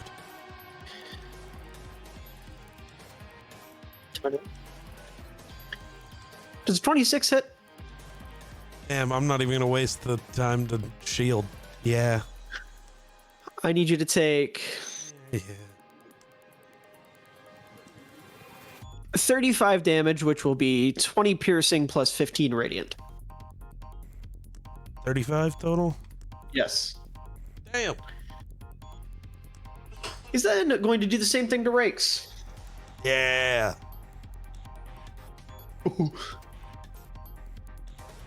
Rakes, that's a crit. No. I can't be critted. You can't be critted? Okay. So that would be a 30 then, which hits. Yeah, but you can't have the crit damage. Right.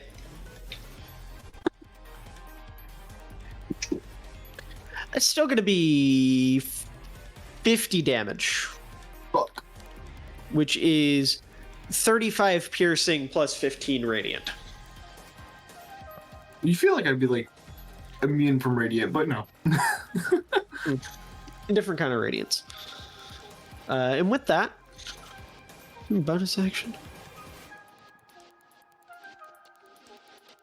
No, that'll be his turn. Kazran's up. He sees this guy. He's gonna go swing on him. Simple stuff. That'll hit.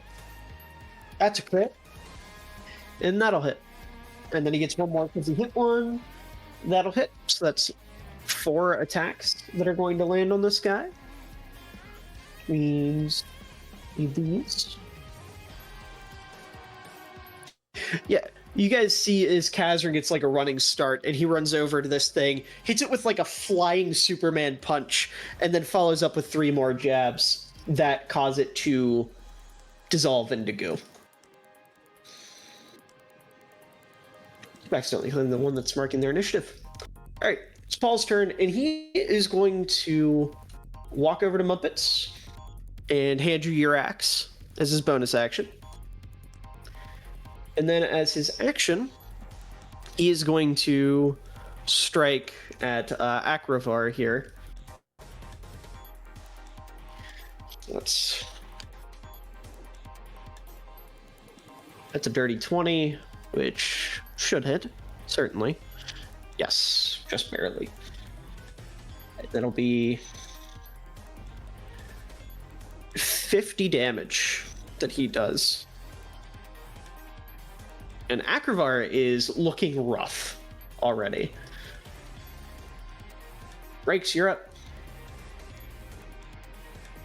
I should say, Paul, with his attack, you see he summons like a giant spear made entirely of pressurized water, and he throws it at Akravar, and it like flies through his shoulder. All right, Rakes, now it's your turn. Yeah. You don't sound very excited about that. No. Oh, I'm sorry. Oh, this guy should be dead. Oops, he wasn't supposed to be there. It was just one of the little lesser demon thingies.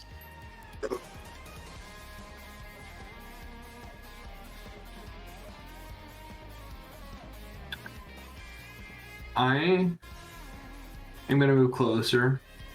Okay. Just to protect the circle. And I'm going to use 30 of my lamb hands because I am hurting. Okay. Yeah, you heal yourself up a little bit. You do anything else? That's it. All right. At the end of your turn, Akravar is going to take a legendary action. Okay. And he is going to remove himself by burrowing into the ground. And he's going to pop right back up here. And Rakes, you see as he appears before you, he has, at the start of combat, utilized one of his abilities, which is called the Obsessive Mark. And I'm going to read this to you just so you know what is to come. At the start of combat, Akravar chooses one creature to study. He has advantage on attacks and saving throws against that creature and can copy a feature, examples being evasion, extra attack, a spell, etc., until the end of his next turn, and he re-chooses every 3 rounds. So he is going to attack you 3 times, and they are all going to be made with advantage.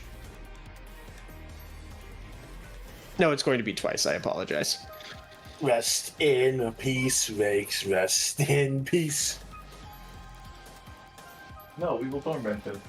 I know it doesn't count for the same, but that was a crit. So a 31. I swear, the two people have rolled more 20s in this session alone than I have in I was just entire thinking. D&D career. I haven't rolled a single 20, so. And then a 24. Fuck up. I don't roll dice. Does a 24 hit? Rakes, does a 24 hit? Yeah. Okay. Rakes. Let's see here. I need you to take. I gotta whip out the D12 for this one.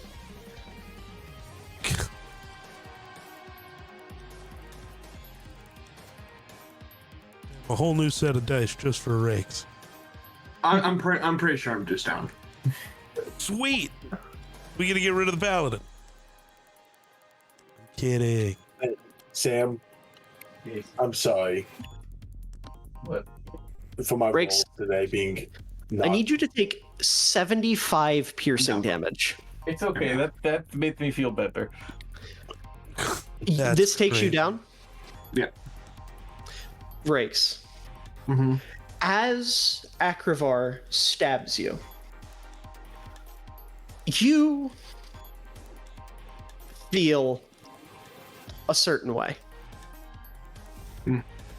He likes getting stabbed? No. Real. Did I say that out loud? Yes. As when you get stabbed by Akravar, You're amongst friends, geek. you look down and there's no stab wound.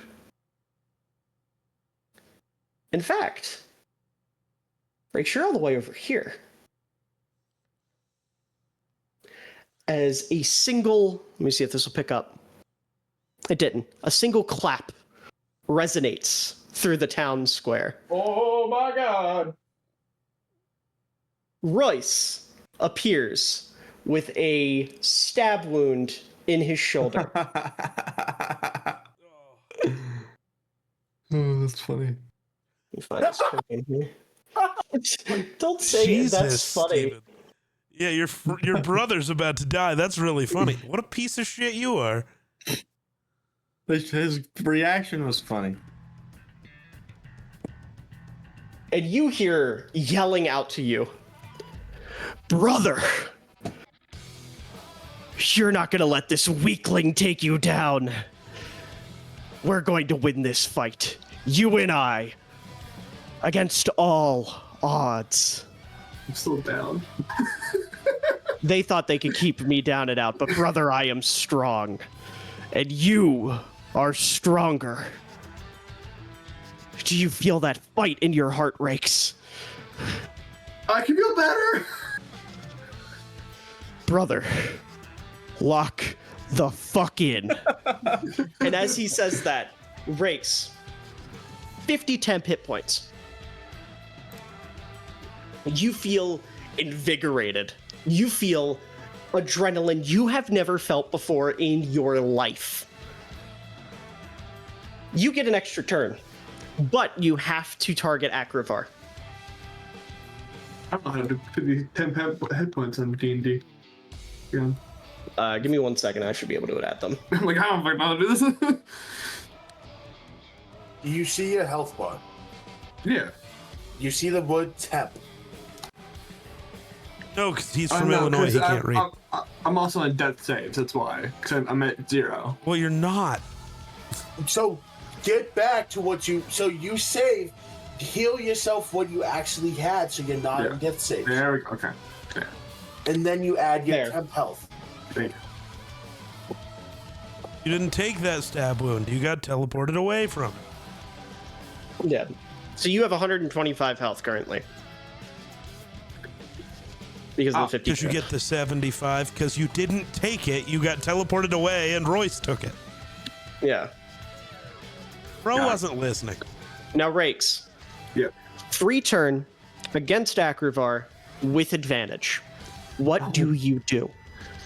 Well, I'm gonna go behind him. You said I got advantage? Yes, you do have advantage. Beautiful. With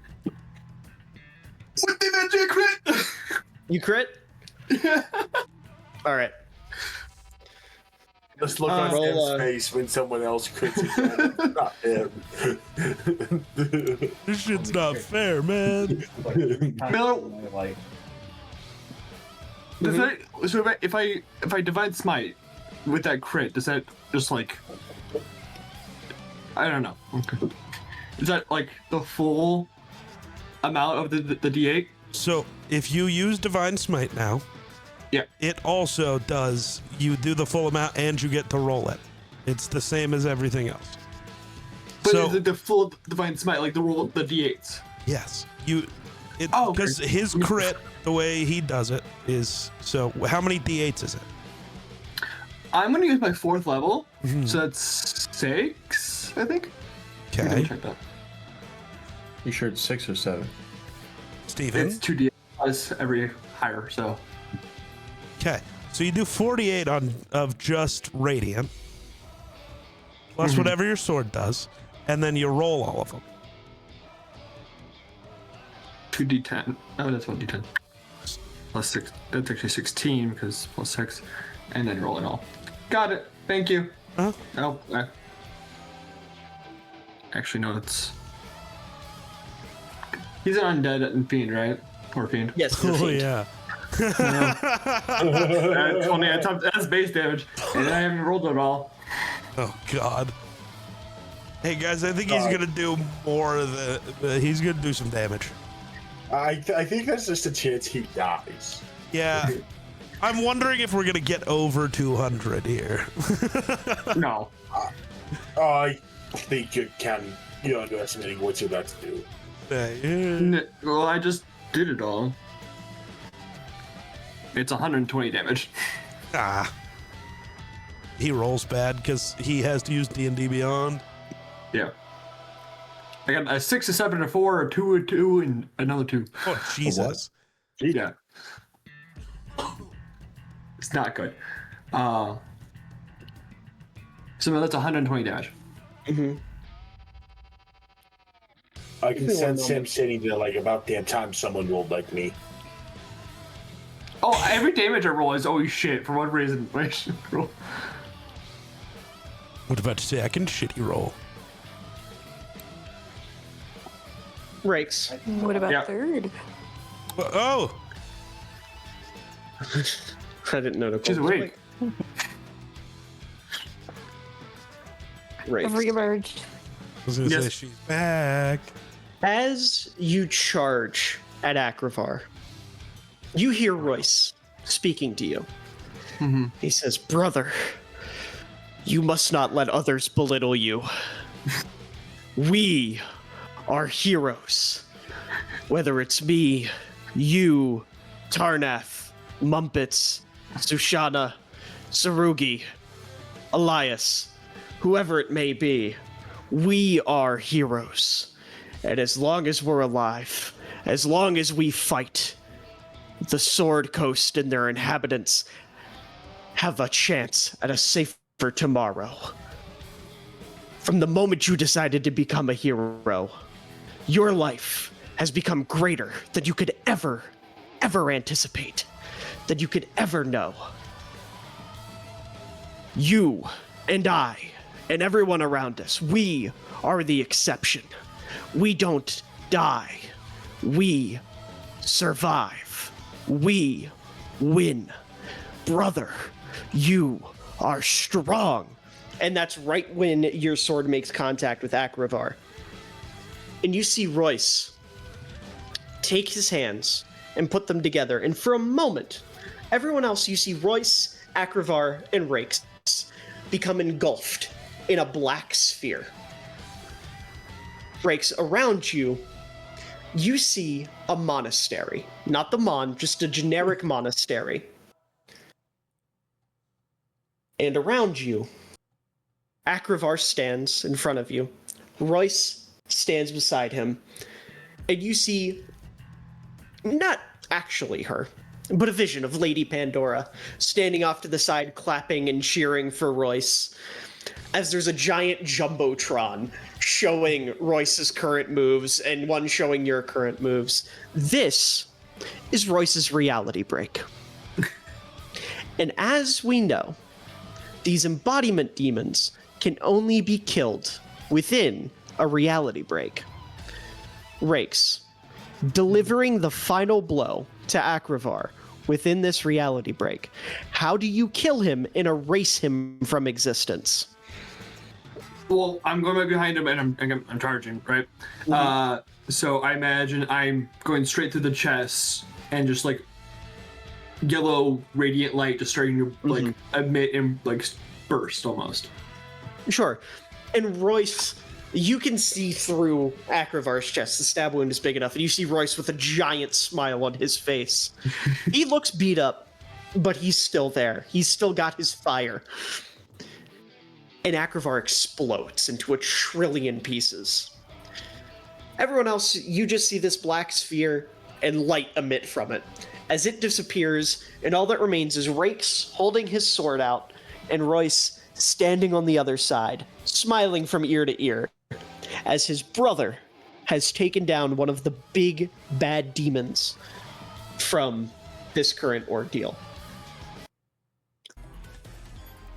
Rakes, what do you say as you kind of come to your surroundings?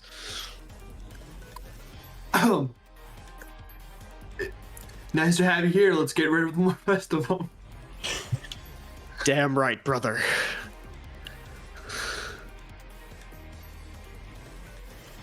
With that, we would be up to Dorch, but it would seem that Nicole is heading to bed. Oh. I'm sorry. It's okay. You're fine. We have gone longer than I expected. I'll never forgive you. So with that, we will skip. Nighty night. Good night. Good night. No, You're always too late. It is now the turn of these bone scythes, and one is going to approach Royce, one is going to approach Mumpets, and the other is going to approach Rakes. And I'm just going to have them take their turns in succession here for the sake of time.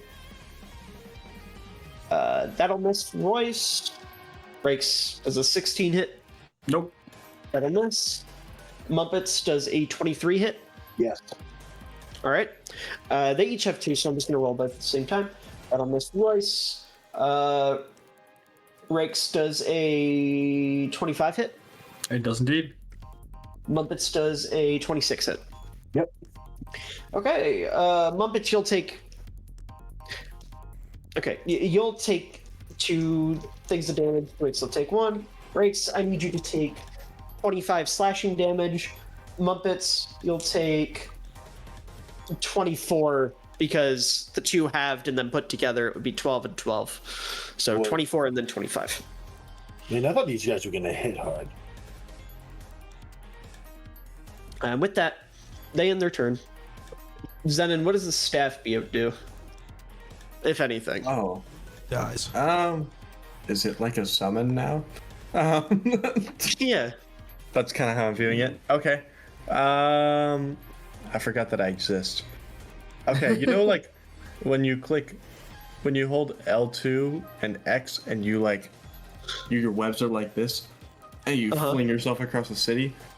I wanted to do that into this monster. Okay, yeah. Is it the same deal? 20? 20. Okay. 20 plus 3. 22. That'll hit. Roll damage. 3d10. That's 18. 18? Yeah, you launch the staff into it and you hit it. And I would say you take out an eye. Wow. Bro's blind. True. Do you do anything else? Do I get to play as Zenon? Zenon is not out of the box yet. Oh, okay, got you. Then no. Okay. Muppets, before you take your turn, legendary action. Sync is going to... Where are we at here? Tarnath, I need you to make a con save. Okay. DC 17. Is it a charm that's happening to me? Okay, I can't ever remember. It's not a charm, no. That is... Oh, a 22. Okay. Then explain to me how you break out of this. You feel a giant crystal, a black crystal form around you. Like, is it visibly forming around me? Yes. Oh, yeah. I probably just, as goofy as it is, just like let my magic flow through me more, so like my tattoos will glow brighter in the purple and pink and blue, and just bust through it and then look up at the guy like, what the fuck? Okay. Yeah. All right. With that, Muppets, you're up. No save. No, it was just a one creature he can see within 100 feet. Yes. Far away. And he's on a building, right? Yes, he would be about 20 feet up. There doesn't happen to be a ladder nearby, right? Roll me Can't be that D20. simple. Great. Since Geek, my turn is right after his,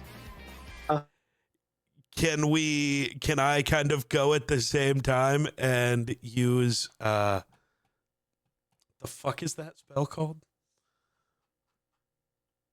That's a great spell. Telekinesis. So as he runs over, I lift him up onto the roof, give him a push. Does he consent? Yes. Well, it's more of if Miller will let me have part of my turn a little early, but it's the same thing. Geek, what I will tell you, if I get, in order for me to get there, I'm not going to be able to attack because I have to dash. All right, we're back. We're back. Oh, you weren't here. Okay. We're now thinking about the other thing I thought of, including you, I think. Are you? I don't think so. Maybe That's okay. not. What are we doing? So what I was asking, can I take a part of my turn slightly early, use telekinesis to help move Mumpets up towards that guy? Yeah, I'll say it'll cost your bonus action. No, I was going to let it use my full action. Like I was cool. like, better. this was using my action. I just want to do it slightly early. That makes more sense. Yeah. That makes more sense. How much can you move me with that? Your question? I can move you.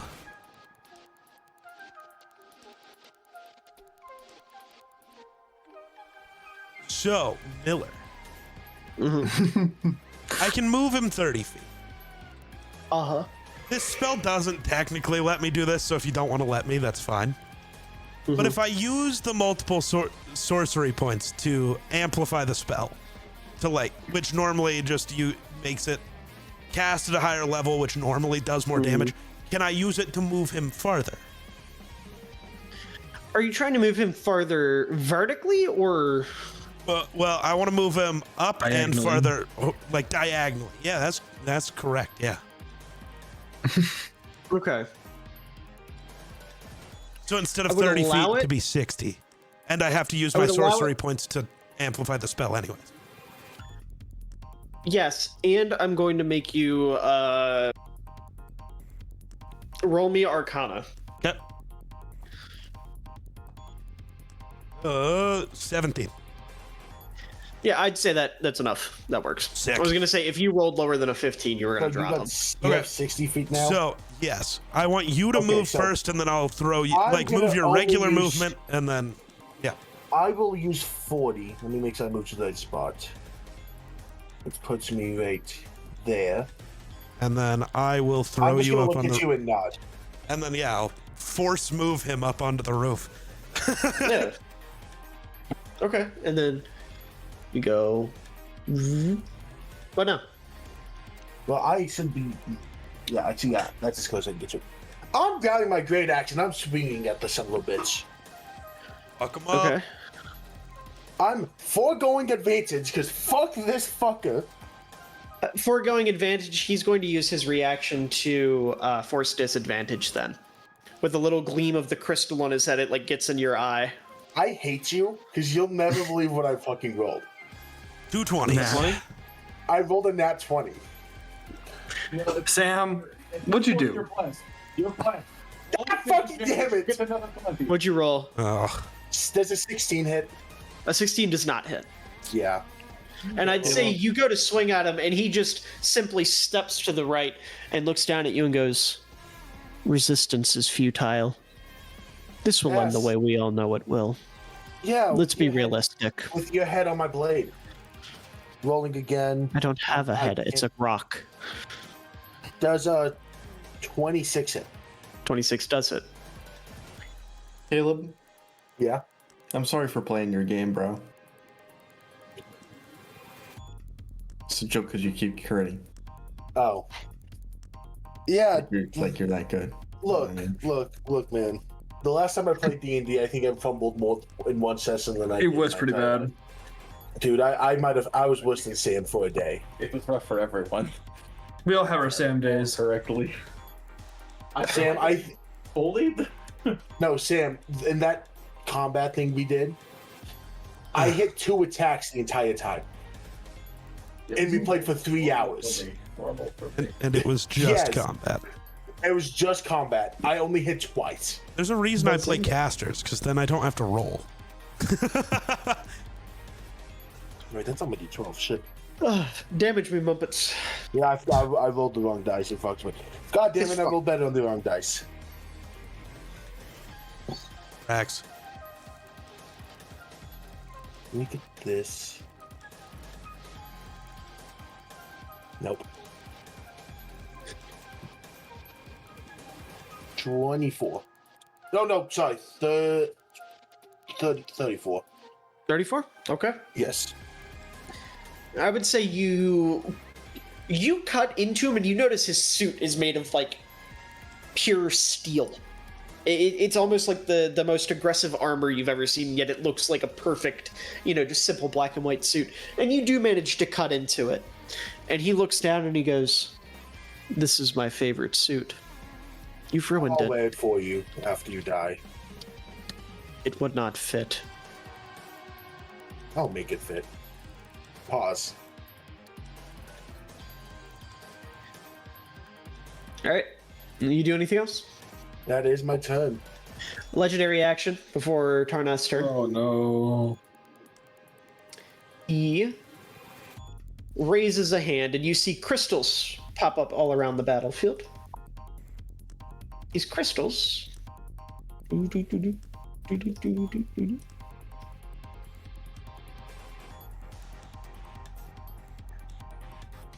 sprout out some of these guys. It's Noiva. Yes. Michael.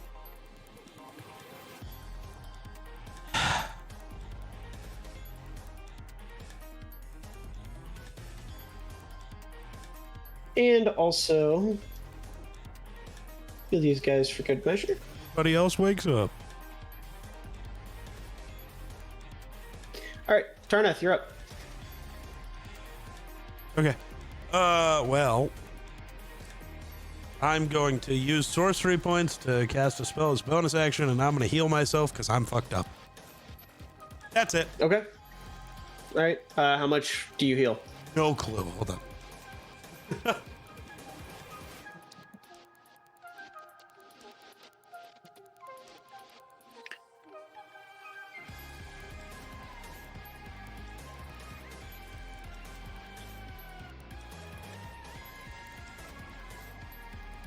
Jesus.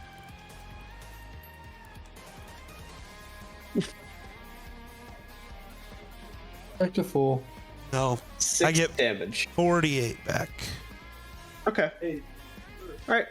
This thing's gonna start his turn off by disappear. You're gonna use a bonus action to disappear into the ground and pop up over here. He's then He's scared of me. going to turn and attack Mumpets with a ranged attack.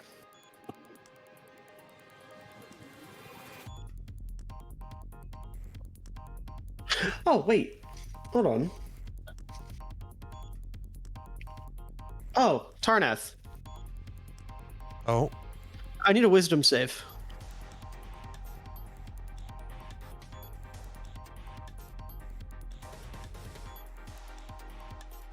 Uh, 22. Okay. You feel your head start to hurt for a moment, almost as if like the healing you're doing is being sapped back out, but you managed to fight it off. Rude. It would have taken away half of what you healed. That would have been rude. That being said, though, teleporting over here, he's going to go to attack Mumpets. That's a crit. Oh, this might hurt. And that's a 19. This did not hurt. Did the second one? Does the second one hit? Oh, 19. No. Yes. I thought it was 19 damage. I'm like, that did not hurt. Yeah. So 19 doesn't hit. No. Okay. This is still gonna probably hurt now. God damn it, I had false hope. So max damage. Oh my god. I'm gonna get a D20 ready just in case. Mumpets, remind me again what kind of damages are halved. Is it It's just- anything? Is he doing any form of physical damage? It's psychic damage. How much damage am I taking, Miller? You're eating a full 90, big boy. I'm eating a full 90. I'm good. I'm still up. Yeah. God damn. But Keek, all my damage is Yes, behind I punch. know. Yeah. I'll tell you if he does that to me again, the D20 is coming out. Yeah. But with that, Ian's his turn. Casvin's turn. He's gonna walk up and handle this little guy.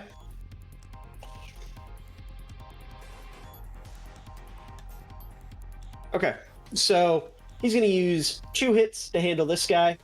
Takes him out with a couple of punches. Walks over here, does the same.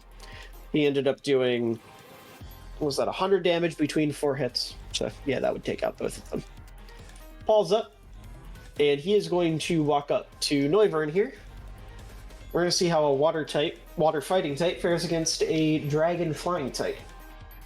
Neutral damage. Well, not really. Fighting's gonna be not Little very does he know, Paul knows Ice Beam for coverage. Unironically, I do have something in here that's basically Ice Beam. Most water types do have ice beam. And that'll hit. Yeah, you see Paul, he takes his hands together, and you see a beam of ice, quite literally, form in the center of his hand, and he shoots it at this thing, and this will be double. It hits twice. Oh my god.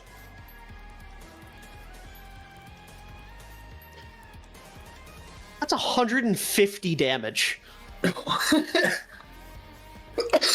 So that's dead. And we move on to Rix. Oh, great. Forgot these guys to push.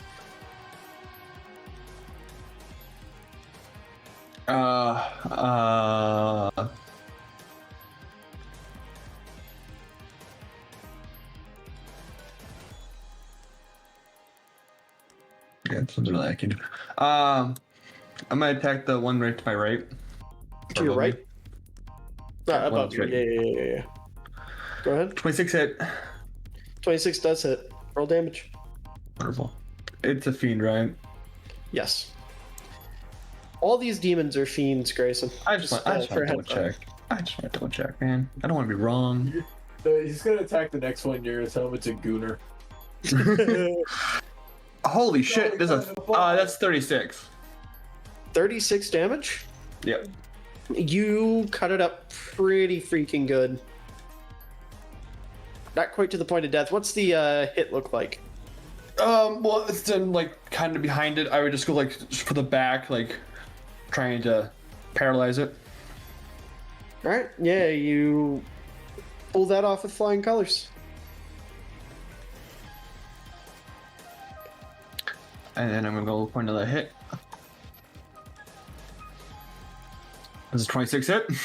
26 certainly hits.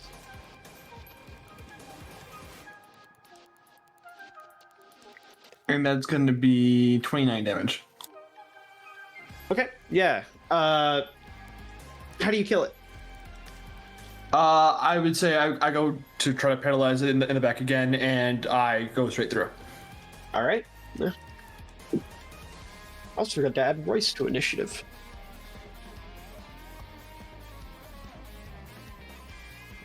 Royce, not to be too outdone by you, is going to move next, and he's going to attack this thing.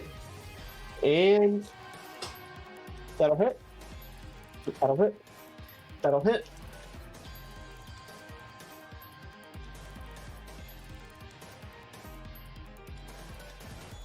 And Rakes, you watch as Royce walks up to this thing full of confidence.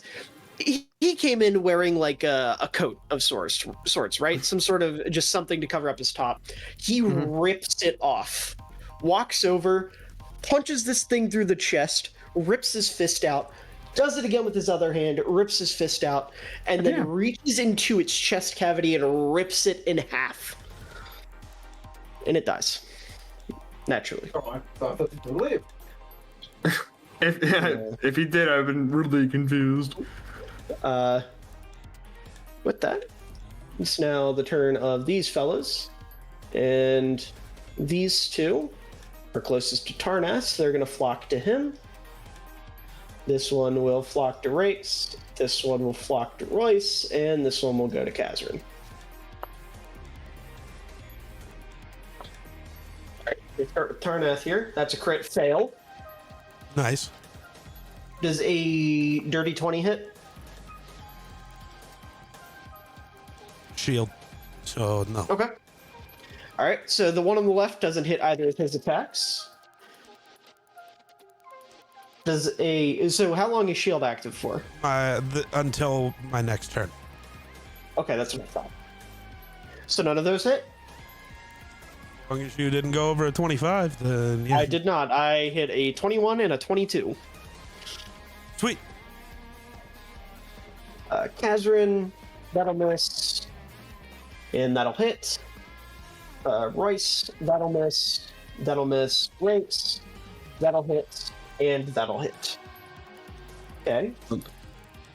Rakes, I need you to take a total of in the two hits.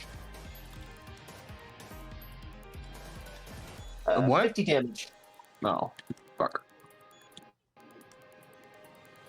Then as for Kazrin, was a one hit. It'll be 26 damage.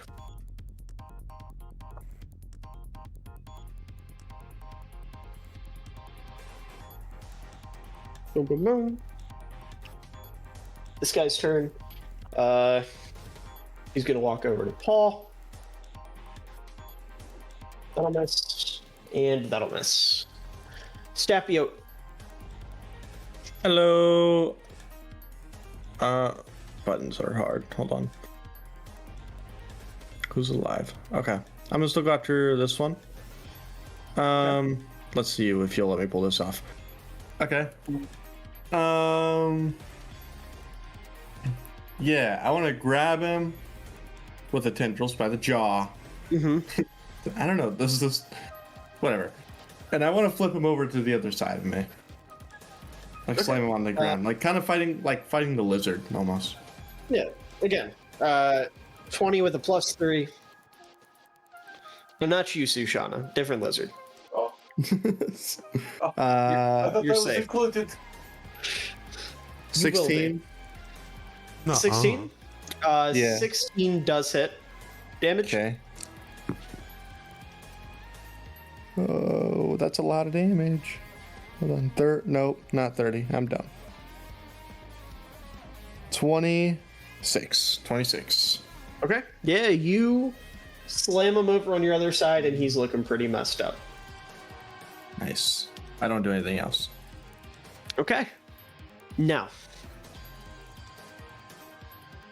we jump back inside the cube.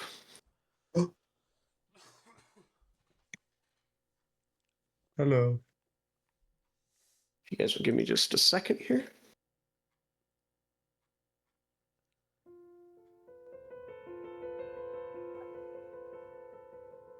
It's a tough. Lock in. So, as you guys were in that room, you see the white floods in, and the cube begins to dissolve from the outside. You hear the sounds of chaos and battle bleed through a little bit, but mostly things feel serene. You're sucked into your physical forms quickly, and you reawaken.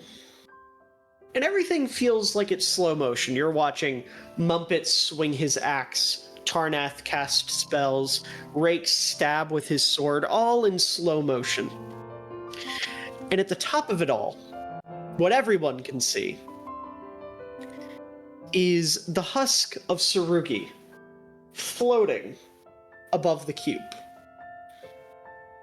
A white beam of light shoots from the cube into the sky, hitting the husk as he floats.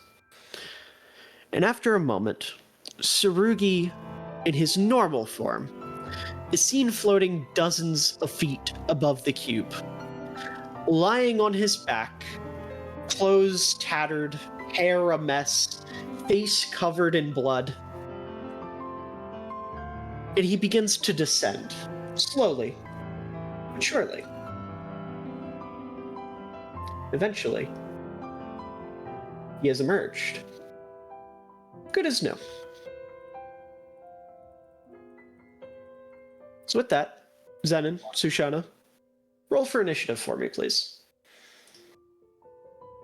Okay, I did like for 5. I already rolled. It was a 17. I rolled a 17 like forever ago. Okay. We can add Zaya to the mix. We can add Ryan. Look who's on the bottom. Wow. Wow, big shocker. Oh, wow.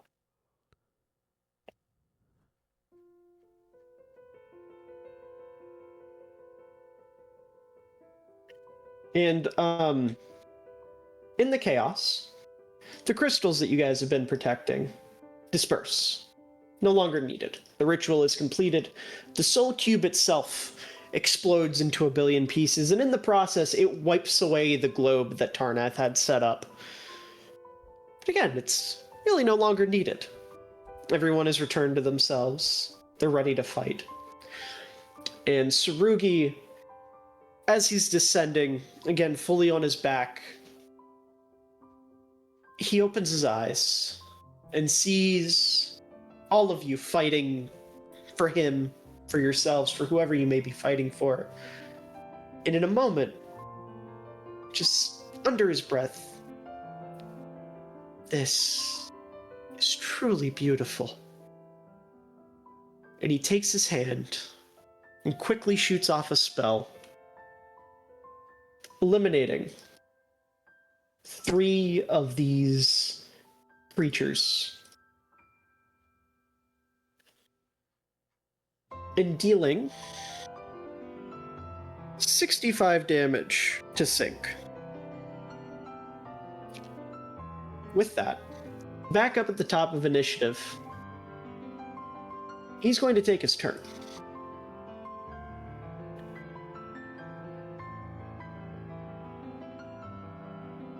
Go ahead and get this handled real quick.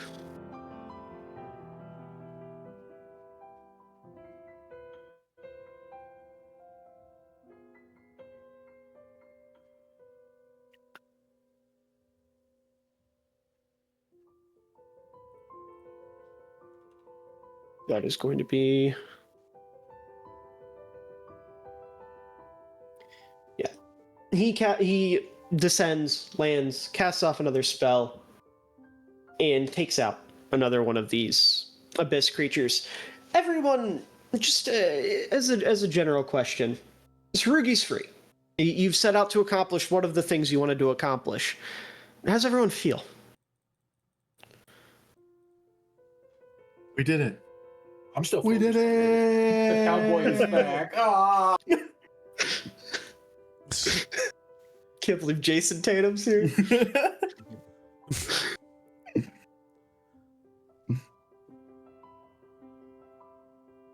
Anyone else? Everybody's feeling so celebratory.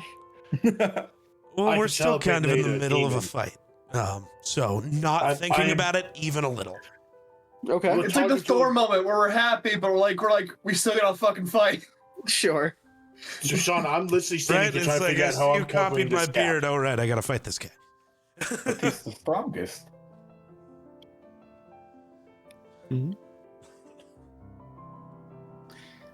With that, we return to combat. Muppets, you're up. Hey, Sarugi. You see Tsurugi, he doesn't even say a word, he just turns to you and smiles. You have a way for me to get to this asshole? Yeah, I think I can make that work. Jump. I jump. You holding jump. my axe. You jump and you see Tsurugi, much like Tarnath did, guides you across the buildings to sink. Yeah, as I'm falling, I'm foregoing advantage. Hit me with his disadvantage. I don't care. And I'm going straight for the top of his fucking head. So, let me get this straight. You want to fall as he's dropping you? I'm falling, axe ready to swing as I fall on top of him. Okay, so I'm gonna have to. Oh, okay, that's not bad. So I'd say he raised you about 20 feet. So I need you to take 2d6 fall damage for me. You rolling good? As you're landed, yes. You go ahead and roll your attack. I'm foregoing advantage. Are you hitting me with any anything? Yeah. If you're foregoing advantage, he's gonna use his thing to make you roll with disadvantage. Cool. Again, there's a 25 hit. A 25 certainly hits. Also, I need you to take 3 bludgeoning damage for your fall damage. Oh, nice. I also want to know one of those 2 rolls was a crit. Oh, that's insane. I'm never rolling good again, but at least I saved it for now.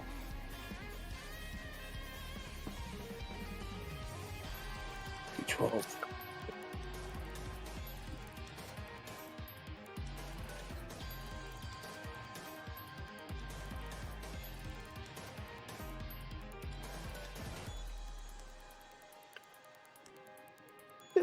I still can't get over fucking. We did it. We did it. Okay, that's 50 damage. Okay. Yeah. You swinging immediately again at my good X. Okay. Does a 27 hit? Yes. 27 damage again. Okay. Yeah, he takes it on the nose, or the crystal, I guess. You're cutting up his metal suit pretty good at this point, and he is angry. I'm gonna look at him. Hey, you want to stop being a pussy and stop running from me? Maybe grow a pair, even though I doubt demons like you have one. I believe not in these human concepts of being a pussy. I do what is advantageous for my survival, because at the end of the day, the only thing we can control is our life. Sometimes. So no, I'm going to do what is most advantageous. Do you do anything else? That's my turn. Okay, legendary action. He disappears into the ground and pops up back over there. Tarnath, you're up. Give me a circle. What kind of circle? the 20-foot fiery kind. Just one? Yeah, I'm almost out of sorcery points and I need to save it for later. Yeah. No, I have the wrong thing. Can I get all 3 of them? I can. Wow. DC 20 dex save all 3. 1, 6. I don't think 2 of them made it. 6 was the third one. I think all 3 of them. Oh yeah, ones very specifically don't make it. True. With the modifier, it's a 3.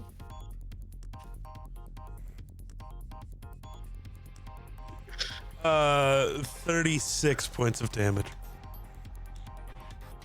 For once, they don't evaporate instantly. Yeah. They I rolled kind of low. are barely standing, though. Yeah, Doesn't and even then look like a light breeze could finish them I'm off. gonna step right here, and I'm gonna stab that one. Okay. You know, the fate cleaver or whatever. Yeah.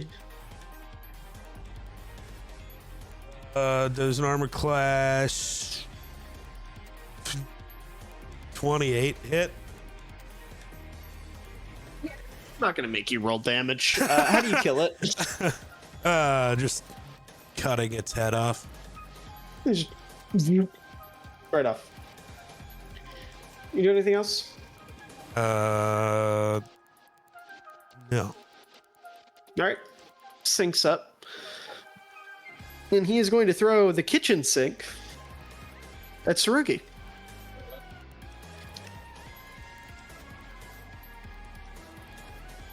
That misses.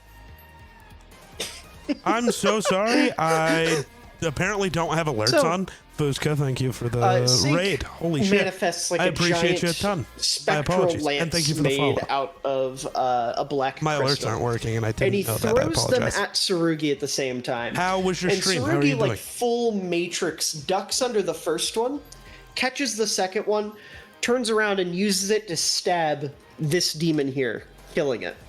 Would have moved like right here. And with that,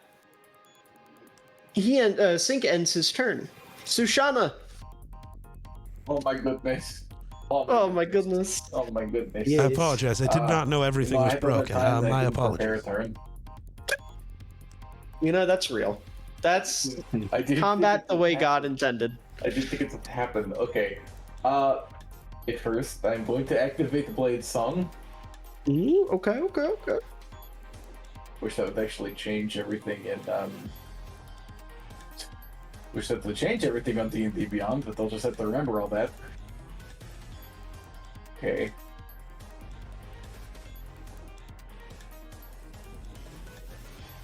Uh-oh, the geek is confused. Yeah, my stream alerts aren't working, and I don't know why. Activating that wouldn't count as a spell, would it? What is it? Activating Blade Song. That's not a spell, is it? I don't think so. Let me double check here. I just don't know if it would count. I know D&D Beyond is being horrendously slow today, but...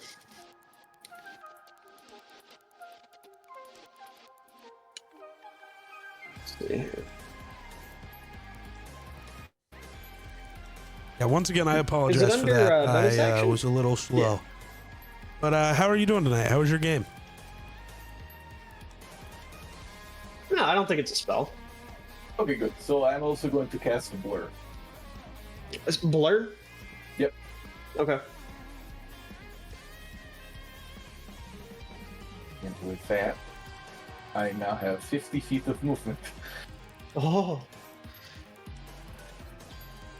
Remember, Sink there is up on a building that's about 20 feet tall. Yes, I don't think I can get up there just yet. But Probably could. So now I'll go help Mr. Rakes on my way over there. Okay, that is my turn. Okay. Yeah. Yes, that is my turn. Okay. Kazrin's up. And Kazrin...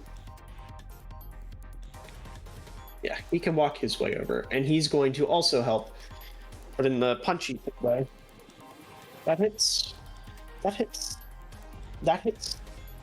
That hits. And Kazrin's going to land 4 big punches on this thing, which will do...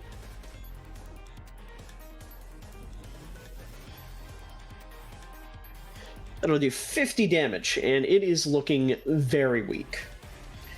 As Paul will now go, and he's going to walk over to this little demon here, and he's going to do the same thing. Punch at it. That'll miss. That'll really miss. And that'll miss, so he does nothing. Rakes, you're up. Wonderful. I'm going to try to attack our friend, this little not even in front of me. Does a 24 hit? 24 definitely hits.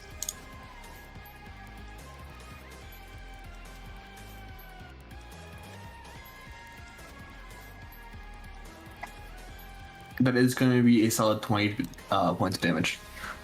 Okay, yeah, you cut it down pretty much to its last legs. Love that. Does a 23 hit? 23 definitely hits.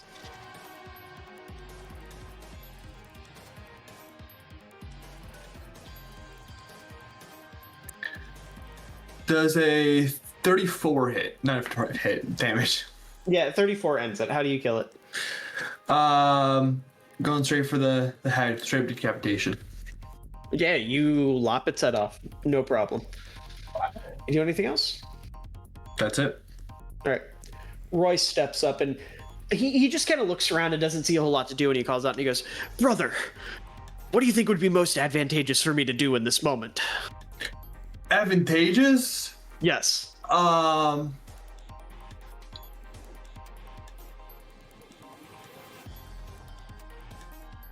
Who's the purple-haired girl next to Tarnath? I can't remember her name right now. Celeste. Is it possible you could swap Celeste and Sync?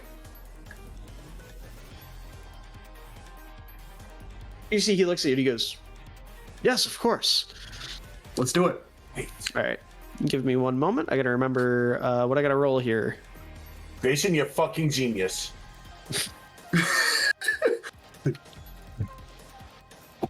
God damn it, I never thought I'd say those words. He's probably just gonna get me killed, actually.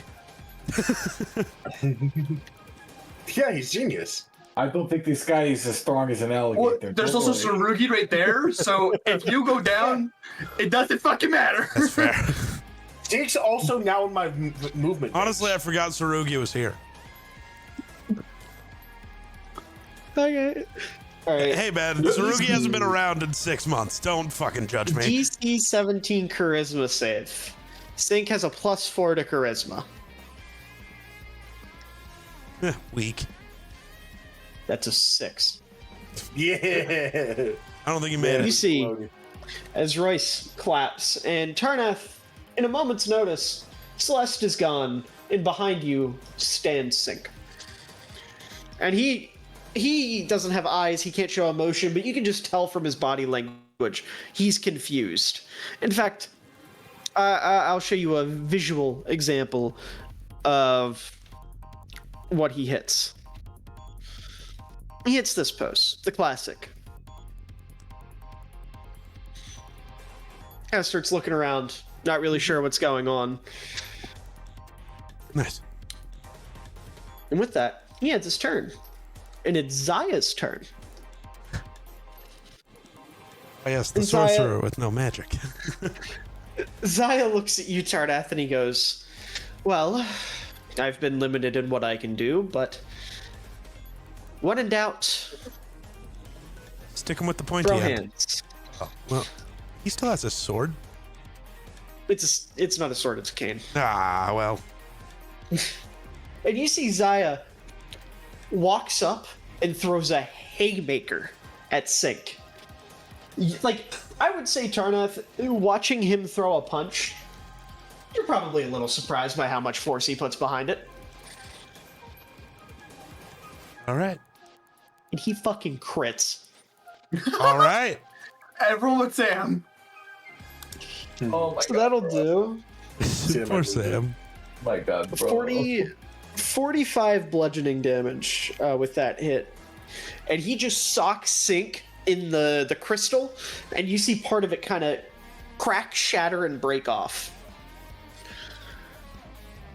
And with that, he ends his turn. It's now this thing's turn, and it's going to go to hit you, Zenon. It wants to hurt you. It wants to hurt you. I'm sorry. Does a 6 hit? No. No. Does a 23 hit? Yeah. Zendon. I need you to take 30 points of slashing damage. You. But good news. It's your turn. All right. Well, How fuck do this you guy. respond? I'm gonna leave my staff on its own, and I'm gonna use my little. Little dagger thingies, yeah. Little. You know I the forget drill. what they're called, but yeah. I've been calling them the Kratos things for like a Sure. while now. So I mean, that's basically what they are. uh, They're like I'll if use. Kratos made his daggers out of Garchomp. I'll use one of them Blades to of Chaos, yeah. hook around the horns on his head, Uh-huh. and then use the other one to bash it in his fucking skull. Cause fuck this guy for doing damage to me. Okay, yeah, roll to hit. I was fine up until now. Oh, the withers crash. You made Zenon angry. Yeah, you wouldn't like him when he's angry. 20, dirty 20. That'll hit. Roll damage. That reminds me of my favorite Zen quote. Dude, where's my vape? I don't think Zenon would vape. Definitely. Dude, not. I'm starting to He's an tweak, air man. I need my purist. Nick. Whoa. Where's my? Sir Aldrich definitely vaped, oxygen. That's a 13. 13 damage. All right. Yeah. Yeah. You bash him upside the head, and he's hurting. Should be able to Yeah. do that again, if I'm not mistaken. Yeah. This time I'll go for the. They taught me this at the Mon, some spin jutsu. I'll do a little, little spin and hit him in the head on the way down. Like a jiu-jitsu spin or like a gay little twink spin? Yes.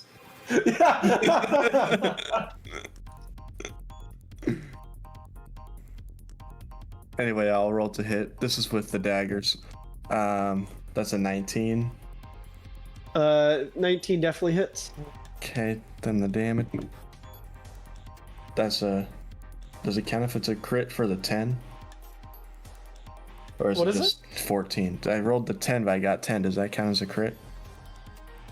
No, it just. Okay, you this mean was you just get 14. some damage. 14. That will kill. So let us know how you jump up, kick back, whip around, and spin. Well, I think on you've this described it just perfectly, David. as I'm hold on. As I'm coming back around to spin, I'm like, boom, and then he Okay. just dies, straight up. Okay, yeah, he just fucking dies straight up. Straight up, no caveat. With that, did you do anything else? No, is there another one? I don't think you have any moves left, anyways. Okay, yeah, I'm done. All right, so with that, you see Sabira takes her turn, and I'm gonna roll a die here. As a healer, she has an ability that allows her to just intrinsically know how banged up people are. I want to do around the room. What's everyone's health at? 34. 34? 29. 29? 79. 79? So, Shauna, I assume you're at full health. And then Zenon? 38. 38? Alright. Rates. Mm-hmm. No, wait, Mumpets was lower, I'm sorry. I'm fine. I know, but it just says I have to do in the description I read, it has to be the ally with the L. level. Whatever Okay. indicates me, I guess. Mumpets, you get back 48 hit points. As you, I would say the sensation you get is like you're getting wrapped in a warm hug. But what's really going on is Sabira has taken like the cloak she wears and she's thrown it at you, and it's wrapped around you, healing you, and then it kind of returns to her. Almost kind of like Doctor Strange with his cloak. Thanks. And with that, she ends her turn.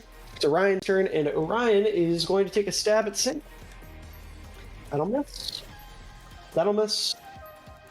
And that'll miss. I would say he's a little bit nervous, given that Zaya's in the area with his trauma and whatnot. So he goes for a couple swings and just can't quite land them. And with that, he ends his turn. it's Kessia's turn. And Rakes. You see, she's going to pull a vial off of her hip and throw it at your feet. You regain 35 hit points. Woo. And that will apply to you, Kazran, and Royce. So all of you regain 35 hit points. Love to see it. And she ends her turn. And Celeste, up on the roof, she kind of looks around and realizes she can't do much. So she just shrugs and pulls out a book and starts reading. Tracks. And with that, it is now the turn of these little fuckers. One of them is going to target Sabira, one's going to target Paul. Miss. Miss. They both miss. Top of initiative, Sarugi's up. He's going to walk over to this one by Sabira, and he is going to attack it with an unarmed strike. And that is a crit. He's going to do it again, and that is a crit. So you guys see Sarugi walk over to this demon. Mind you, Sarugi's about 6'3". This demon he's staring down might be 3 feet tall. It's like half his height. And Sarugi walks over to it. And those who can see him, you see his eyes are bloodshot. He has a giant smile on his face as he grabs it by the sides of its head and rips its head in half. And the black, like, sludge blood sprays on his face, and he rips it in half with, a huge smile on his face. And he kills it. Horizontally. What is it? Vertically or horizontally? Vertically. It's like these things have like beaks, so he grabs either side of the beak and rips it from the beak back. With that, he ends his turn. It's now Mumpets' turn. I have a question, Miller. Mm-hmm. For my movement, does the 20 feet me I fall down factor into my movement?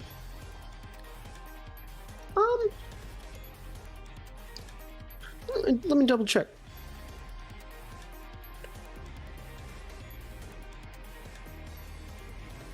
No.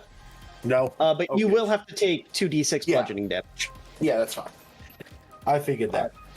Yeah. So let me roll these for you real quick. That's 7 damage. 7. 7 bludgeoning. So that would be half, so it's only 3. It's I only was going to 3. say, I don't think that's possible with 2d6s and be everything. I forgot I had to half it. That's my fault. So, I'm going to walk over the sink. Fall. I imagine I'm aura farming for a second. Sure.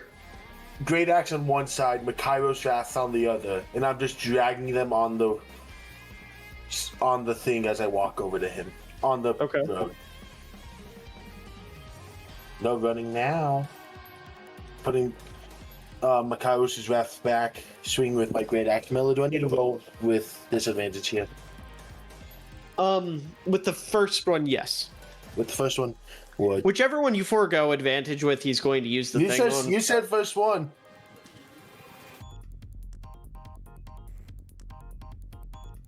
You just whichever said first one.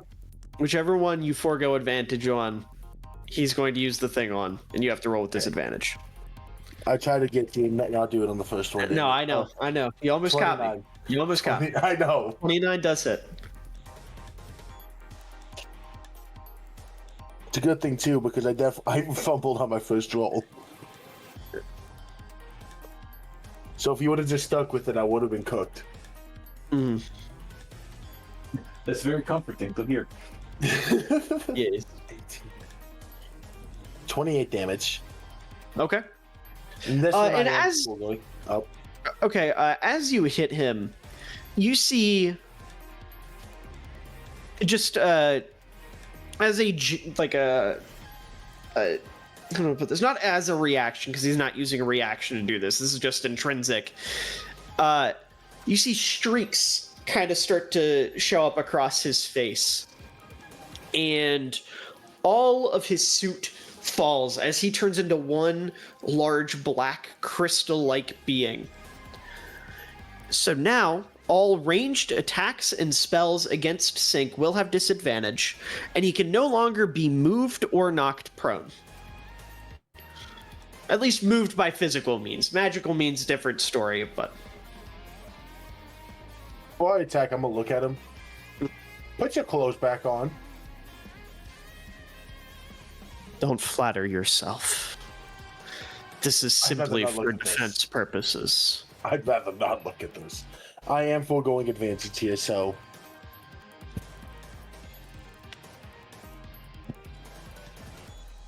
Does a 27 hit? Yes.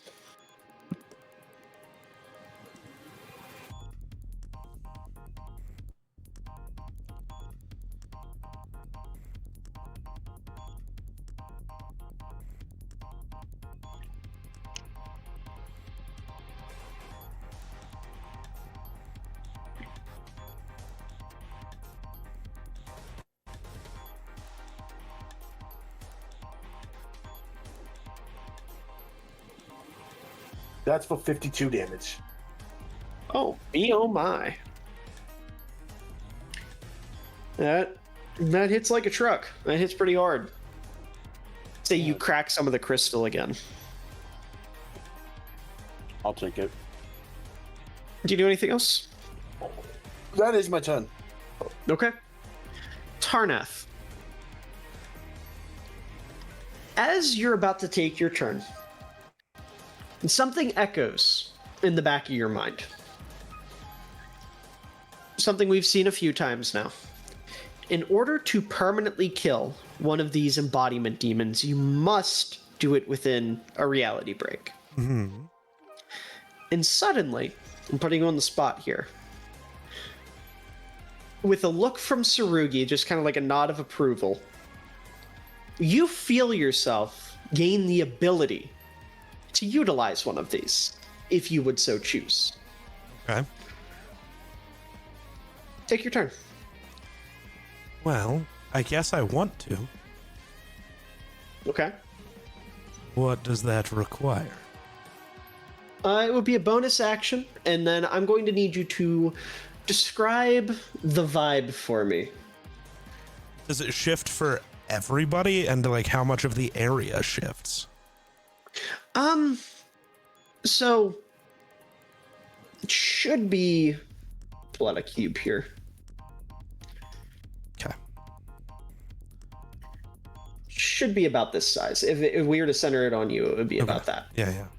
Okay. I guess basically it would end up looking like the Shadowfell. Almost entirely dark. All the like boxes and stuff would just turn into shadows. Mm-hmm. And yeah, probably just that. May I? If you want to add something, please do. I was gonna say, My may brain's I? not working, so please. What's the word I'm looking for here? Flavor. Flavor and setting the tone. Yes. Yeah. I would like to imagine that, given your current state, this is likely a mix of things, right? I would That's say fair. the Strings of Fate would probably come into play here now, Yes. in some way. Makes sense. But more importantly, I feel like it would have a distinct sound. There we go. Yes. Fucking Yes. hardcore My Chemical Romance. We needed this. So everyone within this block, you are transported into a completely black void of sorts. So, ironically, this it includes Muppets. Muppets would be the only one of you guys seeing this. In Tarnath, that would be a bonus action, essentially. So, with your action, you get advantage on your attacks because every attack you make is utilizing the Strings of Fate. You utilize them to your advantage. Additionally, if on any of your damage dice you roll a 1, you automatically change it to the highest number possible to roll on that die. Awesome. So with that, what do you do? Well, as you said, he is protected from most ranged spells, which is most what I got. So we're going with the sword. I was gonna say, given that this is your area now, Okay. the disadvantage would just turn into a regular roll, and you wouldn't be able to gain advantage, if that makes sense. Sure. Basically, you are willing the changed Strings of what I want Fate to do. into it being just a normal roll. Much better is that?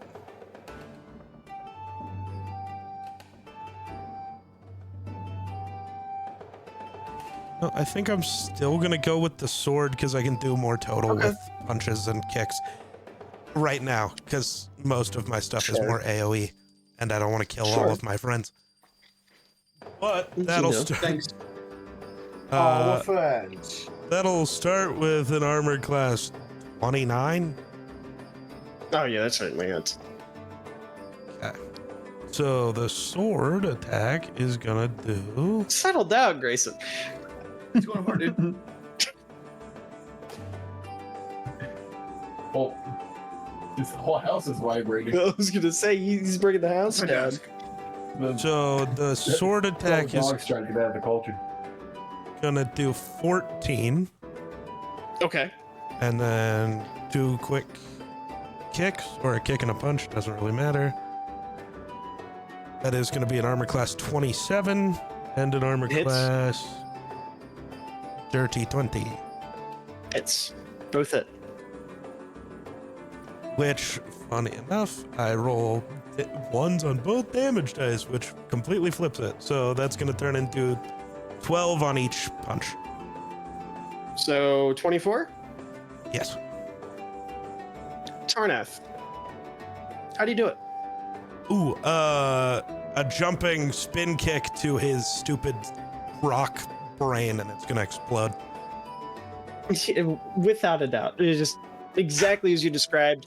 Shards everywhere. And as almost like in sync with the kick, in sync with you breaking the rock, the reality breaks, for lack of better words, and you're returned. For flavor, can it be like the shadows like climb back up my arms as if they're the tattoos that went out and Absolutely. did that? Because that's fun. Absolutely. Yeah. Without a doubt. Absolutely. And if I can get Welcome to the Black Parade now. No, wrong one. Which one's this one now? No, it is Welcome to the Black Parade. I can get it to piss off for a moment here. No. No.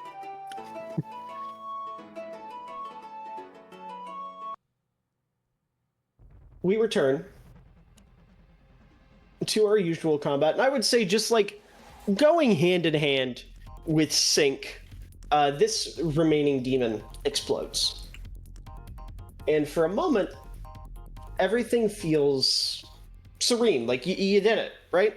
Tsurugi's safe. You took down 2 of the last embodiment demons. All that remains is splitting Sushana and nothing. Except, there's one other loose end, and he decides to make himself known. Oh shit. As a certain egotistical, one-eyed, hat-wearing demon emerges. Orcos comes walking out of the sea of demons, for lack of a better word, right? And if you'll give me one moment.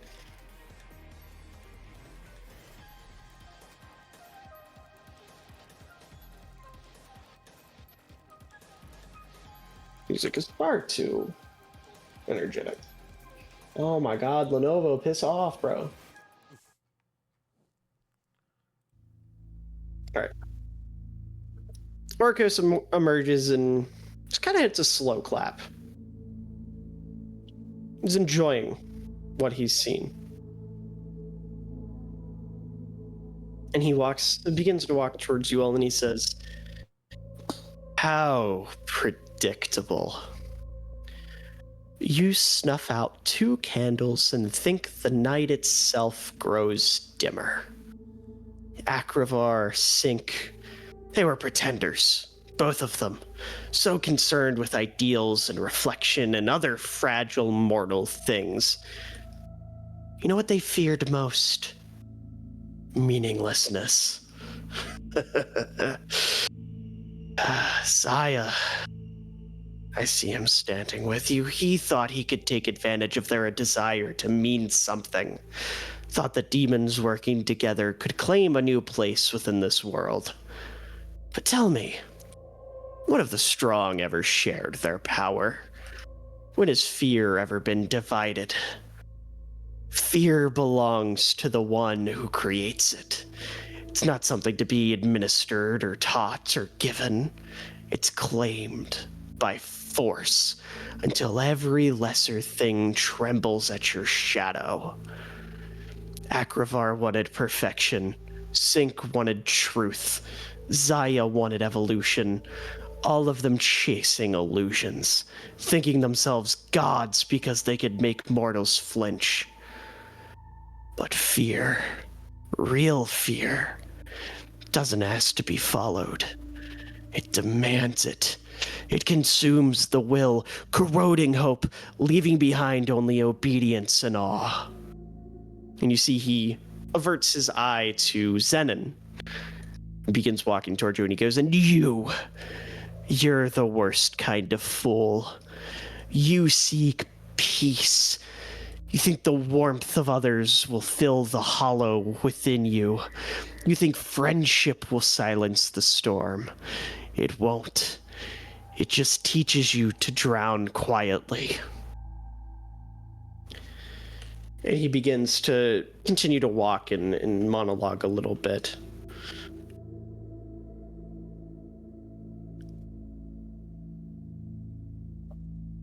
Hold on. Sorry, I'm having some technical issues. It's okay, Orcus. It happens to the best of us.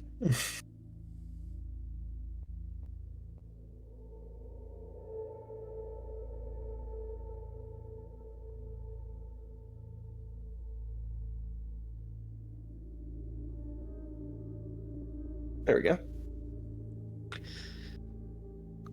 And he continues with his monologue, and he says, and so I've cast them all aside. The false prophets, the dreamers. If this world is to kneel, it will kneel to me. Not to Zaya, not to the Omen Pact, not to anything but me. Orcos is your new god. I will control everything this world has to offer. Me, and me alone. Nothing matters more than me. As a gunshot hits Orcos in the shoulder, splattering the goo and whatnot. And I would assume most would turn to look at Sushana, given nothing. But Sushana, she has full control. Nothing is not to be seen. But a smoking gun can be heard, standing behind all of you. As well as the marching of 1,000 footsteps. And that is where we will end our session. That was awesome. Aura, but I'm really glad that I buffed for that fight. I had one turn in. I have to be up at 6 in the morning. I'm going to bed. Good night, Steven. Good night. Steven.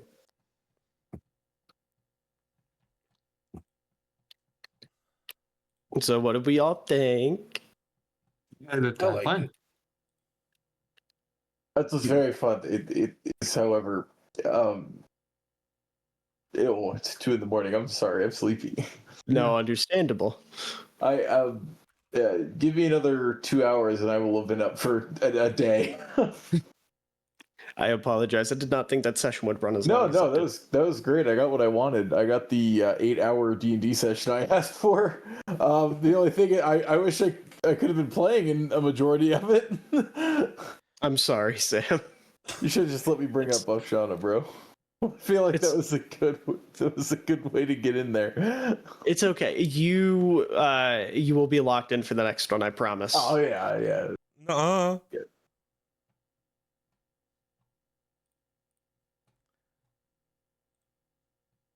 I'm gonna go to bed.